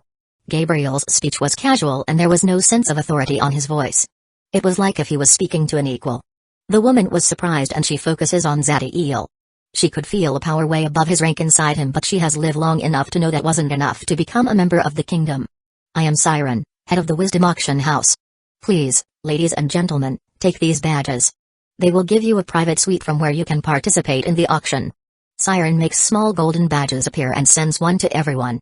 If you have items you want to put in the auction, please hand them over and I will take care of them. Her mannerisms and conduct were excellent, and it was apparent she has spent a very long time doing this. Zadiel walked until he was in front of the woman and looked at her before speaking. What level of secrecy does the origin of the objects that appears in the auction have? As someone how fast wealth can transform into a source of danger, Siren knew exactly the meaning of Zadiel's question. The true organizer of the auction is the royal family, and they will never allow any information about the origin of the objects to be revealed. So, there is no chance anyone will be able to track them back to you. Zadiel was satisfied with the answer, and from his ring, 2 books came out. One had a black cover and the other a blue one. These are the Book of Resurrection and the Book of Rune Crafting. Chapter 179, a forgettable book. Despite the grandeur in the names of the book, Siren did not think too much of it. As a high-ranking member of an organization that was second to none with regards to magic knowledge, she has an ample understanding regarding the principles of resurrection. That was even more truth about rune crafting. She was not a rune master herself, but she knows the requirement for every rank and the capabilities of runes at rank 4 and above. Of course, she did not make a judgment of the books before understanding the knowledge inside them. Zadiel may be a rank 2 life form, but she knows someone who obtained the citizenship from the Scientia Kingdom could not be measured by normal standards. Everyone was waiting for Zadiel to explain the book, and even the mighty Gabriel was focused on them. Seeing that everyone's attention was on him, Zadiel raised the book of rune crafting before speaking. The book is divided into 2 parts. The first has everything you need to know about rune crafting, from the most simple parts to the most complicated ones. There is a step-by-step course in it that will take you from rank 0 Rune Master all the way to peak rank 3 Rune Master as long your energy pool is high enough. Even for the less talented individual that exists, it will only take 120 years to complete it. Zadiel's voice was calm, and it was obvious that he did not consider this section of the book important. When she hears this, Siren's eyes showed some interest and focuses on the book in Zadiel's hand. The Rune Master profession is an extremely hard one to progress. For a book to be able to guide someone from knowing nothing to the peak rank 3 without any sort of external teaching or assistance, it means that the one who wrote it has an understanding of the fundamentals of rune crafting way higher than an origin rune master. Rune masters are very important to any organization. The fact that it will take more than a century for someone with little talent to complete the course wasn't that important, since a rank 3 life form can usually live thousands of years. The second part of the book has a series of paths that can be taken to become an origin rune master. Talent for this is essential, but the paths are very clear, and for someone who manages to become a rank 3 rune master just with his abilities and without external guidance, there is a 20% chance of achieving it. It was only now that some trace of pride could be felt in Zadiel's voice, and his words surprised everyone in the room. The percentage of rank 3 rune masters that have managed to take the next step and become an origin rune master is inferior to 1%, and it was not rare for some of them to become a rank 4 life form but never advance in rune crafting. There is no price those individuals will not be willing to pay for a book that offers them a path with a 20% chance to take the final step forward. After hearing the information about the book of rune crafting, Siren was waiting to hear what marvels the other book will have. Zadiel saw that he had managed to captivate the attention of the woman and proceeds to explain the Book of Resurrection. This book is an encyclopedia containing all the necromancy magic and knowledge about the soul necessary to perform resurrections. The first section contains methods to apply that knowledge that will allow a rank 4 life form to resurrect someone who had died less than 500 years ago, who is a rank 3 life form or inferior and whose soul is intact. Resurrection may seem impressive to mortal and to some lower rank life forms, but to everyone in the room, it was something that could be done with magic and power. After all, Tato was someone who could resurrect people. But still, they were impressed with the book, since not even the Lich, who is a master necromancer, could bring back someone who has died for so long and whose souls spend hundreds of years in the eternal river of the afterlife. Despite their surprise, Zadiel was far from over and continued speaking. The second section has hundreds of rituals that a rank 4 life form can perform to bring back to life someone who has died due to old age and give them 20 years of life extra. If before they thought the book was impressive, now they considered it a priceless object. Trying to resurrect someone who has died due to their lifespan being over was a hopeless task unless you have reached an incredibly high control over the law of life and the law of death, but that was virtually impossible for a rank 4 life form. This happens due to the laws affecting the soul of the persons who have died due to their life force naturally extinguishing, and if they are brought back, even if their souls are put in a young body, they will perish in seconds. Siren could imagine the immense monetary value the information in that book could achieve. Who has not heard about individuals that have reached a great level of power, to only realize that the people they care about have died long ago and they can do nothing to bring them back? With the rituals in the book, they could bring their parents and lover back and use their current power and resources to transform those 20 years in 200 or maybe even more. All sorts of calculations and ways to maximize the profit of those books came out through Siren's mind, but she did not lose sight of what was important. To validate those books and put them in the auction, assuring everyone that the information in them is real, we will need to examine them. It is not about trust but protocols that have been in place from when the Wisdom Auction House was created. Siren was telling Zadiel that they will have to test those books before they are put in the auction. That will mean that they will obtain the magic knowledge in them for free.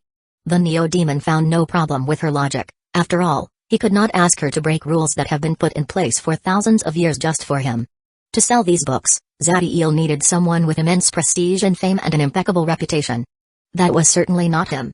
He also needed that person to hide the origin of the book and with enough power that no one could use force to make them reveal his name. The information in the books was something that could create immense greed in some people, and they will hunt him down without rest if they know they originated from him, a rank 2 life form. Don't worry, I understand how important the rules put by your superior are, Zadiel spoke and waved his hand, making both books raise in the air and open for all to see.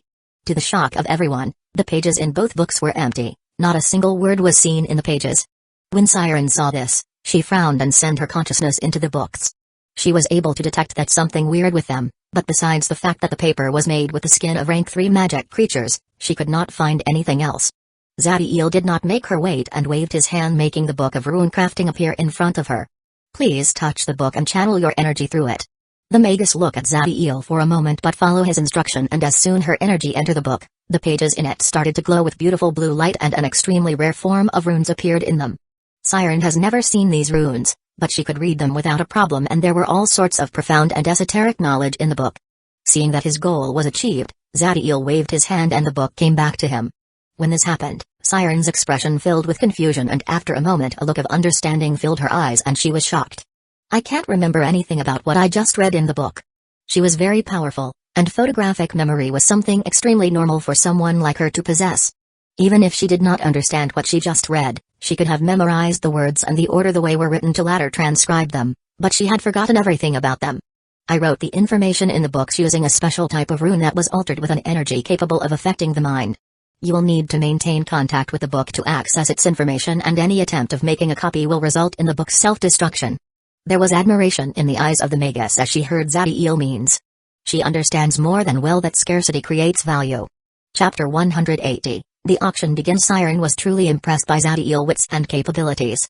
The problem with selling records with knowledge, it's the fact that they are easily duplicated, making his value plummet since a great number of copies could be done and flood the market. But with the alteration that Zadiel did to the book, that problem was handled. We will perform the examination, and if everything goes well, we will put the book in the auction and endorse them with our name. But I was wondering whether you will be willing to directly sell the Book of Resurrection to the auction house. We will pay you greatly, of course. The Magus was very interested in the rituals of the book. The knowledge about resurrection magic in the kingdom is not small, but the one related to bringing back people who had died of old age was uncommon, and more so if it only needed the power of a rank 4 life form to be able to use it. As for the Book of Rune Crafting, it also draws her attention, but the information in it was not something she could not obtain in the kingdom. These 2 books must be sold in the auction. Zadiel's posture was firm, and it seems that no amount of wealth could change his mind. But I have a proposition for you. Siren was disappointed, but she immediately focuses on Zadiel when she heard the last part and saw how he took 4 more books. 2 of them were blue and 2 black. These were exact copies that Zadiel had made and had the same information and type of runic writing made in them. After the 2 books are sold in the auction, you will wait 10 years. During that time, the ones who bought the books will start to display some of the impressive features of it that will allow you to send these other 4 for a higher price, but you must be careful and make everyone believe that there is only 1 Book of Resurrection and 1 Book of Rune Crafting. There was a crafty light in Zadiel's eyes as he spoke, and he smiled. The rest were not very clear about the purpose of Zadiel's strategies and wonder why he did not just sell the 6 books at the auction. However, Siren was different. The Magus did not obtain her position just for her wealth, and much less for her looks, since that was meaningless in the kingdom. She understood that Zadiel wanted to make everyone thought that there is only 1 each book in order not just to inflate the price but to give a collective value. There is no small number of powerful individuals that will be willing to overpay for something, even if it is not useful for them, just to gloat that they have the only one in existence. The illusion could be easily broken if too many books were released, but with just 3 of each, it will not be hard for Siren to maintain it. As for the ones sold in the auction, they just need to hint that the real ones are the ones they are selling and the other are just useless replicas put by the previous owner to avoid shame. The books are real and they are not really tricking anyone, so the Magus found no problem with the job. What do we get as payment?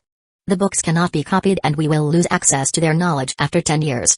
No matter how ingenious a business deal was, Siren was not willing to work for free. It's true that you will not be able to remember the words in the book once you lose physical contact with it. But if you can fully understand all the knowledge in the book, you will retain it. Zadiel's word made it seem as if he had intentionally left that method, but the truth was different.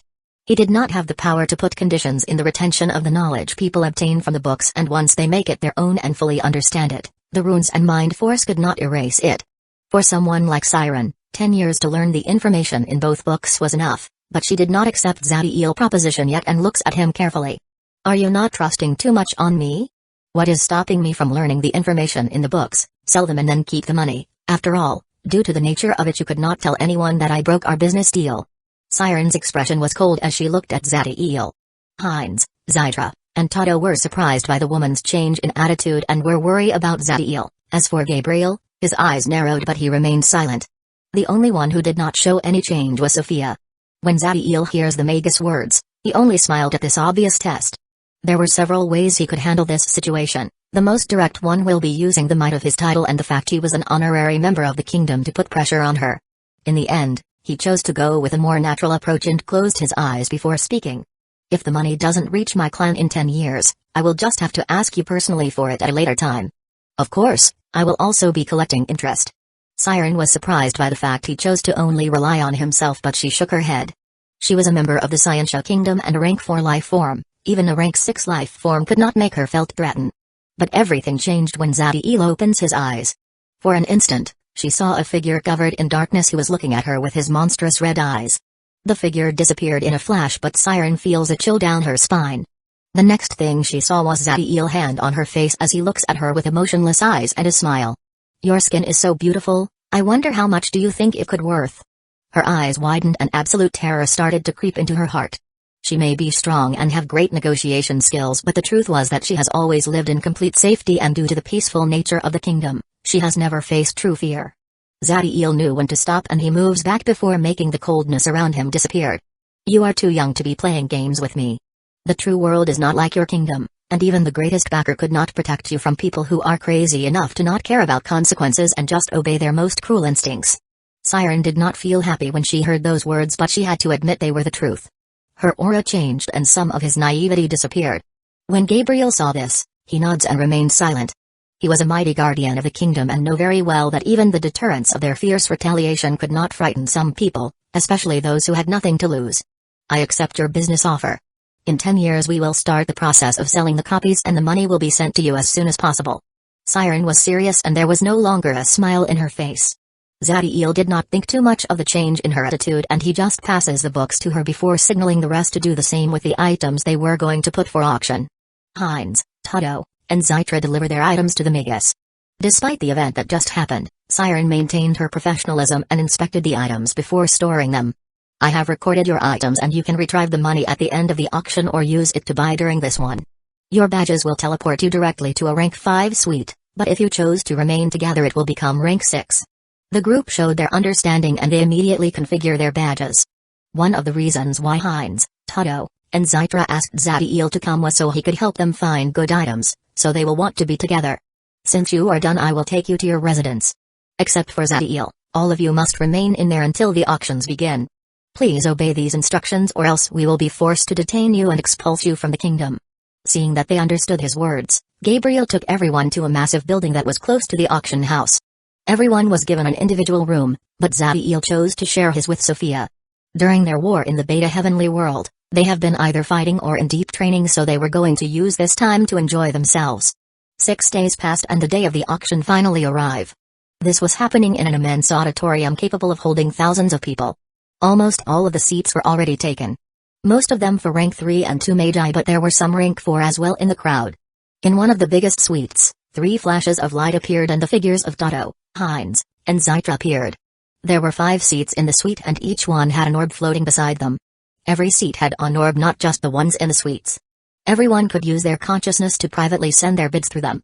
This was done to stop any sort of intimidation or feud over an item. It was only 15 minutes after the trio arrived that Zadiel and Sophia appeared in the room. The two of them were breathing rapidly as if they have just stopped exercising. Hein and Tado laughed when they saw this and they raised their thumbs to Zadiel. Zytra acted as if she did not notice anything, but there was a peculiar light in her eyes. Enough laughing. Let's see what Rich's destiny will present to us. Chapter 181, Underworld Forge. In a platform at the head of the auditorium, a podium raised and an old man along with it. The moment this person appeared, all sound vanished from the auditorium. This draws the attention of everyone and they understood that the auction was about to start. The old man shared the physical characteristic of the people of the kingdom, but just like with Gabriel, his aura was different. It was deep and mysterious. Ladies and gentlemen, my name is Mincer and I welcome all of you to this 100-year auction presided by the Wisdom Auction House. All of you should know the rules, but I will give a friendly reminder.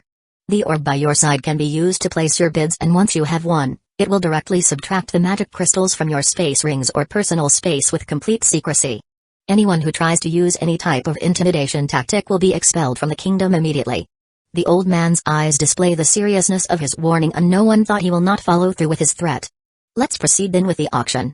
May fortune and luck smile to all of you. As soon the mincer finished speaking, a gate opens on the floor of the platform, and from it a huge container holding a 15-meter tall heart rose. The most impressive thing about the heart was not its size but the fact that it was still beating, and it was going it with such a strength that some thought it will break the container.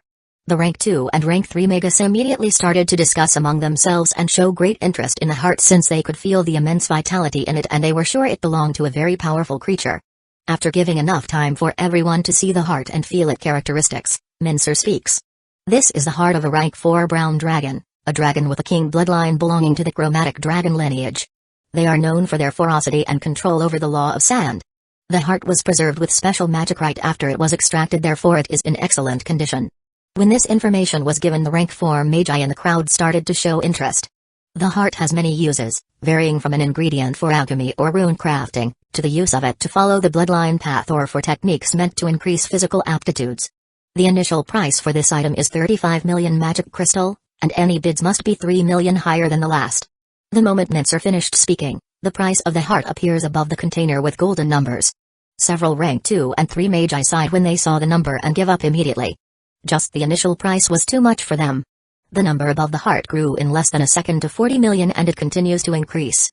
Zadiel was seeing this from his seat, and although he could extract the bloodline of the heart, he was not interested in it. A brown dragon has indeed a king bloodline, but it was at the lowest level and most of them never truly reach rank 5, so it was not of much use for the kobolds nor the sunlight champions. The price continues ascending and in the end, it was sold for 193 million magic crystals. The container was retired from the platform and another item rose for the audience to see. This time it was just a pill useful for rank 3 life forms who sought help to solidify their consciousness. The pill drew less attention than the dragon heart and its price was inferior, but everyone understood that the first item was to display some of the greater goods that will be appearing later, and now there will be mostly things accessible for rank 3 life forms. Heinz, Zydra, and Tato were not interested in this part since everything they saw had little use for them. Zadiel was also not paying too much attention. His talent was sublime and his methods to increase his speed of training were better than the ones displayed. Regarding low-level equipment, he has Ezequiel whose abilities were that of a genius and he was already a rank 3 magic creator. It was only after a couple of hours that the group once again started to focus on the auction when new high-ranking articles appeared. Under the guidance of Zadiel, the soul-forging existences started to buy some things. Tato bought 2 artifacts known as the Hand of Sorrow and the Eye of Despair. They were rank 5 artifacts made using the body of a very powerful abomination and they formed a set. With those 2 artifacts, the power of the spells created by the Lich will grow 70%, and more importantly, he could use them to potency his laws in the way he attacks with them. Normally a single rank 5 artifact will cost around 1 billion magic crystals but Tato only had to pay 948 million for both. The reason was that the Hand of Sorrow and Eye of Despair are cursed and they will affect the mind of the wearer, so prolonged use was not possible. But the Lich did not have to worry about that since Zadiel gave him a method to handle the curse. Heinz also bought an article. The cultivator had acquired a 20-centimeter-long centipede. The creature was a rank 5 blood ruby centipede. It was a special type of magic creature that inhabits the body of their prey and sucked their blood before creating rubies out of it, hence its name. It did not have great battle abilities but the rubies it created were an immense source of vitality and life force. There were a lot of people who wanted the creature but under Zadiel's guide, Heinz did not hold back and finally pay 2.7 billion magic crystal for it. The reason why Zadiel told Heinz to get the creature was not for the rubies, but because a blood ruby centipede could be raised as a living organism inside your body. There were several steps needed to take before this relationship between the cultivator and the magic creature could be established and there are risks but Zadiel was certain he could handle them. If Heinz manages to establish a symbiotic relationship with the blood ruby centipede his body will grow stronger and he may even be able to reach true rank 5 battle power and not just a temporary boost given by his law avatar. Zydra did not found anything that called his attention and as the day was ending, it seems she will have to wait until tomorrow to see if something useful for her appears. The auction continued and as it was ending a forge appeared on the platform. It was nothing special and whether you looked with your eyes or inspected with your consciousness it was no different than a forge you could found in the mortal world. But when Zadiel saw it his eyes widened. The rest noticed his reaction but no matter how they saw it, there was nothing special about that forge. After giving enough time for people to inspect the forge, Mincer spoke. This may seem like a normal forge but I assure the truth is different. The old man opens his palm and from it, a small arc of black lightning was shot and clashed against the forge. The attack was truly small but anyone could feel the immense power in it. It was more than enough to disintegrate the body of a rank 4 life form, yet when it landed in the forge, absolutely nothing happens to it. This shocked everyone. That attack will at least left a mark in a rank 5 artifact, but it did nothing to the forge. We don't know much about this forge, but we have tested it, and even the full power attack of a rank 5 life form did nothing to it. About its origins, I can only say it was found in a barren world devoid of any life. The initial price will be 700 million magic crystal, and every bid must be at least 50 million higher than the last. Zadiel waited and saw how the price started to rise but did not bid. The price soon reached over 2 billion magic crystal. No one was dumb enough to think that the forge was normal, since just its materials must be incredibly precious for them to have that type of durability. But still, there was a limit. People were willing to pay for something they did not know their use. It was only when the price reached 2.4 billion and remained there that Zadiel places his bid of 2.5 billion. 2.5 billion is the price to beat. Someone offers more.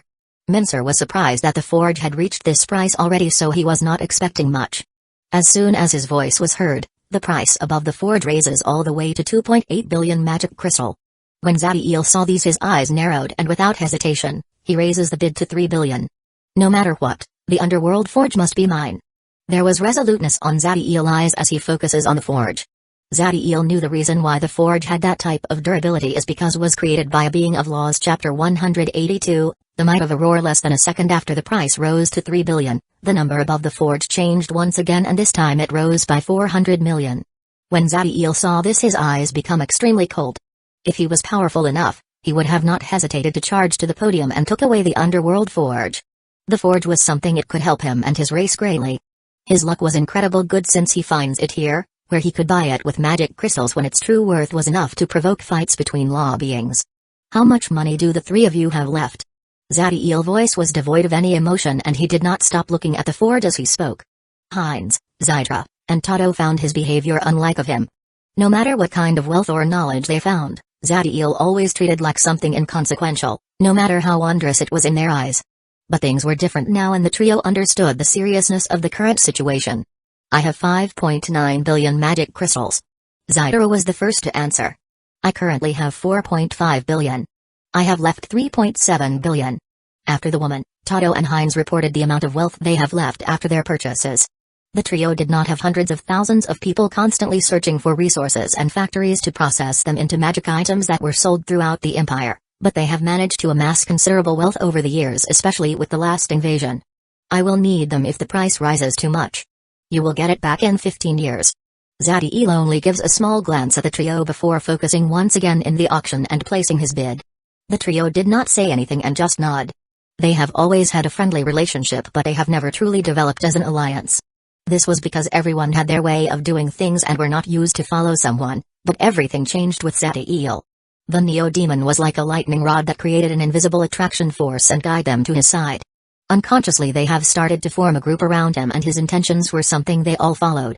Zadiel placed his bid and the price above the forge raised to 3.6 billion magic crystal, but an instant later the price changed to 3.9 billion. When he saw this, Zadiel started to frown. He did not know the founds of his opponent, and if the price continues to rise like this, it could draw the attention of others, since they could conclude that the forge was something worth investing their money. Zadiel did not act when he saw the new number and started to know how to handle this situation. Mincer was impressed that someone was willing to buy the forge for such a high price, and he started to think that it may have truly special functions. But his job was to lead the auction and not to meddle with the items that were in display. When the old man saw the price maintain and does not change for a couple of seconds, he speaks. The price to beat is 3.9 billion magic crystal. Unless someone gives a higher price for the forge, it will be sold in 3 seconds. As soon the old man words finished, the price above the forge changed, and this time it rose to 6 billion magic crystals. The immense rise in the magic crystal drew the attention of everyone, since that amount of wealth will be difficult for even a rank 5 life form to obtain. A second later, from one of the rank 6 suites a wave of killing intent was released, and along with a miasma that was filled with all sorts of dangerous and foul powers. The miasma contained itself around the suite, and it was present less than a millisecond. The rank 3 Magi were not able to discern it, but their bodies trembled uncontrollably, and some of the rank 2 were left unconscious for some time. Zadiel felt the miasma and killing intent, and his body grew rigid due to the immense level of danger he detected. But on his face, there was not a single shred of fear. Instead, he started to smile as he saw the expression of Mincer. The actions of the man were very smart. He expressed his might and declared the murderous intent in his heart against his opponent during an extremely small window of time. This could be explained as an accident due to the loss of control over his emotions. Of course, everyone knew his intentions, but the truth has always been written by the strong. And who will offend a monster like that for something so small? The answer was simple: the oldest organization in the Magi world. I have warned what will happen if any attempt of intimidation was employed. Due to your power, we will give you the chance to voluntarily leave the auction house and the kingdom. Mincer was furious, and it was clear he was greatly offended by the actions of the man. Silence filled the auditorium, and everyone understood that it was suicidal to meddle when a conflict between such powers occur. I offer my apologies. I was just an unintentional burst of power due to some instability in my consciousness. I have just recently reached Soul Law Domain rank, and I am still not accustomed to my strength. I assure you, 6 billion magic crystal is not anywhere near my limit. The man's voice was firm, charged with power, and there was also a trace of savageness. His words sounded like an apology, but he was declaring his power and the fact he could continue bidding for a long time. This will have been more than enough to satisfy any other organization and auction house in the world, but Mincer's face only grew angrier and his posture was unwavering. Since when the rules of the Scientia Kingdom are something one can break and just pretend that nothing happens by saying a few words? Leave now. No one dares to make a sound after hearing Mincer's words. The people in the auditorium once again feel the miasma and killing intent from the suite in which the man resided, but this time they were stronger and more vicious. How dare you to speak like that to me, someone at the peak of the world? Since when an ant has become so courageous to rebuke a god? The man's voice was tyrannical and filled with might that does not allow any defiance. His behavior was pretty common. To life forms who could act unrestrained inside the world, the rules were something they only obeying when it works for them. Of course, they will not dare to truly attack an organization built by a being of laws. Everyone is clear about the immeasurable difference in power between the two. When Zadiel saw how the man acted, his smile grows even bigger. The man could force his way into a great number of scenarios in the world with his power, but he had chosen the wrong opponent. For an organization that has never been challenged and whose might remained so unquestionable that only those who were willing to die would dare to harm their people, meant they were not just backed by a powerful individual outside the crystal wall. They also had unrivaled powerhouses inside the world, and that was proved in the next instant. Scram. No one saw from where the voice came, but they could all feel the inherent sense of majesty in it. It did not do anything to the people in the auditorium, but when the sound waves touched the miasma, that had terrified everyone, they shredded them to pieces instantly. Ah! An inhuman shriek of pain was heard before silence filled the auditorium once again. Everyone was impressed with the roar, and although they never saw who did it, one thing was sure. That person could effortlessly kill 99.9% of the people in the auditorium with just his voice. Mincer looked at the now vacant suite and he just sneered. He coughed and called everyone's attention before speaking. I apologize to everyone for this minor inconvenience. Let's hope it doesn't happen again. We will not allow more bids for the forge, and it will be sold for 6 billion magic crystal. When they heard the words of the old man, more than one person in the suites felt discontent. They knew that the forge must be truly impressive if a rank 6 life form had gone to the extremes of challenging the rules of the auction house of the Scientia Kingdom for it. However, with what just happened, no one dares to defy the rules, so they remain silent. It was only when the orb subtracted the magic crystal from his ring that Zadiel relaxes. He had spent almost all the wealth that his entire clan has managed to gather during these years, and he was sure that the man who was expelled from the kingdom will be looking for him. Still, he felt that everything was worth it now that the forge was his. Chapter 183, The Paths for Origin. Runemaster. Once he had secured the underworld forge, the coldness and calculative light in Zadiel's eyes disappeared and he returned to normal. Only then the Neo-Demon noticed the way the others were looking at him. It was a combination of confusion and concern. Sorry about that, it is an old habit I have. When things truly important happens around me, I turn to my most primal behavior. Zadiel was smiling and his expression was serene. Can you tell us what is so special about the forge? Zaider's eyes were burning with curiosity. When Heinz, Tato, and Sophia hear the Magus question, they all focus on Zadiel, and their expressions were the same that the woman. Unfortunately for them, Zadiel shakes his head immediately. Sometimes only knowing something could bring you danger. I would not speak about the functions or history of the forge even to my will. Zadiel's expression was firm and it was clear he will not change his mind. When they heard this, they feel disappointed about not being able to satisfy their curiosity, but that was it. They have an idea about the level of trust that Zadiel has on Ezequielon. The fact he would not tell him made clear that the secrecy was to ensure safety. When I can activate it, I will invite you to see its wonders. Zadiel's eyes shined with excitement as he thought about the underworld forge. You are not able to use it yet? Tato was surprised. By how urgently Zadiel wanted the forge though he will be using it soon. Ha ha ha, of course not. To activate the forge, even the energy of a rank 6 life form will not be enough. Zadiel gives a meaningful look at the others and then he proceeds to remain silent. This was the most they will get about the forge from him. But just this fact was more than enough to shock everyone. A rank 6 life form has about the same amount of energy as the sun of a low world and yet they could not power up the forge. The auction continues regardless of the state of the group and dozens of articles were displayed. The items that the trio put in the auction were also revealed and most of them were sold at relatively high prices, increasing their wealth and allowing them to buy some items. The things they bought next were not very impressive and cost them just a couple of hundreds of million magic crystal. Heinz bought a sword sheath that could repair any damage done to his sword and also some pills that could help to improve his speed of training.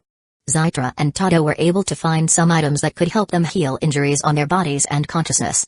It was when the first day of the auction was reaching its end that a book with a blue cover appeared on the platform. The book looks not different than the ones you could find in an old library and the only thing that calls the attention was the material which was used to make the pages. This is the Book of Rune Crafting. It was written with an ancient type of runes and altered with an energy capable of affecting the mind. To have access to the knowledge contained in it, you will need to have physical contact with the book at all times, and once broken you will forget it. Any attempt to copy the information in the book will result in the self-destruction of this one. Mincer description draws the attention of a lot of people. It was clear now that the book was special and someone went to great lengths to safeguard the information in it. This book contains all the information you will need to know to embark on the path of a rune master, from the most basic procedures to the most complicated ones. There is a guide that can allow anyone regardless of their talent to reach rank 3 rune master as long as their energy pools are high enough. Mincer stops there and he focuses on the reaction of the crowd. Desire could be seen in every rank 3 Magi in the auditorium and also in some rank 4.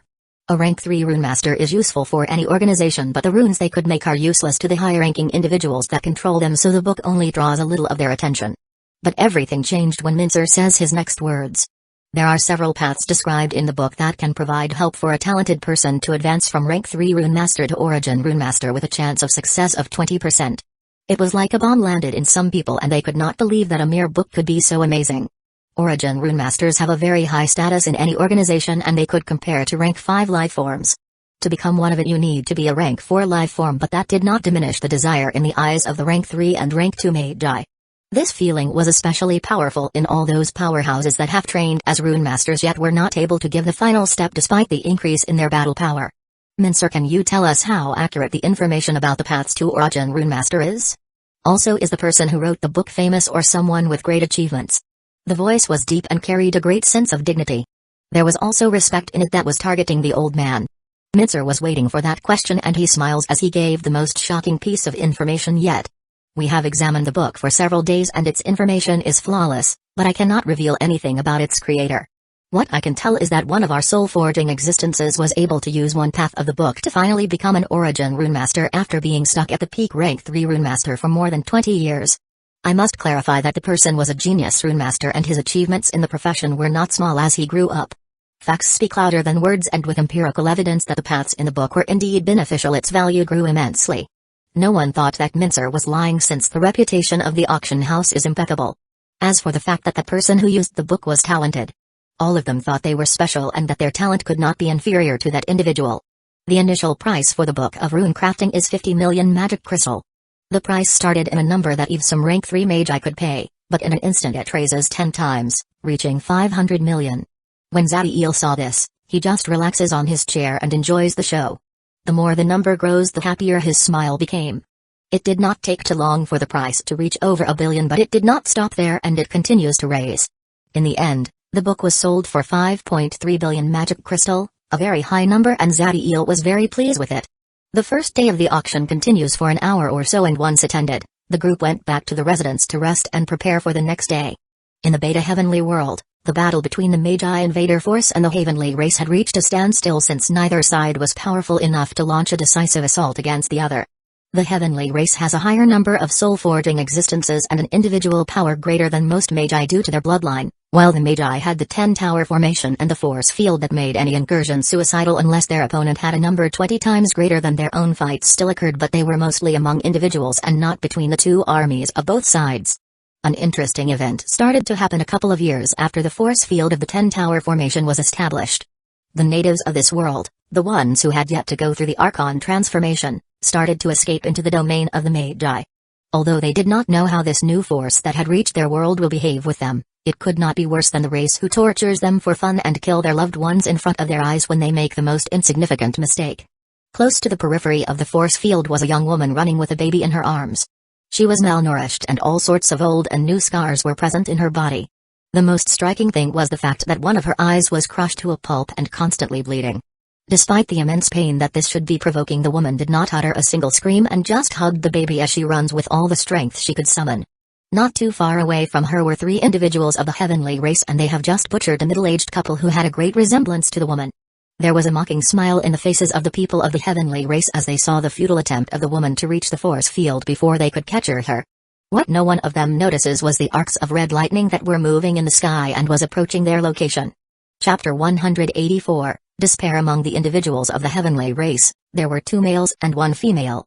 The men are an angelic paragon and an angel of protection, while the female is an angel of supremacy. The status of everyone is very clear, with the angelic paragon and his impressive wings made of earth and yellow plasma at the lead, accompanied by the angel of supremacy, and behind him acting as some sort of servant is the angel of protection. A higher standing due to the bloodline they are born is one of the unbreakable rules of the heavenly race, and anyone who acts against them is considered a fallen, someone who needed to be killed. Liner, these disgusting creatures don't know to appreciate our benevolence. They dare to try to escape into the domains of those wretched invaders. There was disgust in the angel of supremacy's eyes as she looked at the woman running, but there was also a sadistic smile in her face. Paris, what can you expect from mere beasts? We allow them the glory to be in our presence and serve as entertainment, and still they act like this. They do not deserve a quick death. The angelic paragon's face was filled with righteousness, as if killing and torturing these people was upholding justice in the world. Both the angelic paragon and the angel of supremacy were rank 3 life forms, and people with their status should not be handling these types of mission, but they had offered to do it. The reason was simple: they enjoy playing with people and destroying their hopes in order to prove their superiority. Every one of them can easily stop the woman who could barely be considered a rank 0 life form instantly, but they did not do it, just to play a little longer with her. The woman was running with all her power and was hugging the baby in her arms who was sleeping, and as the angel of supremacy saw this, her smile grew bigger. Paris waves her hand and she fired a small beam of energy that landed in the woman's face and destroyed her remaining good eye. The angel of supremacy was waiting for the woman to scream due to the immense pain that having her eye destroyed should have provoked, but not such thing happened. The woman gritted her teeth and refuses to scream. Despite not longer been able to see, she knew she needed to move forward, so after hugging the baby tighter she continues running. Her fortitude and resolution made the angel of supremacy and angelic paragon frown, and dissatisfaction can be seen in their eyes. How boring, didn't those older beasts teach her that she should scream when we attack her? Paris' face was exactly like the one a child will do when one of her toys did not work. Liner was also very upset and he waved his hand, creating small rocks that were shot against the woman and destroyed her legs. As she was falling to the ground, the woman twisted her body protecting the sleeping baby from the fall, but even after that, she still did not scream. Humphrey, stupid beast, if we want you to scream, then you should feel honored and scream. Go and crush the newborn beast before killing her too. Liner's face was filled with rage as he commands the angel of protection. The angel of protection limited himself to nod and land in the ground before slowing approaching the woman. He knows very well the likes of his master, so this type of behavior that induces agony in their victim was something he was accustomed to doing. It was only when she hears the instructions of the angelic paragon and the steps of the man who was going to hurt the baby in her arms that the woman could not hold on anymore and starts to cry tears of blood. Her actions only made a smile appear on the angel of protection, but before he could travel half of the path to the woman, thunder filled the area and an immense sense of danger assaulted him. Unfortunately, he was too slow, and before he could do anything from the sky, a man surrounded by red lightning dives in and crushed his body. A small explosion of red lightning formed a crater where the man landed, and you could see him crouching down above the bloody remains of the angel of protection. The red lightning that covered his body was devouring the blood in the ground, strengthening itself with it. Liner was completely shocked. His servant was a novice rank 3 angel of protection, and yet, his entire body was destroyed with a single strike. He was able to see the attack and knew the reason for its might was because the natural energy in the surroundings was absorbed into the man's body while he attacked. He is an advanced rank 3 angelic paragon and his bloodline gave him great physical might, yet there was no way he could reach that type of momentum with just his body, and he could not understand how the man did it. However, he did not have time to think as he saw how runes started to glow in the man's body. When this happens, the red lightning increases its power and concentrates on the man's arms and legs. The man formed a cross with its arms in front of his chest before leaping, breaking the ground under its feet and firing its body like a cannon against the angelic paragon. The speed he managed to achieve was so immense that in the next instant he was right in front of Liner, and all the natural energy around him was being channeled into his body, increasing exponentially the might of his charge. The angelic paragon could barely react, and he channels all the energy he could into the rune he had on his chest, creating a yellow sphere around his body before completely covering himself with his wings. The defensive rune that protected Liner was similar to the one that the angelic paragon with the blood wings that Zabiel fought had, and that it needed the combined might of an explosion of fiend fire and several abyssal blasts to destroy. The man had its arms in front of him and used the entire power of his body to crash against the yellow sphere. Cracks appeared immediately in the sphere, and it was able to hold on less than a second before breaking down. However, it consumed a great amount of the man's drive before crashing against the winged cocoon. When Liner felt the cross of red lightning touching him, he could swear that it was not a man but a meteorite, the one smashing against his body. The angelic paragon was sent flying away, and there were several fractures on his wings that would have been much worse if not for the yellow sphere. After that impressive attack, the man's face rose pale and the power in the red lightning diminished considerably. His expression, however, remained the same, and pure coldness could be seen in his eyes as he turned to look at the Angel of Supremacy. Paris' heart was filled with absolute terror and helplessness when she saw those eyes. She has just seen how this man killed the Angel of Protection and sent Liner flying away in a matter of seconds, and understood that she could do nothing against him. Without hesitation, she turns around and attempts to escape from the monster in front of her, but she was barely able to move a few meters before a hand grabbed the back of her neck and red lightning paralyzed her body. Unfortunately for Paris, her body was only paralyzed and could feel how the man grabs her wings and rips them from her back. Ah! An inhumane shriek came out from Paris' mouth due to the horrible pain she was feeling. The man did not show anything when he hears the scream, and after a few seconds that were pure torture for the Angel of Supremacy, he raises her above his head and his free hand grabs her waist. With one hand on the back of Paris' neck and one on her waist, the man starts to pull, making the screams louder before the Angel of Supremacy was torn apart, finally dying. The red lightning swallowed all the blood that was falling into the man's body, and it even enters into the Angel of Supremacy's body and devoured its insides. Liner had just come out from the pit he created when he landed in the ground and saw that gruesome scene, and how the man and red lightning recovered all the energy they lost with the attack that destroyed his rune and hurt his wings. Panic and fear fill his mind, and he could not believe what was happening.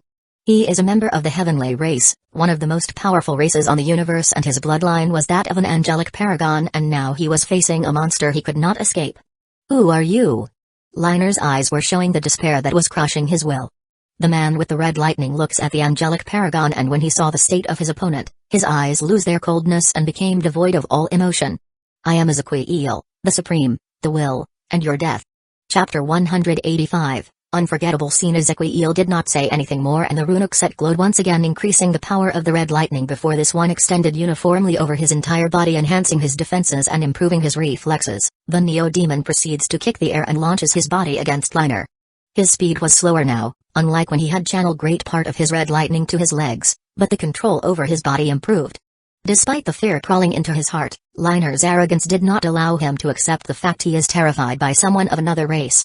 His wings glowed, and slowly his body started to change, increasing in size, and his skin was adopting a metallic yellow luster. The angelic paragon was an experienced fighter. Without wasting time, he channels part of the energy in his consciousness and made hundreds of giant hands raise from the ground, and they attempted to grab Ezequiel in order to disrupt his charge. Each hand measures dozens of meters, and they were altered with the energy of Liner, which gave them great destructive might. They blocked the route of Ezequiel to the angelic paragon as they tried to seize him. Ezequiel did not diminish his speed despite those massive hands in his path. On the contrary, he was constantly kicking the air and increasing his drive. He showed an unbelievable dexterity, propelling his body through the gaps between those hands, and those he could not dodge, he blasts them to pieces with his fists. It took a moment for Ezequiel to reach in front of Liner.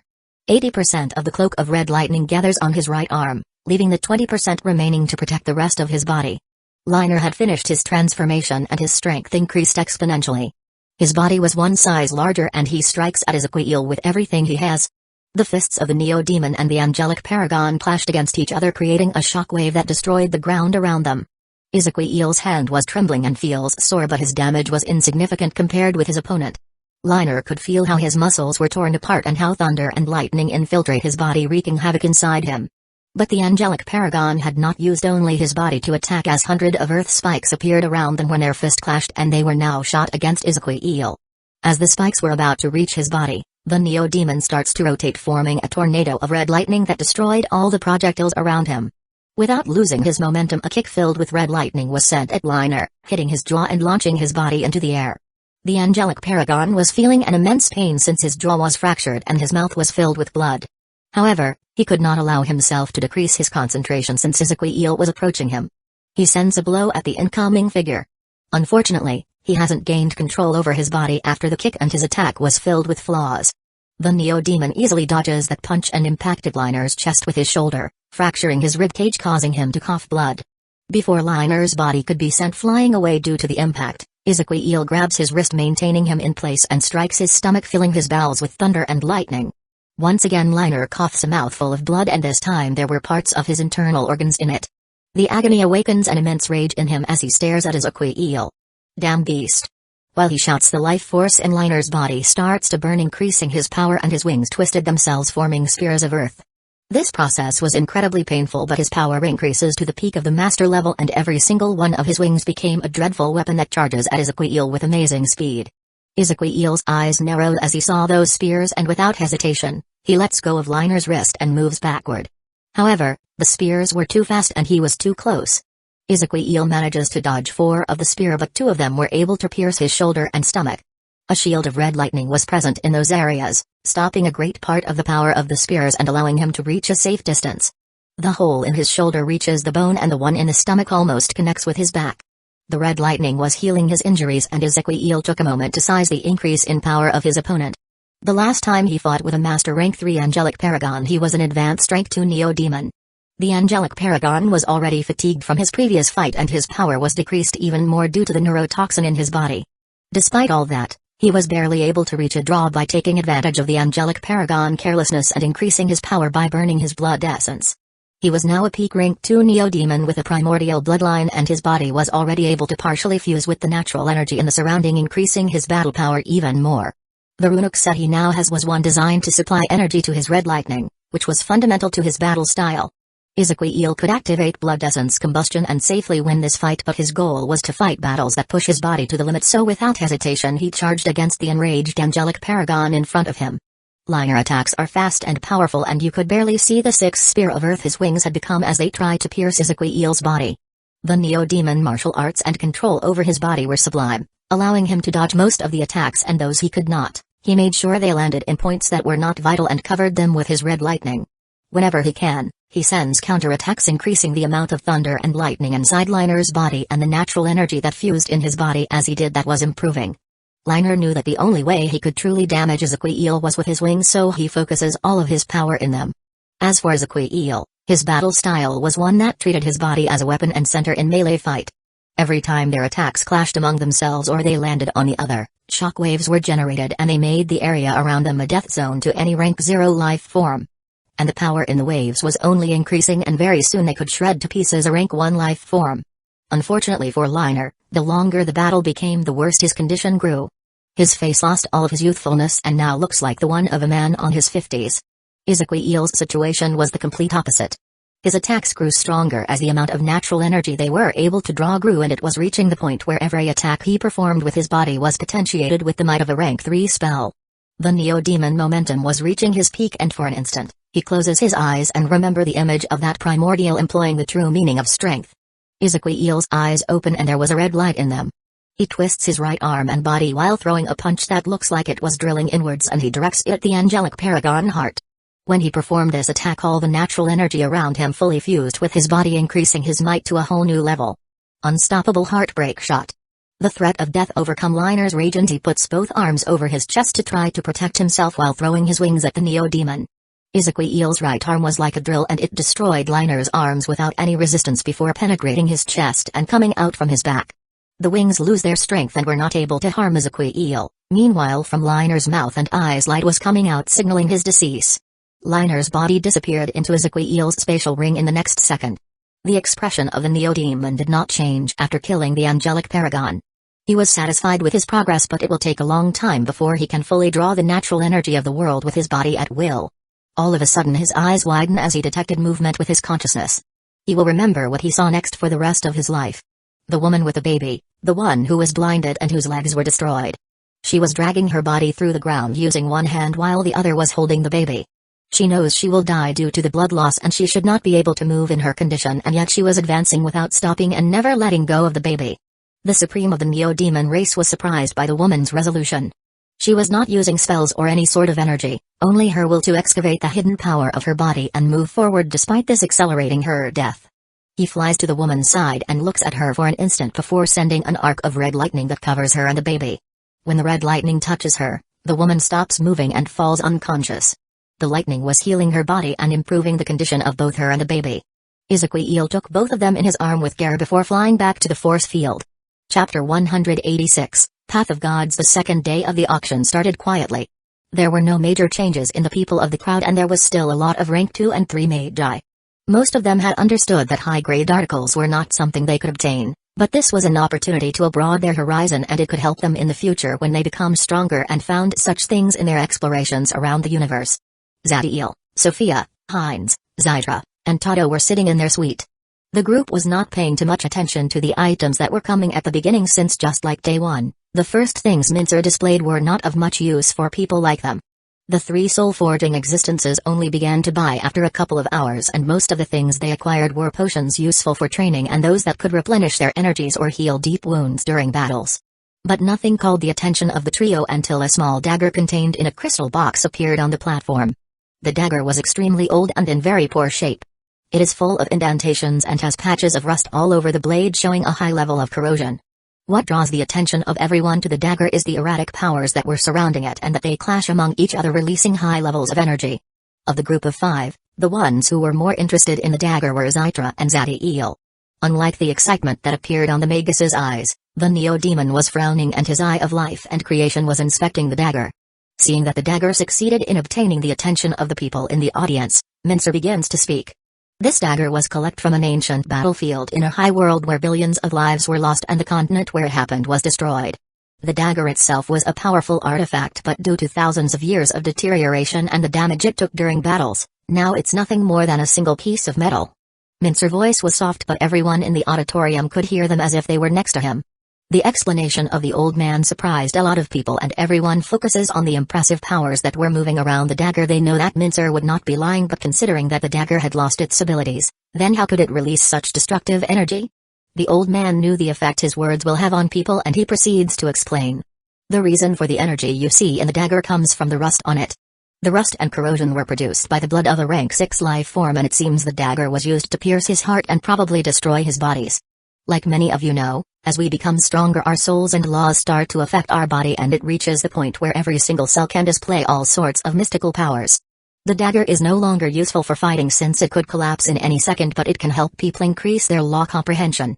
Law comprehension is something essential to advance to rank 4 and beyond. It's also needed to increase the power of your soul and body.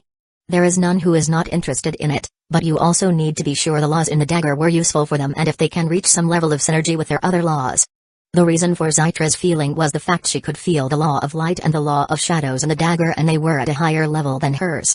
You need to be careful with that dagger. Zytra was surprised when she hears those words and turned to Zadiel who was still looking at the dagger. She was confused and was not the only one since both Heinz and Tato could also feel the power of the laws in the dagger but could not detect any problem in it. There is only one path of power whose law comprehension can be so erratic and chaotic despite reach such high level, and that is the path of gods. Zadiel's face was serious as he speaks. The path of gods is one of the most important paths of power in the universe, just like the Magi path. There is a high world named the Divinity World that is completely dominated by users of this path. This path of power is very popular due to the fact its speed of comprehension over the laws is one of the faster that exists, and it doesn't rely on talent but in the use of prayers to channel the belief and devotion of worshippers. It grants the highest lifespan and it is not weird for theirs to be 10 times higher than other life forms in the same rank. They also have the ability to create avatars that can express a decent level of the god's power. At a certain rank, a god can create something called Divine Kingdom. That is an immense dimension where their powers grow exponentially and they can literally channel the entire power of the kingdom into their attacks. The Divine Kingdom can also receive the souls of the devout people after their death and allow them to spend thousands of years in perpetual happiness before they are pulled into the eternal river of the afterlife. Like everything that seems too good, this path has severe disadvantages. A god must always follow the laws with which he had chosen to be associated, For example, a god of plague must continuously spread diseases and epidemics. It reaches the point where it affects their mind and guides their desires. Failure to enact their laws, or worse, act in opposition to them, can make a god fall and have their soul shatter. And that is not all, a god must always have living people devoted to them. That is why they form churches and spread their religions. If people forgot them, then they will slowly weaken until they become nothing more than a mortal. For those reasons is why the path of God is mocked by some powerful individuals like the slave path, since you become a slave of the laws. Zytra's face was pale while she considers all the implications that studying the laws in the dagger could carry. If she were to focus on the laws around the dagger and try to emulate their behavior with her laws, her law comprehension could be corrupted and her true soul affected by the path of the god whose blood was left in the dagger. Once that happens, the only thing she could do is give up the Magi path and become a god, and for that, she will need to find a new world and conquer it, since the path of gods is not a path that could prosper in the Magi world. Then the dagger is useless? Zytra was disappointed when she hears Zadiel's description, but she did not doubt him. She was smart enough to understand that Zadiel's knowledge was something neither she, Heinz, or Tado could match. He has already proved his understanding of the laws when he displayed the evolution of duality to her.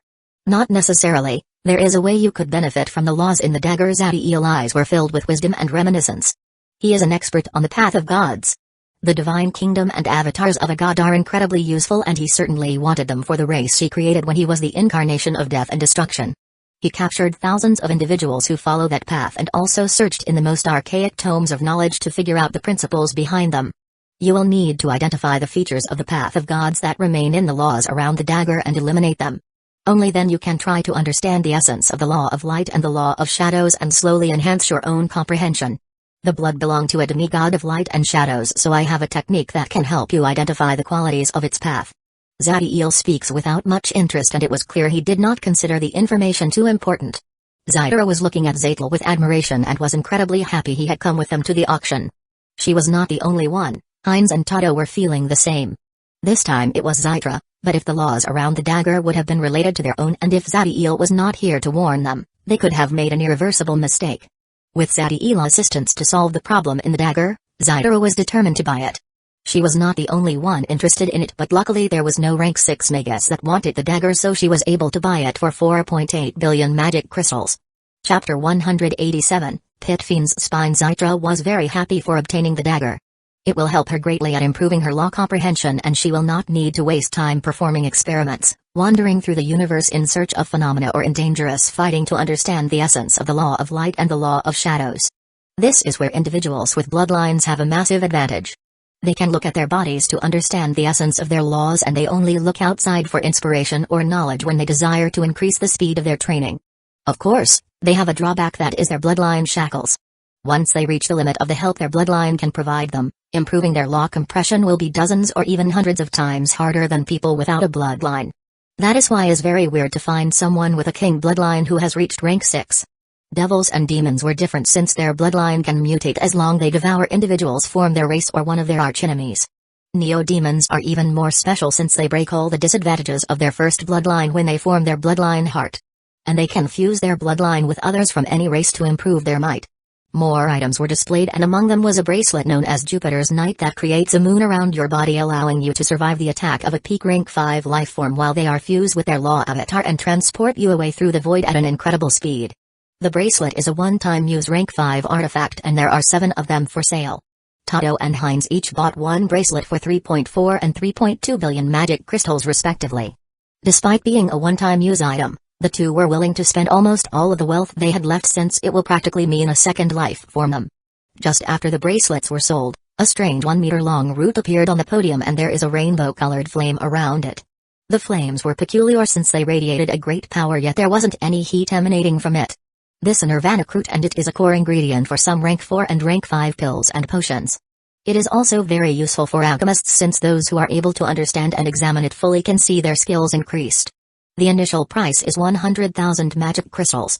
Mincer's speech was short, and its goal was only to raise the excitement to a decent level. The old man knew that although the Nirvana root is a high-level magic plant, it is very hard to use, and those who can truly take advantage of its properties are either high-rank alchemists or those with talent that want to use it to train their profession. The price for the Nirvana root rapidly reached 400 million magic crystal, and it continues rising. Among the people bidding for it was Zadiel. When Sophia saw this, she became a little nervous, and the higher the price became, the more apprehensive her eyes became.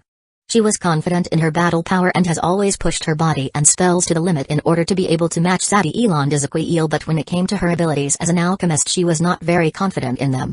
She could be considered talented, but besides poisons, all of her other creations were not that remarkable, and she could not compare with the other two. It was not due to the lack of effort. Unlike Zadiel, who had the artificial intelligence chip and his eye of life and creation to help him creating runes, and Ezequiel, whose wisdom and intelligence were enhanced for the Storm Titan bloodline and now for his primordial bloodline, her bloodline did not provide any help with her profession. You don't have to worry, wealth is useless if you don't spend it.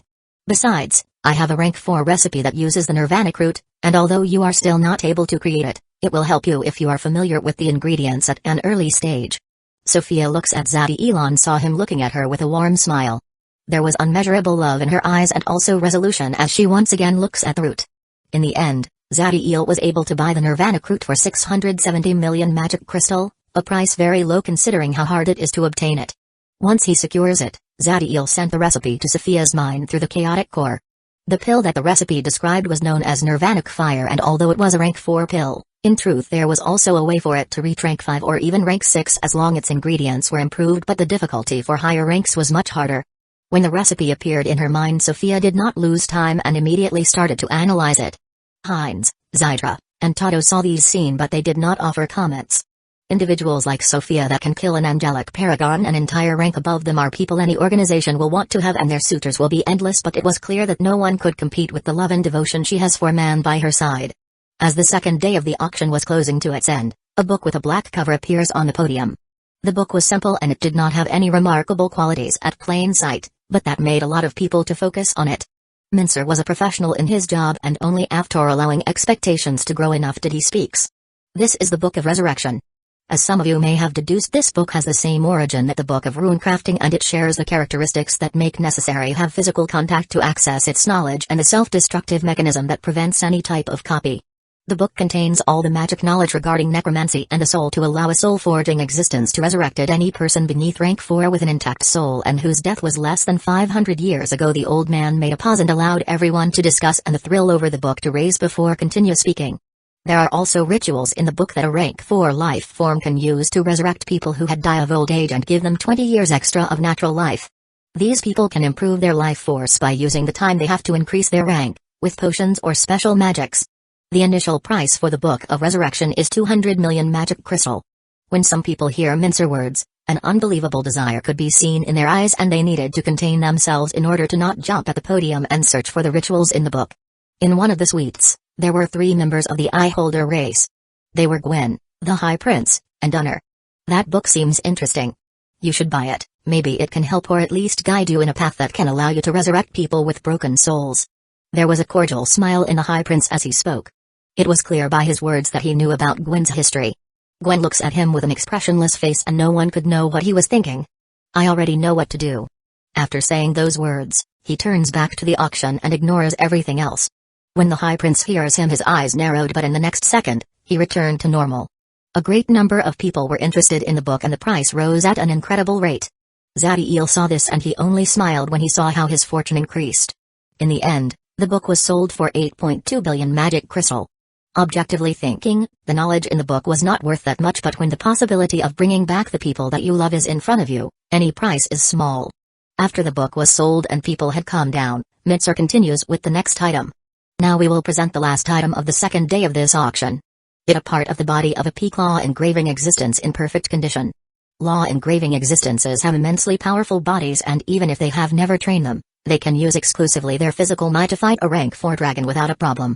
Therefore any part of their bodies is immensely valuable, especially if they were at the peak of their rank. Mincer did not make people wait, and soon a 4-meter-long spine appeared with a force field around it. An extremely unlucky and ominous aura could be felt from the spine, and anyone could see that to whoever it belonged, it must have been a being of pure, unimaginable evil. Zadiel did not have to wait for the old man to describe its origin, and there was a smile on his face as he thought of those creatures. A pit fiend's spine, how interesting. Chapter 188. A new enemy. Everyone was impressed by what they felt from the spine. Even for a law engraving existence, to have a part of their body release such a powerful and intimidating aura on their own was astonishing. That creature must have been an apex predator.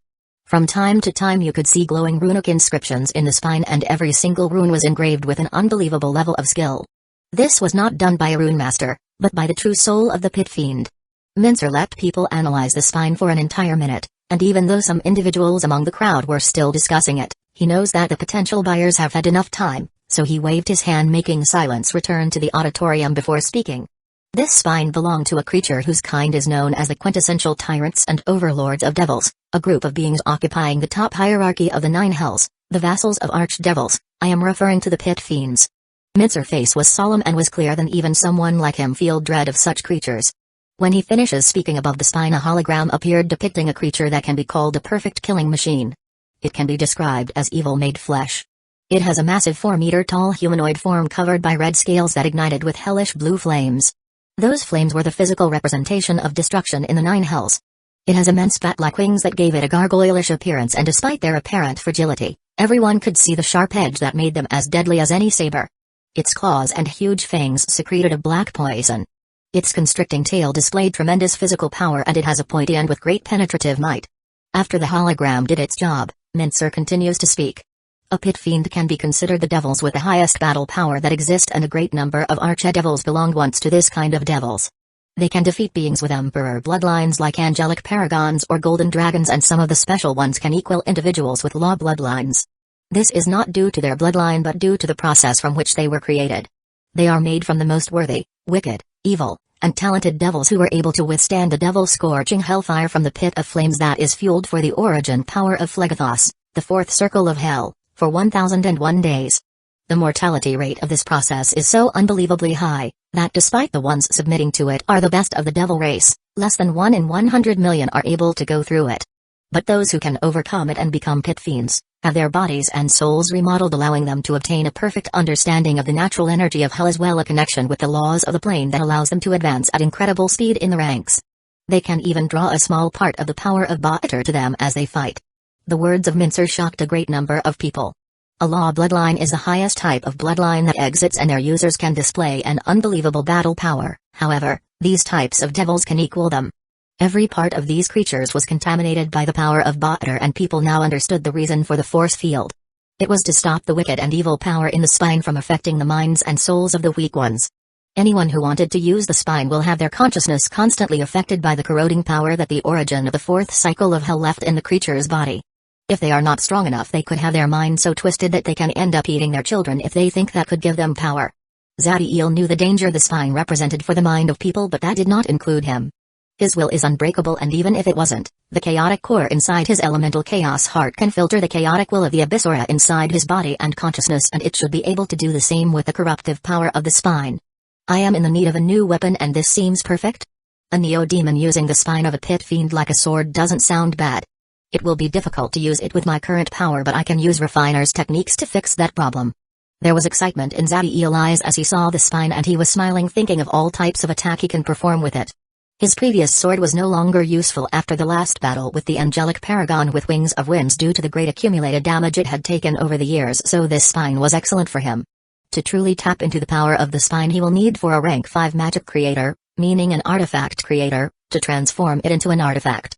But since his energy pool is so small, he will not be able to use an artifact, so instead, he intends to refine the spine that will allow to partially activate the runes in it and draw a decent level of its might. When Mincer saw that everyone has processed the information he just gave them, he made the price for the spine appear. The initial price for this pit fiend's spine is 900 million magic crystal. Every bid must be 100 million higher than the last. The number was exorbitant, and that amount of wealth was something a great number of people in the crowd will never be able to own. But less than a second after the number appeared above the spine, it changed to 1.5 billion. The spine was not only useful as a weapon. It can be used as an ingredient for poisons or even as the core material for a high-rank runic set. Therefore the number of people interested in it was not small. When Zadiel saw how fast the price was growing, he frowned, but in the next moment, he relaxed. The spine could reach a high level of synergy with his battle style, but it was not something he must have, so if he is not able to obtain it, he will not truly care. He remains in silence, waiting for the price above the spine to remain steady for a couple of seconds. It took a few minutes, but finally, the price maintains itself at 9.2 billion magic crystal. The price to beat is 9.2 billion magic crystals. If there are no more bids in 3 seconds, it will be sold. Mincer voice resounded through the entire auditorium as he stated the price. Only now did Zadiel put his hand over the orb, making the price for the spine reach 9.4 billion magic crystals. A second later it rose to 9.6 billion, but Zadiel immediately makes it grow to 10 billion. In a suite, one man saw how the number grew and an ominous aura was released from his body. He was smart enough to not let it escape his room, but the killing intent in his yellow eyes was immense. The man was 8 meters tall with an enormous and muscular body, but what truly was peculiar about him was the fact his appearance is similar to the figure of the pit fiend above the spine. He has black leathery hides, powerful wings, and a long tail. A pair of huge curved horns were coming out from his head, accompanying his sharp teeth and bestial eyes. There was another man in the room. He was 2 meters tall and has green skin and black eyes. His power could not compare with the man by his side, but that did not mean it was small. My lord, you should reserve your wealth. We can obtain a part of a pit fiend another time, but important articles will be appearing tomorrow. The man's eyes narrow when he hears this, and although the killing intent in them was still present, the aura around him disappeared. Fine, but starting today I want you to investigate any information about the buyer of this spine. I will allow him to have it for now, but what I desire always ends up in my hands. The man with green skin nods and offers no more words. Zadiel did not know what those two men were talking about, but even if he knew, he would not care. He is not so stupid as to go exposing his wealth for everyone to see, and by the time he finishes with the spine, no one will be able to recognize its origin. The crystals were subtracted from his ring, and now he was the owner of the spine of a pit fiend. Chapter 189, The End of the Auction. Zadiel was not interested in the articles that will be exhibited during the third and final day of the auction. He knew by how previous auctions went that there will be mostly stuff useful for rank 6 life form, and even if he wanted, he did not have enough money. However, he still attended with the others. Maybe some unique items like the Underworld Forge could appear, and even if he wasn't able to buy it, he will be aware of their presence in the Magi world. Unfortunately, no such thing happened.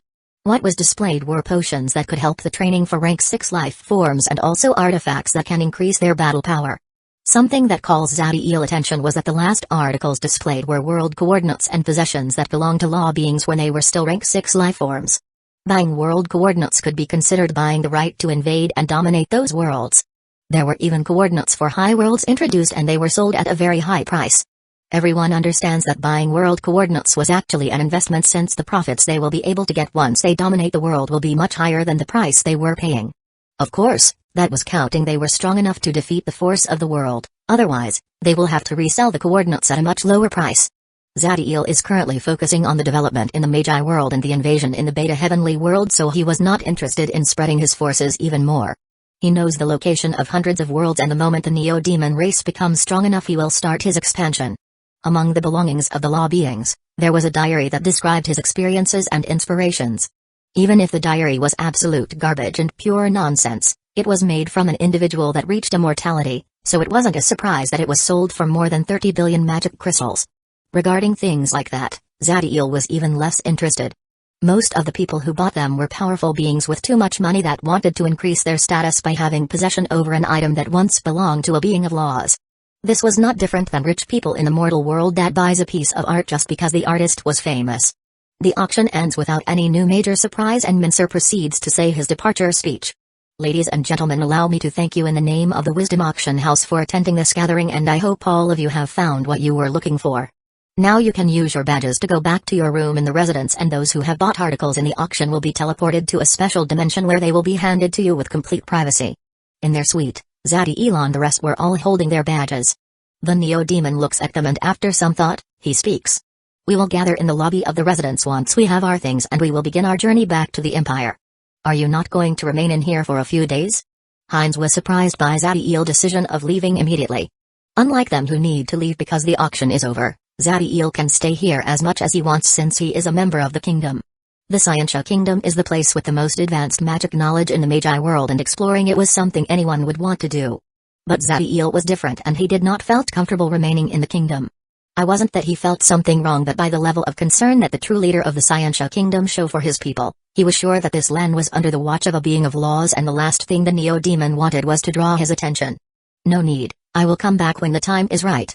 Zadiel shook his head and gave no more explanation. The rest saw these and did not question him. They knew that if he wanted to explain he would have done it, besides this will mean they will not have to wait for him. They all activated their golden badges, and in the next second, they disappeared from the suite. Zadiel appeared in a white room with no doors or windows, and the only piece of furniture was a table that has 3 small white boxes on top of it. He was not alone in the room. Sinner and Gabriel were waiting for him here. The Neo-Demon eyes narrowed when he noticed the duo. But when he saw the boxes that should contain the Nirvanic root, Pit Fiend's spine, and most importantly, the Underworld Forge, he relaxes and walks to them. "Why are you two waiting for me in here?" Zadiel was smiling as he spoke. When Siren saw how casual his behavior was despite he no longer having those 3 rank 4 life forms by his side, she could not help but sigh, and her eyes displayed a sense of defeat. She was hoping that Zadiel would act at least a little more modest due to their difference in power, but it was clear he did not consider her a threat. Zadiel was very clear of the behavior of the people of the kingdom, and he also knew that the second prince will not allow people to hurt him in his presence since the king was interested in him. "You have to examine the items you bought, and I need to know that you find no problem with them." She was speaking the truth, but of course, such tasks were not usually handled by someone of her position. Gabriel did not care too much by how Zadiel acted and merely nods before speaking. "I was sent here by my royal father. In case you have decided to leave right now, I was tasked to escort you and your friends back to the Empire. We can assure that no one knows the identity of the buyers. However, fights on the Ocean of 1,000 Wonders are very common after the auction is over." Gabriel's face was calm, and it was clear he did not consider traveling in an area full of battles something worth worrying about.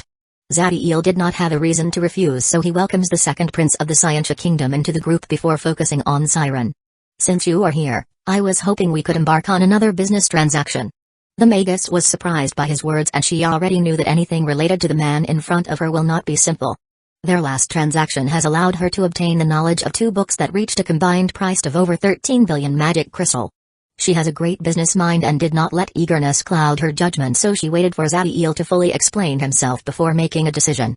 "I need a constant supply of bloodlines, and although the purity doesn't need to be perfect, it also must not reach the point where they have degraded to something inferior. They need to be at least king bloodlines. It doesn't matter if they come from races with disabilities like the chaotic mind of demons or the depravity of devils. I need this business to be made with discretion as well. The need for bloodlines is very common in the Magi world, since there is an entire branch of Magi that follows that path, but they are usually also accompanied by a path technique that can guide their transformation. Just having the bloodline of a powerful creature is useless if you don't know to use it." Siren also found it very weird that Zadiel was not looking for a race in specific and did not care for the side effect of some bloodlines. But that did not concern her, so after making some calculation about the rentability of the operation, she spoke. "Due to the standards that you have established, I am confident of being able to establish a steady supply of king bloodlines. For those at the Emperor level, I should be able to occasionally procure some of them, although they will have a price of over 1 billion magic crystal each one of them. I will need time to establish a secure and quiet channel with the hunters, therefore, the first batch will be ready in a year, and then every month a new batch will be delivered." Siren exuded a great charisma as she spoke. Neither of them even thought about law bloodlines. That was something no amount of money could buy. Zadiel knew that this enterprise will need a great amount of wealth, and his funds were pretty low right now. Luckily he has a way to handle that. "If you are willing to use the future money that the books will generate as payment for the bloodlines, I am willing to pay a 10% commission." Siren thought for a moment, and since she was confident in her ability to sell the books and the money she will get from them, she agrees with his proposition. "Excellent. Please send the bloodlines to the Daybreak Magic Tower. There will be a dragonborn to receive them." Zadiel was very happy after having handled the problem with the bloodlines, and once he inspected the contents of the white boxes, he says goodbye to Siren and leaves with Gabriel.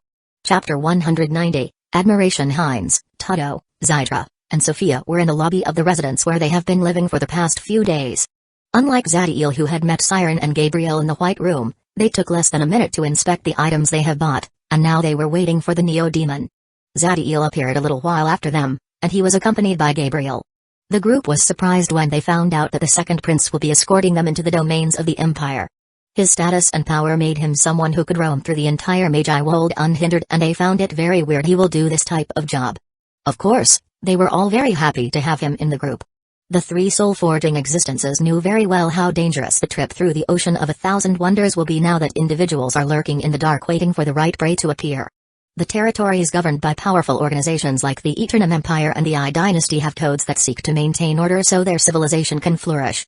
These codes created a layer of security for people, a relative one, but one nonetheless. However, the Ocean of 1,000 Wonders was different. No organization has control over it, and a surveillance in it is null. This made this ocean a paradise for robbers, especially now that there will be people traveling with all sorts of unique goods. The 6 of them left the residence and were heading to the exit of the kingdom. The force field that covered most of the continent made any attempt of teleportation in and out of it almost impossible, so they first needed to reach the shore before Gabriel could lead them away. All of a sudden Zadiel's face becomes cold and stops in midair before making the Eye of Life and Creation appear in his forehead. The rest were confused by his behavior, but he did not have time to explain. He focuses on the direction from where he had just felt a sharp killing intent directed to him. It was extremely fast and hidden very well, to the point that even with his instinct and experience he almost didn't notice. It took him a moment, but he was able to track it to a man in his mid-40s. He has dark hair and his most distinctive feature was the 2 red bloodline eyes he had on his forehead. He was an eye holder and his power had reached rank 4, giving him the title of Eye Tyrant. He was not alone, since he was part of a team of soul-forging individuals that were following an old woman whose bloodline eyes were dark green and whose face was filled with arrogance. The old woman was the most powerful of the group by a large margin, and there was an impure and nefarious aura around her. Despite her appearance, the Eye of Life and Creation showed Zadiel the immense life force inside her. Zadiel's memory was perfect, and he was able to see the similarities between the man with the red eyes and a naive and arrogant man he had crippled during one of his first mission on the Magi world after he reached rank 1. He is the person that Abyssal threatened me with so many years ago, the patriarch of the Blood Eye clan, Fins Santorum. Zadiel's eyes were cold and he was frowning. If you look him attentively you will notice that there was uncertainty on the eyes of the Neo-Demon. He was not fond of underestimating his enemies, so after his magic tower was completed, one of the tasks he has given to Dante was to find all the information he could about the Blood Eye clan. That is why he was able to recognize the Eye Tyrant so fast. The Blood Eye clan was a rank 4 bloodline clan under the ominous Eye clan. The reason for the man-hatred was the fact that Dratus, his son, was born with a mutated bloodline, and unlike the rest of the clan whose bloodline reached maturity at rank 4, he had a king bloodline, which made him extremely important. The reason why Zadiel was feeling confused was not the Eye Tyrant. Truthfully, he did not consider him a threat, since Dotto and Zytra could easily equal him and Heinz could kill him without a problem, but the old woman he was accompanying was a different subject.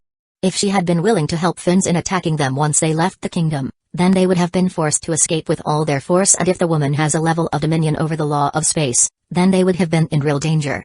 But the moment Gabriel joined their party, that epic tale was replaced for a boring journey. It seems a pure coincidence that they have met here and now, but Zadiel could not shake the feeling that something more happening. He made some deductions with the information he had present, and although the possibility was very low, Zadiel always trusted his instinct. Fate. Zadiel's eyes became incredibly colder when he thought about it. Gabriel has been watching Zadiel's behavior, and when he saw the coldness with which he looked at the group of eye holders, his eyes narrowed. From the second prince, a consciousness so immensely powerful that was like an invincible ancient creature was released and charged at the group of eye holders. It encompasses all of them in less than a fraction of a second. The natural energy around the eye holders froze, and the eye tyrants could not help but tremble as they felt in the consciousness a power high enough to crush their bodies in an instant. The old woman was more composed, but the arrogance in her face had disappeared and was carefully looking at Gabriel. Gabriel did not speak or try to explain himself. He just concentrated the energy of his consciousness and branded every single eye holder with a rune in their chest. When the old woman saw the rune, her eyes became frosty, but she was not targeting Gabriel. She was staring at Fins, making his face pale. The old woman sneered when he saw the behavior of the man, and she looks at Gabriel for a moment before bowing and leaving with the rest of his people. The second prince did not stop them, and he concentrates a great amount of energy into his hand, creating a black stone filled with runic inscriptions. If they had attacked or at least threatened you, I could have killed them, but since they behaved and followed the rules of the kingdom, this is the best I can do. This stone will show you their position at any time, and if they get near you, you can use it to activate the runes I left in their bodies. It will fatally injure those at rank 4, but it will only incapacitate the law engraving woman enough time so you can escape. Gabriel's face was peaceful as he extends his hand with the stone to Zadiel. When Heinz, Zytra, Sophia, and Toto hear this, they were shocked and could not help but look at Gabriel with admiration. He was very young with a thriving life force like a furious volcano, and yet his control over the laws and the energy of the world could only be described as godly. Zadiel did not immediately take the stone and look deeply at the man before speaking. I am thankful, but why did you do it? This was not something the king commanded you to do, but something that you chose. Gabriel was a little surprised by the question, but he found it very easy to answer. In my kingdom there is a saying, the royal family is above all his subjects. It doesn't mean we are superior to the rest of our people, but that we watch over them and protect them from any harm. I am a prince of the Scientia Kingdom, and from the moment I was born, my purpose has always been to protect my people, and that includes you." Gabriel's eyes displayed an immense sense of righteousness and honor. His behavior was not something that was indoctrinated to him or forced, it was something he believed from the deepest part of his soul, and he takes great pride in it. When Zadiel hears him, for the first time in a very long time, he felt a sense of inferiority. It was not targeting the prince in front of him but to the man who created this kingdom. The sense of purpose and conviction he saw in Gabriel's eyes was the same that was present in Ezequiel Elondrax. Right now every neo-demon was someone who put their race above themselves, and it was something Zadiel took great pride on. But what about those born after 10 generations, or 10,000? Even he could not say that every member of his race could still have such devotion to his people like the man in front of him. I must say that the creator of the Scientia Kingdom is someone worthy of respect and admiration. After saying those words, Zadiel took the stone and kept it on his ring. For the first time since they met, the group saw Gabriel smiling. It was clear that hearing someone praise his leader made him happy. "Let's go, my responsibilities are many, so we need to move fast." Chapter 191, Soul Guardian Beast. Gabriel's control over the law of space is impressive, and the 6 of them were traveling at an unbelievable speed through the ocean of 1,000 wonders. There was a crystal sphere containing the group and was protecting them. This was a high-level application of the law of space that was constructed by the second prince through the compression of space around them. The sphere was very thin, and yet its defensive might was amazingly high. And that was not all, since the momentum of it was constantly increasing, along with its speed, making the kinetic energy it was generating soar. Zadiel was surprised by the high level of law comprehension that Gabriel was displaying despite being so young and having no help from a bloodline.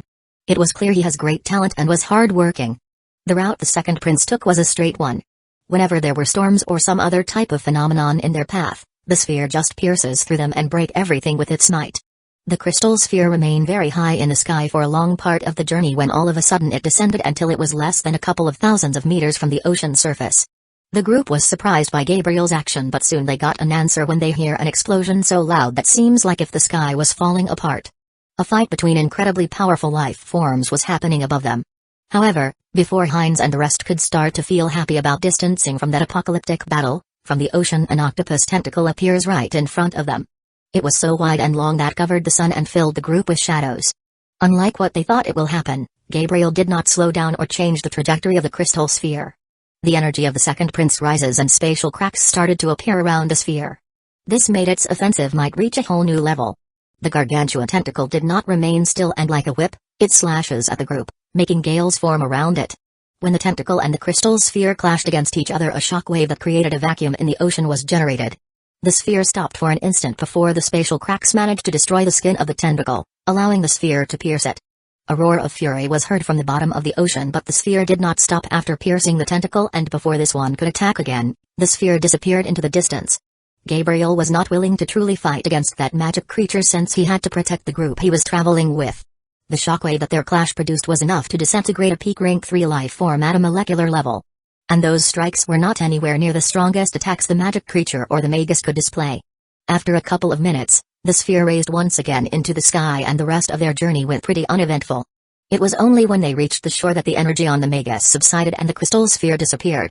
"We have reached the land controlled by the Eternum Empire. I will leave now. You can use the tablet that I gave you to contact me, even if we are in different worlds, but I may take a long time to respond.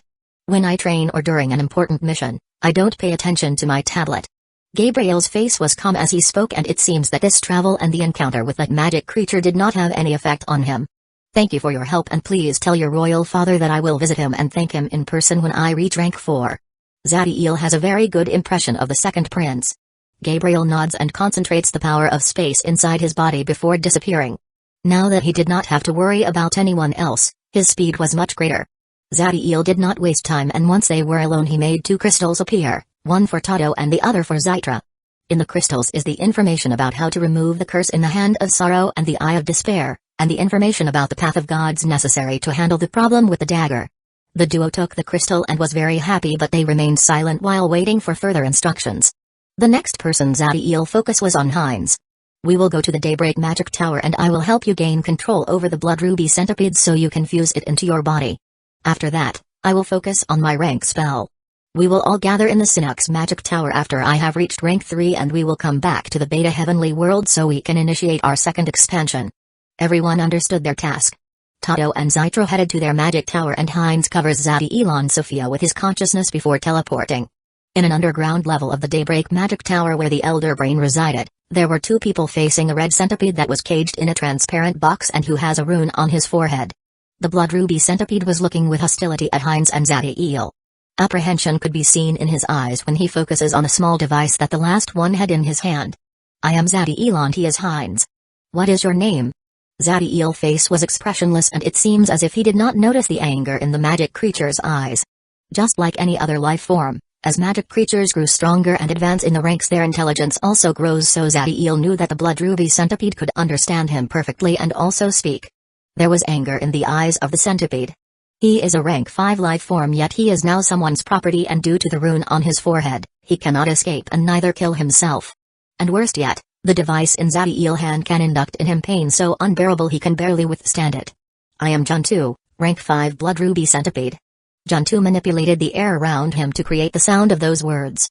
Zadie saw the behavior of the centipede and he nodded. If it was an obstinate one who did not care about anything, it will be very hard to proceed with his plan. Magic creatures can also be considered a bloodline race with a rank of maturity that usually depicts the final stage of their development. There are uncountable different kinds of magic creatures, but there are characteristics that most of them present. Regardless of how high their intelligence grows, they tend to act according to their instinct and display living behavior similar to the rest of their kind. They are fiercely territorial and attack everyone who enters their domains as long the difference in power is not immense.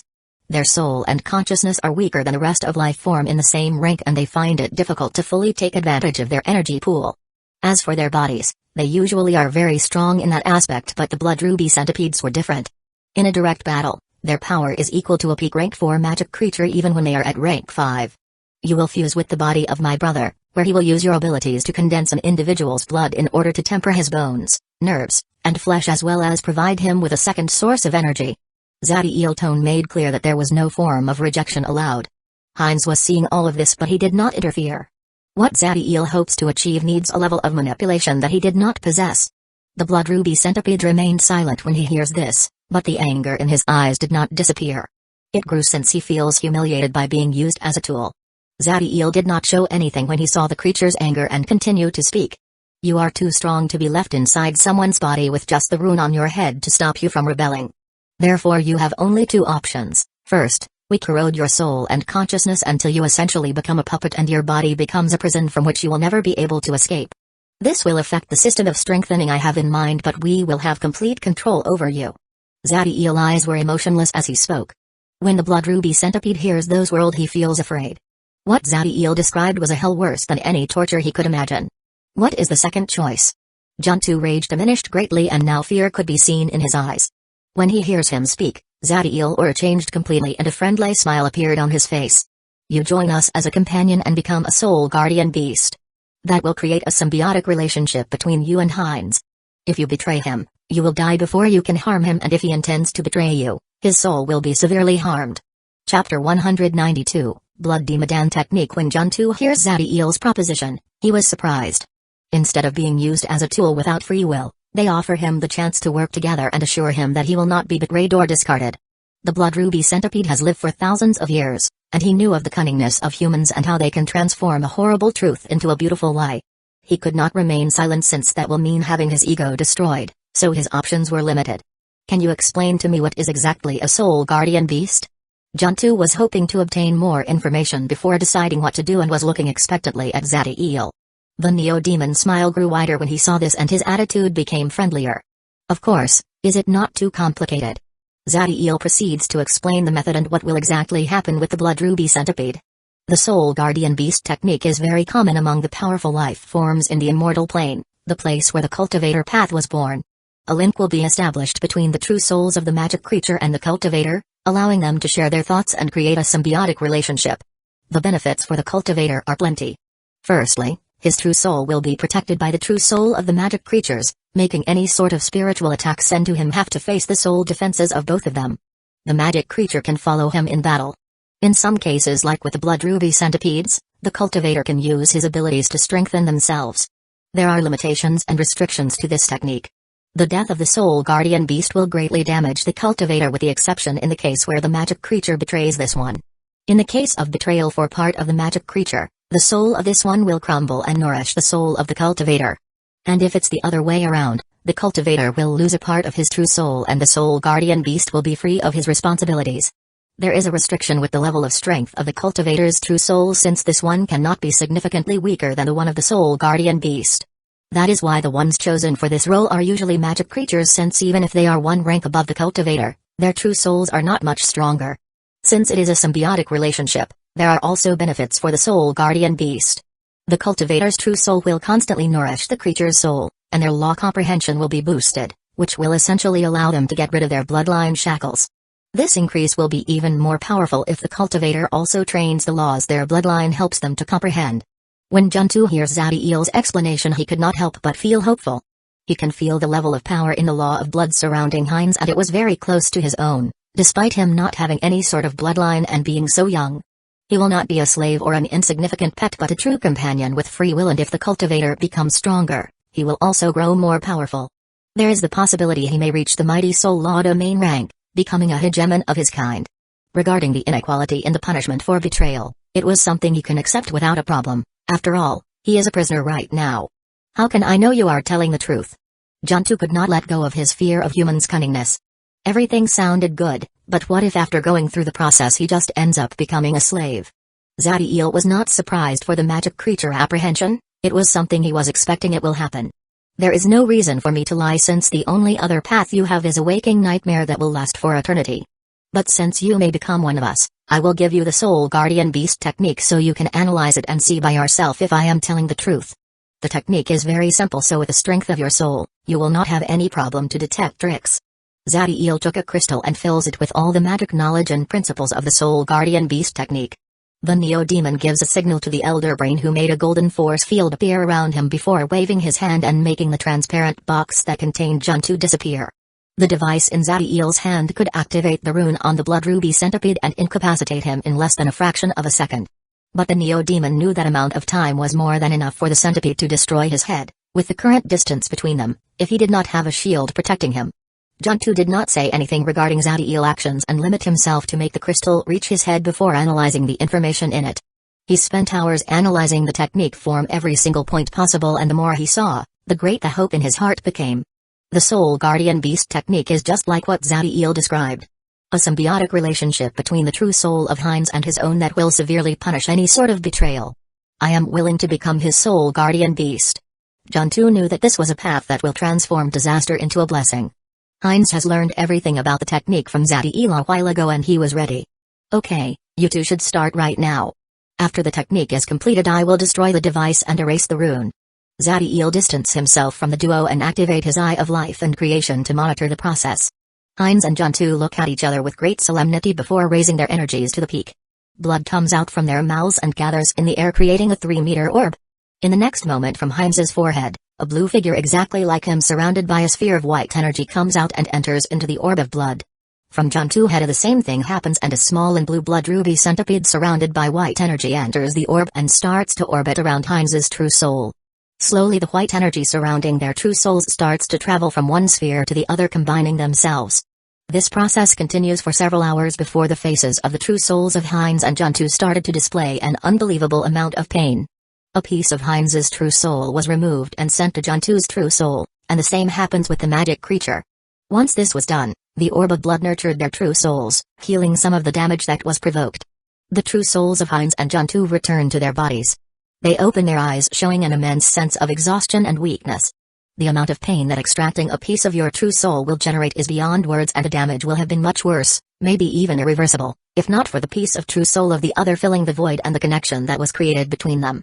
The next time Heinz and Juntu look at each other, there was a sense of familiarity in their eyes. Their souls were connected and the bond they have created was extremely solid. When Zadiel saw this, he nods and made the device self-destruct erasing the rune in Juntu's head. When the blood ruby centipede feels the rune disappear, he looks at the Neo-Demon and gives a small bow to display his gratitude. Good, now that is over, it's time for me to pass the blood Demadan technique to the two of you. This technique will strengthen Heinz's body by using blood energy to temper every part of him, which will give him a powerful physique and it will allow his blood to contain a great amount of vitality and energy. It is very difficult to advance in the blood Demadan technique by only using your blood. That is why the technique allows you to use the blood of others to speed up your training, But this will could create flaws since the blood of powerful life forms is contaminated with all sorts of energies. This is where Danzō enters. As a blood ruby centipede, he can purify the blood and allow only the purest blood energy to be used, making the speed of training hundred of times faster. After finishing speaking, Zadiel gives the duo the blood Dimadan technique. They focus their minds on it and after a few hours, they learn what they need to do. Danzō looks at Heinz, and after this one nods he jumps into his chest and penetrates his skin, entering his body. Once inside him, the blood ruby centipede travels to Heinz's heart before encompassing and piercing it with his legs. Heinz frowned a little due to the pain, but in the next second a wave of vitality fills him, healing all the damage Danzō made.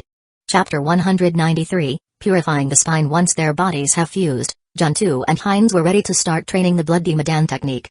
The principles behind this technique are extremely profound and without amazing talent, it was impossible to even understand them. The technique seeks to use blood energy to nourish the body, enhancing its might, and its goal is gradually mutate your constitution into one of a Dimadan. Dimadans are a type of brutal and very powerful fiend race known for their strong bodies and destructive abilities. They can fight melee battles with titans on equal ground and rip to pieces normal dragons without a problem. Despite their might, Dimadans are one of the least known fiend races, due to their low population and the fact they mostly remain in the Wicked Throne, their home plane. Like most high-rank techniques, the blood Dimadan technique uses the power of the laws to work, and in this one, the law of blood is essential. In the minds of Heinz and Danzō, there were 6 levels of this technique. For the first level, one will need to have the law of blood at the potential level just to start training it, and once it was completed, you will obtain a physical power that will allow you to fight with rank 4 life forms with just your body. Of course, that was as long your opponent has not activated their law avatar, but in that case, you can activate your own, and with the addition of your new physical might, your power will soar. Heinz and Danzō were truly impressed with the technique, especially since to advance, it only requires you to have the law of blood at a high level, and it doesn't matter if your rank has not advanced. Once the 3rd level of the blood Dimadan technique is completed, your body will go through a qualitative change, pushing you one step closer to a true Dimadan constitution. Your body will have the strength of a rank 5 life form and unlock very powerful abilities. Once that happens, and since Heinz's law comprehension allows him to fuse with his law avatar, he will have the power to fight against rank 5 life forms at rank 4 on equal grounds. What the duo did not know was that there is a 7th level for the technique, and achieving it will make you undefeatable under rank 7 and allow you to at least be able to run from a being of laws. The reason why Zadiel did not give them the entire technique was not a matter of trust. He knows very well that sometimes knowing too much could be extremely dangerous, besides nothing stops him from giving them last level when they become strong enough. The blood Dimadan technique is very hard to practice and needs copious amounts of blood energy to work. Without Danzō, just finishing the 1st level will have taken Heinz over 30 years. As for the time needed to achieve the 3rd level, 100 or even a couple of thousand of years would have been considered short unless the cultivator was willing to use the blood of powerful life forms and run the risk of leaving flaws in his Dimadan constitution. Zadiel was using the Eye of Life and Creation to analyze Heinz's condition and make sure no problem occurs. He could see the energy that was running through his blood and constantly nurturing his body, and he also saw how it was diminishing at an accelerated rate. Just training the 1st level for less than an hour left Heinz exhausted and his face was pale, but the strength in his body grew significantly. I will remain in the Endless Forest from now on and will make periodical trips to the Ocean of 1,000 Wonders. Contact me when we need to go back to the Beta Heavenly World. There was a deep fighting intent in Heinz's eyes as he spoke. Zadiel understood very well the intentions of his brother. He did not only wanted to use the blood of powerful magic creatures for training the blood Dimadan technique, but also change his battle style and take full advantage of his increased physical might. When Heinz saw Zadiel nodding, he teleported out of the magic tower and disappeared into the Endless Forest. Now then that is over, Zadiel can focus on his power. He communicates with Dandy's consciousness inside the elder brain. Is the purifying pool finished? Yes, father. I followed your instructions, and since most of the ingredients were already in storage, I was able to complete it while you helped uncle. Dante uses one of the tendrils of the elder brain and pointed at a container filled with a blue liquid in a corner of the floor. This was one for the container used to store the natural energy of the world, and now, the liquid inside has changed and obtained purification properties. Zadiel took a white box from his ring and made the pit fiend's spine, which was covered by a force field, appear. Without wasting time, he moved the spine above the container before making the force field disappear. The moment that happens, an evil aura was released from the spine, filling the room, and it remains floating in the air. Its power made it seem as if it was a living creature and not just a piece of a devil's body. The neo-demon eyes narrowed when he feels that aura. All sorts of voices started to appear on his mind and tempt him with everything he desires if he obeys them, But to someone like Zadiel, they were no different than the sound of rain. That did not mean the corruption was not powerful, since it was more than enough to contaminate the mind of a rank 1 life form in a matter of minutes. Zadiel did not care about the effect of the voice. What matters to him was the hell aura that filled the spine. Hell aura was the energy used by devils, and just like Abyss aura, it is poison for any other life form that enters in contact with it. The refining technique that Zadiel plans to use in the pit fiend's spine needs for him to use his own body as a forge. That will exponentially increase the might of the corruptive power, but with the help of the chaotic core, it will not be a problem. However, the chaotic core could not help him with the hell aura, and he needed to purge it from the spine before starting to refine it. Zadiel gives a signal to Dante, and the elder brain takes control over the energy in the tower, creating a massive hand that pushes the spine into the container with blue liquid. The liquid starts to boil the moment the spine enters in contact with it, like water when heated metal touches it. Just the blue liquid will not be enough, so Zadiel makes the all-encompassing sun flame fill the container and strengthen the purifying process. In the Beta Heavenly World, inside a small house close to a giant magic tower, there was a woman sleeping.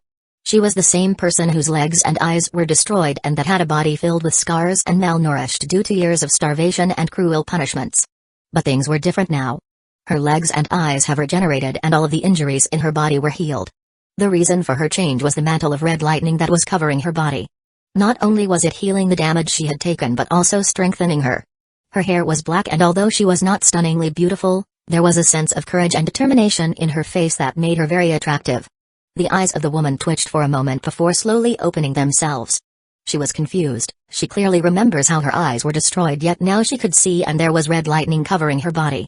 Her mind and will has been tempered through years of living with the constant threat of death, so, despite the strange of the situation, she was able to maintain calm.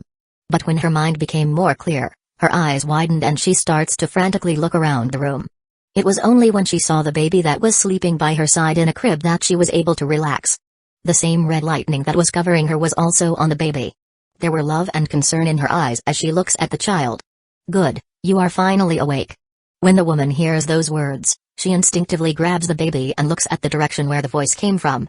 In a corner of the room, there was a female humanoid dragon with flaming wings in her back. When the woman saw those wings, hatred filled her face, but it disappeared immediately.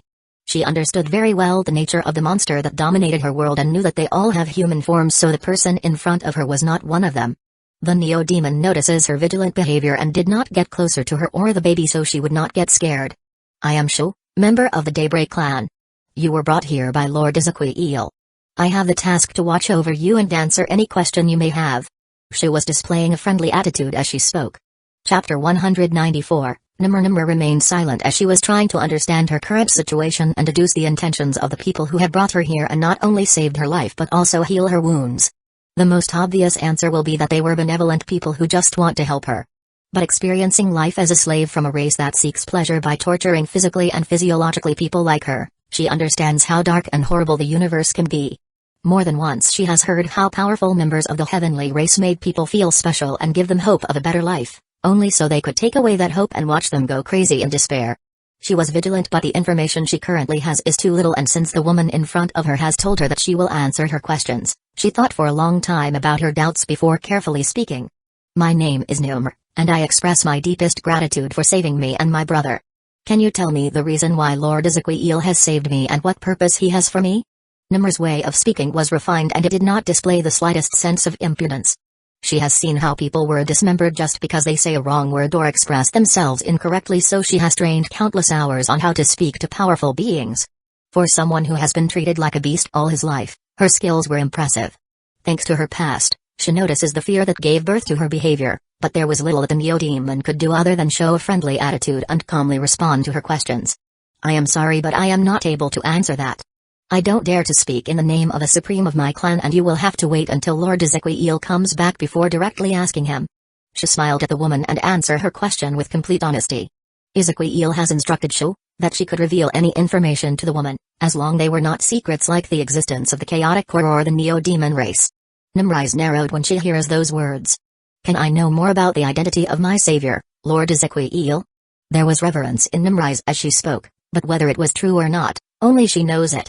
Her question wasn't a weird one, since anyone will be curious about the person who has saved them.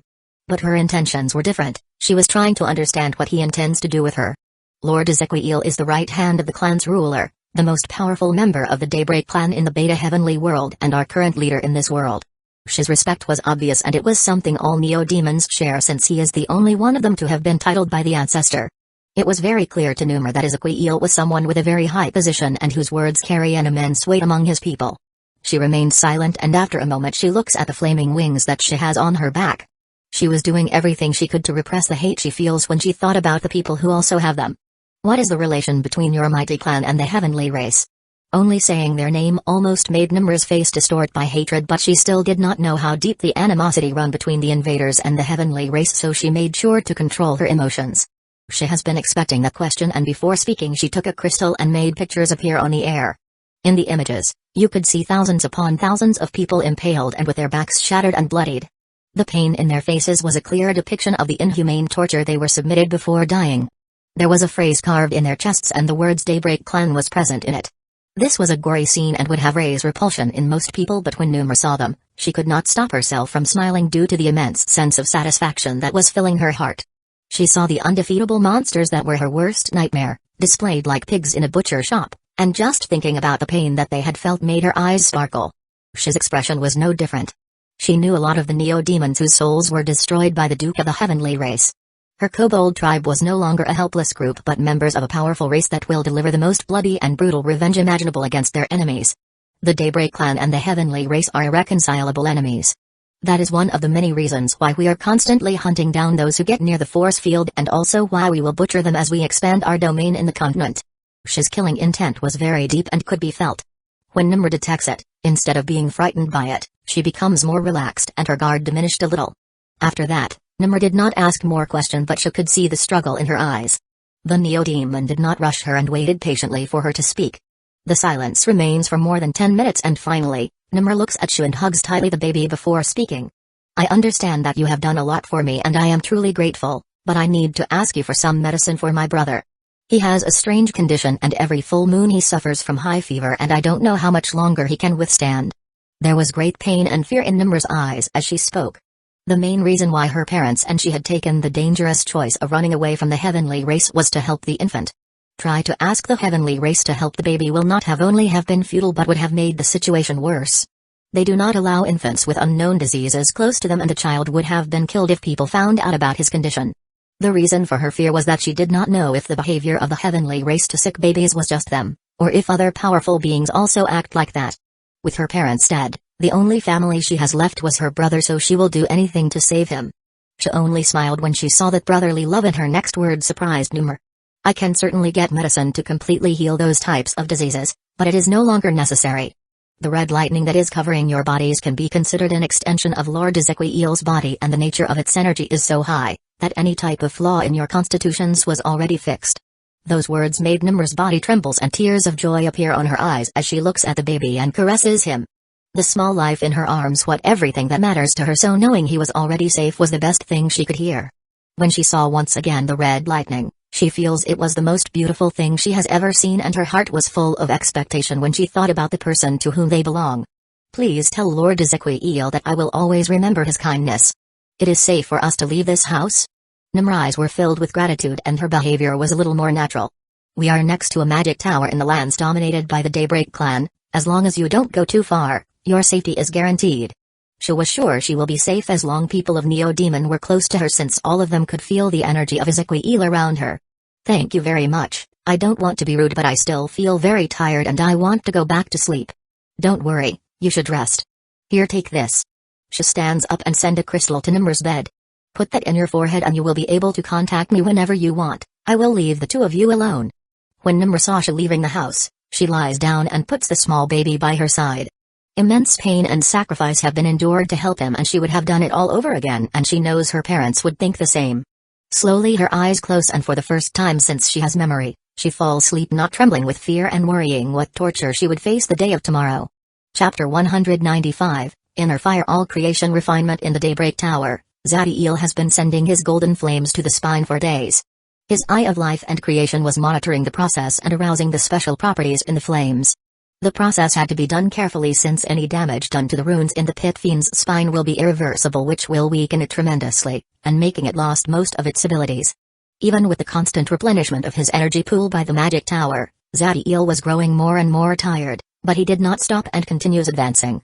It was at the end of the 7th day when the blue liquid had completely evaporated that the purge of hell aura from the spine was over. The mind-corroding power was still present, but the foul energy in it has vanished, and now you could see thin golden lines running through it. The paths that were previously containing hell aura were now filled with sun force. When Zadiel saw these lines, he was surprised, since this was not supposed to happen. It was only when he analyzed the spine with the help of the artificial intelligence chip and the elder brain and noticed that there was no damage done to the spine due to this change that he relaxed. He did not start with the refinement immediately, since it will take a long time and it will be better if he was in top condition before starting. However, before he could start resting, Dante's voice was heard on his mind. "Father, I have troubling information about Aunt Sophia and I require your assistance to decide how to proceed." Zadiel's eyes narrowed when he hears this and signal the boy to continue. "She asks me to gather and organize all the information about the demons that have entered Beta Heavenly World, more specifically those whose emperor bloodline has a connection with the soul." Zadiel's face was serious when he hears this information, and he understood the source of Dante's concern. Sophia was looking for a new bloodline among those demons that have entered the Beta Heavenly World, and her requirements were especially high. Emperor bloodlines will be bought from the kingdom thanks to the deals Adel made with Siren, but they will mostly be those who belong to the bottom of that classification and could not compare to the ones the Neo-Demon desires. Trying to capture a rank for a demon with an emperor bloodline is incredibly difficult, since they will usually attempt suicide attacks when they saw no chance of escaping. And that difficulty only increases when their bloodline gave their souls special abilities, making restraining their bodies and energies to stop them from killing themselves useless. She will need to approach it through a different angle, and the danger will be very high. Zadiel remained silent for some time as he was thinking what to do, and in the end, his eyes displayed determination. Give her all the information that she wants, including the one obtained through the Duke. Tell her that she will need to have a sun tadpole in her hand from now on, and that tadpole will be connected directly to me. As you wish, Father. The universe is full of dangers, and I will not always by your side to help you. I hope you know what you are doing." All sorts of emotions were present in Zadiel's eyes, but in the next second, they became void before closing themselves. Zadiel sleeps for 2 days before he finally felt all of the exhaustion leave his body. He made a 2-meter diameter rune formation on the floor and sat in the center of it before making the pit fiend's spine fly to his hand. Slowly Zadiel's consciousness, energy, and life force started to soak the pit fiend's spine, and you could see how it trembled from time to time as the process advanced. The technique that Zadiel was going to use was named Inner Fire All Creation Refinement. The principle behind it was to make the item you seek to refine part of your body. This will allow you to give it form, and more importantly, your energy will be able to fill the weapon with more ease. You will be able to draw part of its power and not need to fully activate it to use it. By nurturing the spine with the power of his soul, body, and energy, the compatibility he can reach with it will be much higher, and it is essential before the fusion. The nurturing lasted for several hours before finally, the essence of Zadiel was able to infiltrate it. Right now Zadiel could move the weapon with his mind, but the refinement was far from being over. The Neo-Demon's eyes were cold before manipulating the spine and making it pierce his back and bury under his skin. When the spine enters his body, the effect of the mind-corrupting force became 100 of times stronger, and although it could not break Zadiel's will or twist his ego, it was powerful enough to become a burden in a fight. Right away the chaotic core started to act, generating a suction force that tripped that power inside it, eliminating the flaw that would have affected the prolonged use of the weapon. Protrusion could be seen in Zadiel's back as the pit fiend's spine moved before it finally positions itself above this one-known vertebral column and starts circling it. The pain was intense, but the Neo-Demon remained expressionless as he activated the rune formation under his feet that made his entire body glow with a red light. From the tower, a torrent of golden flames reached over Zadiel and immersed this one, making the red glow stronger, and the heat it was producing was astonishing. Even with the power of his body, Zadiel feels like he was being burned alive, but that did not stop him or affected his concentration. Brutal with other and even more brutal with yourself. The eyes of the Neo-Demon glowed with ruthlessness, and he increased the power of the flames bathing him, and by doing so he made the red light more powerful, reaching the level where it starts burning his skin. Zadiel could feel how the pit fiend's spine was starting to embrace his vertebral column, forming a sort of exoskeleton around it. As the heat increased, the bones from the two spines began to fuse. It was only now that the true pain began, and Zadiel feels his back being shattered over and over again and flames incinerating his spinal cord. He did not let the pain distract him from his goal and guided the fusion. Slowly the protrusion on his back was diminishing as the fusion advanced. That unbearable torture remained for more than 10 hours before finally the process was over and Zadiel's body crumbles on the floor. The Neo-Demon had 4th-degree burn injuries all over his body. His golden flames and the ones from the towers started to heal him, and you could see how they regenerated skin, bones, tendons, and muscles with impressive speed. Zadiel remains on the floor without moving until he was completely healed.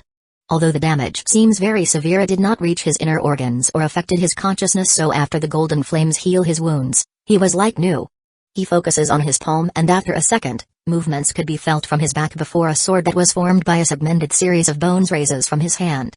It was 1.5 meters long, filled with engraved runes that glowed with blue light. Zadiel was very happy with the sword, and without wasting time, he gets out from the tower and raises into the sky before starting to perform all types of sword strikes with it. The destructive power of those attacks was much greater than the one Zadiel could perform with his previous sword, but that was only the beginning.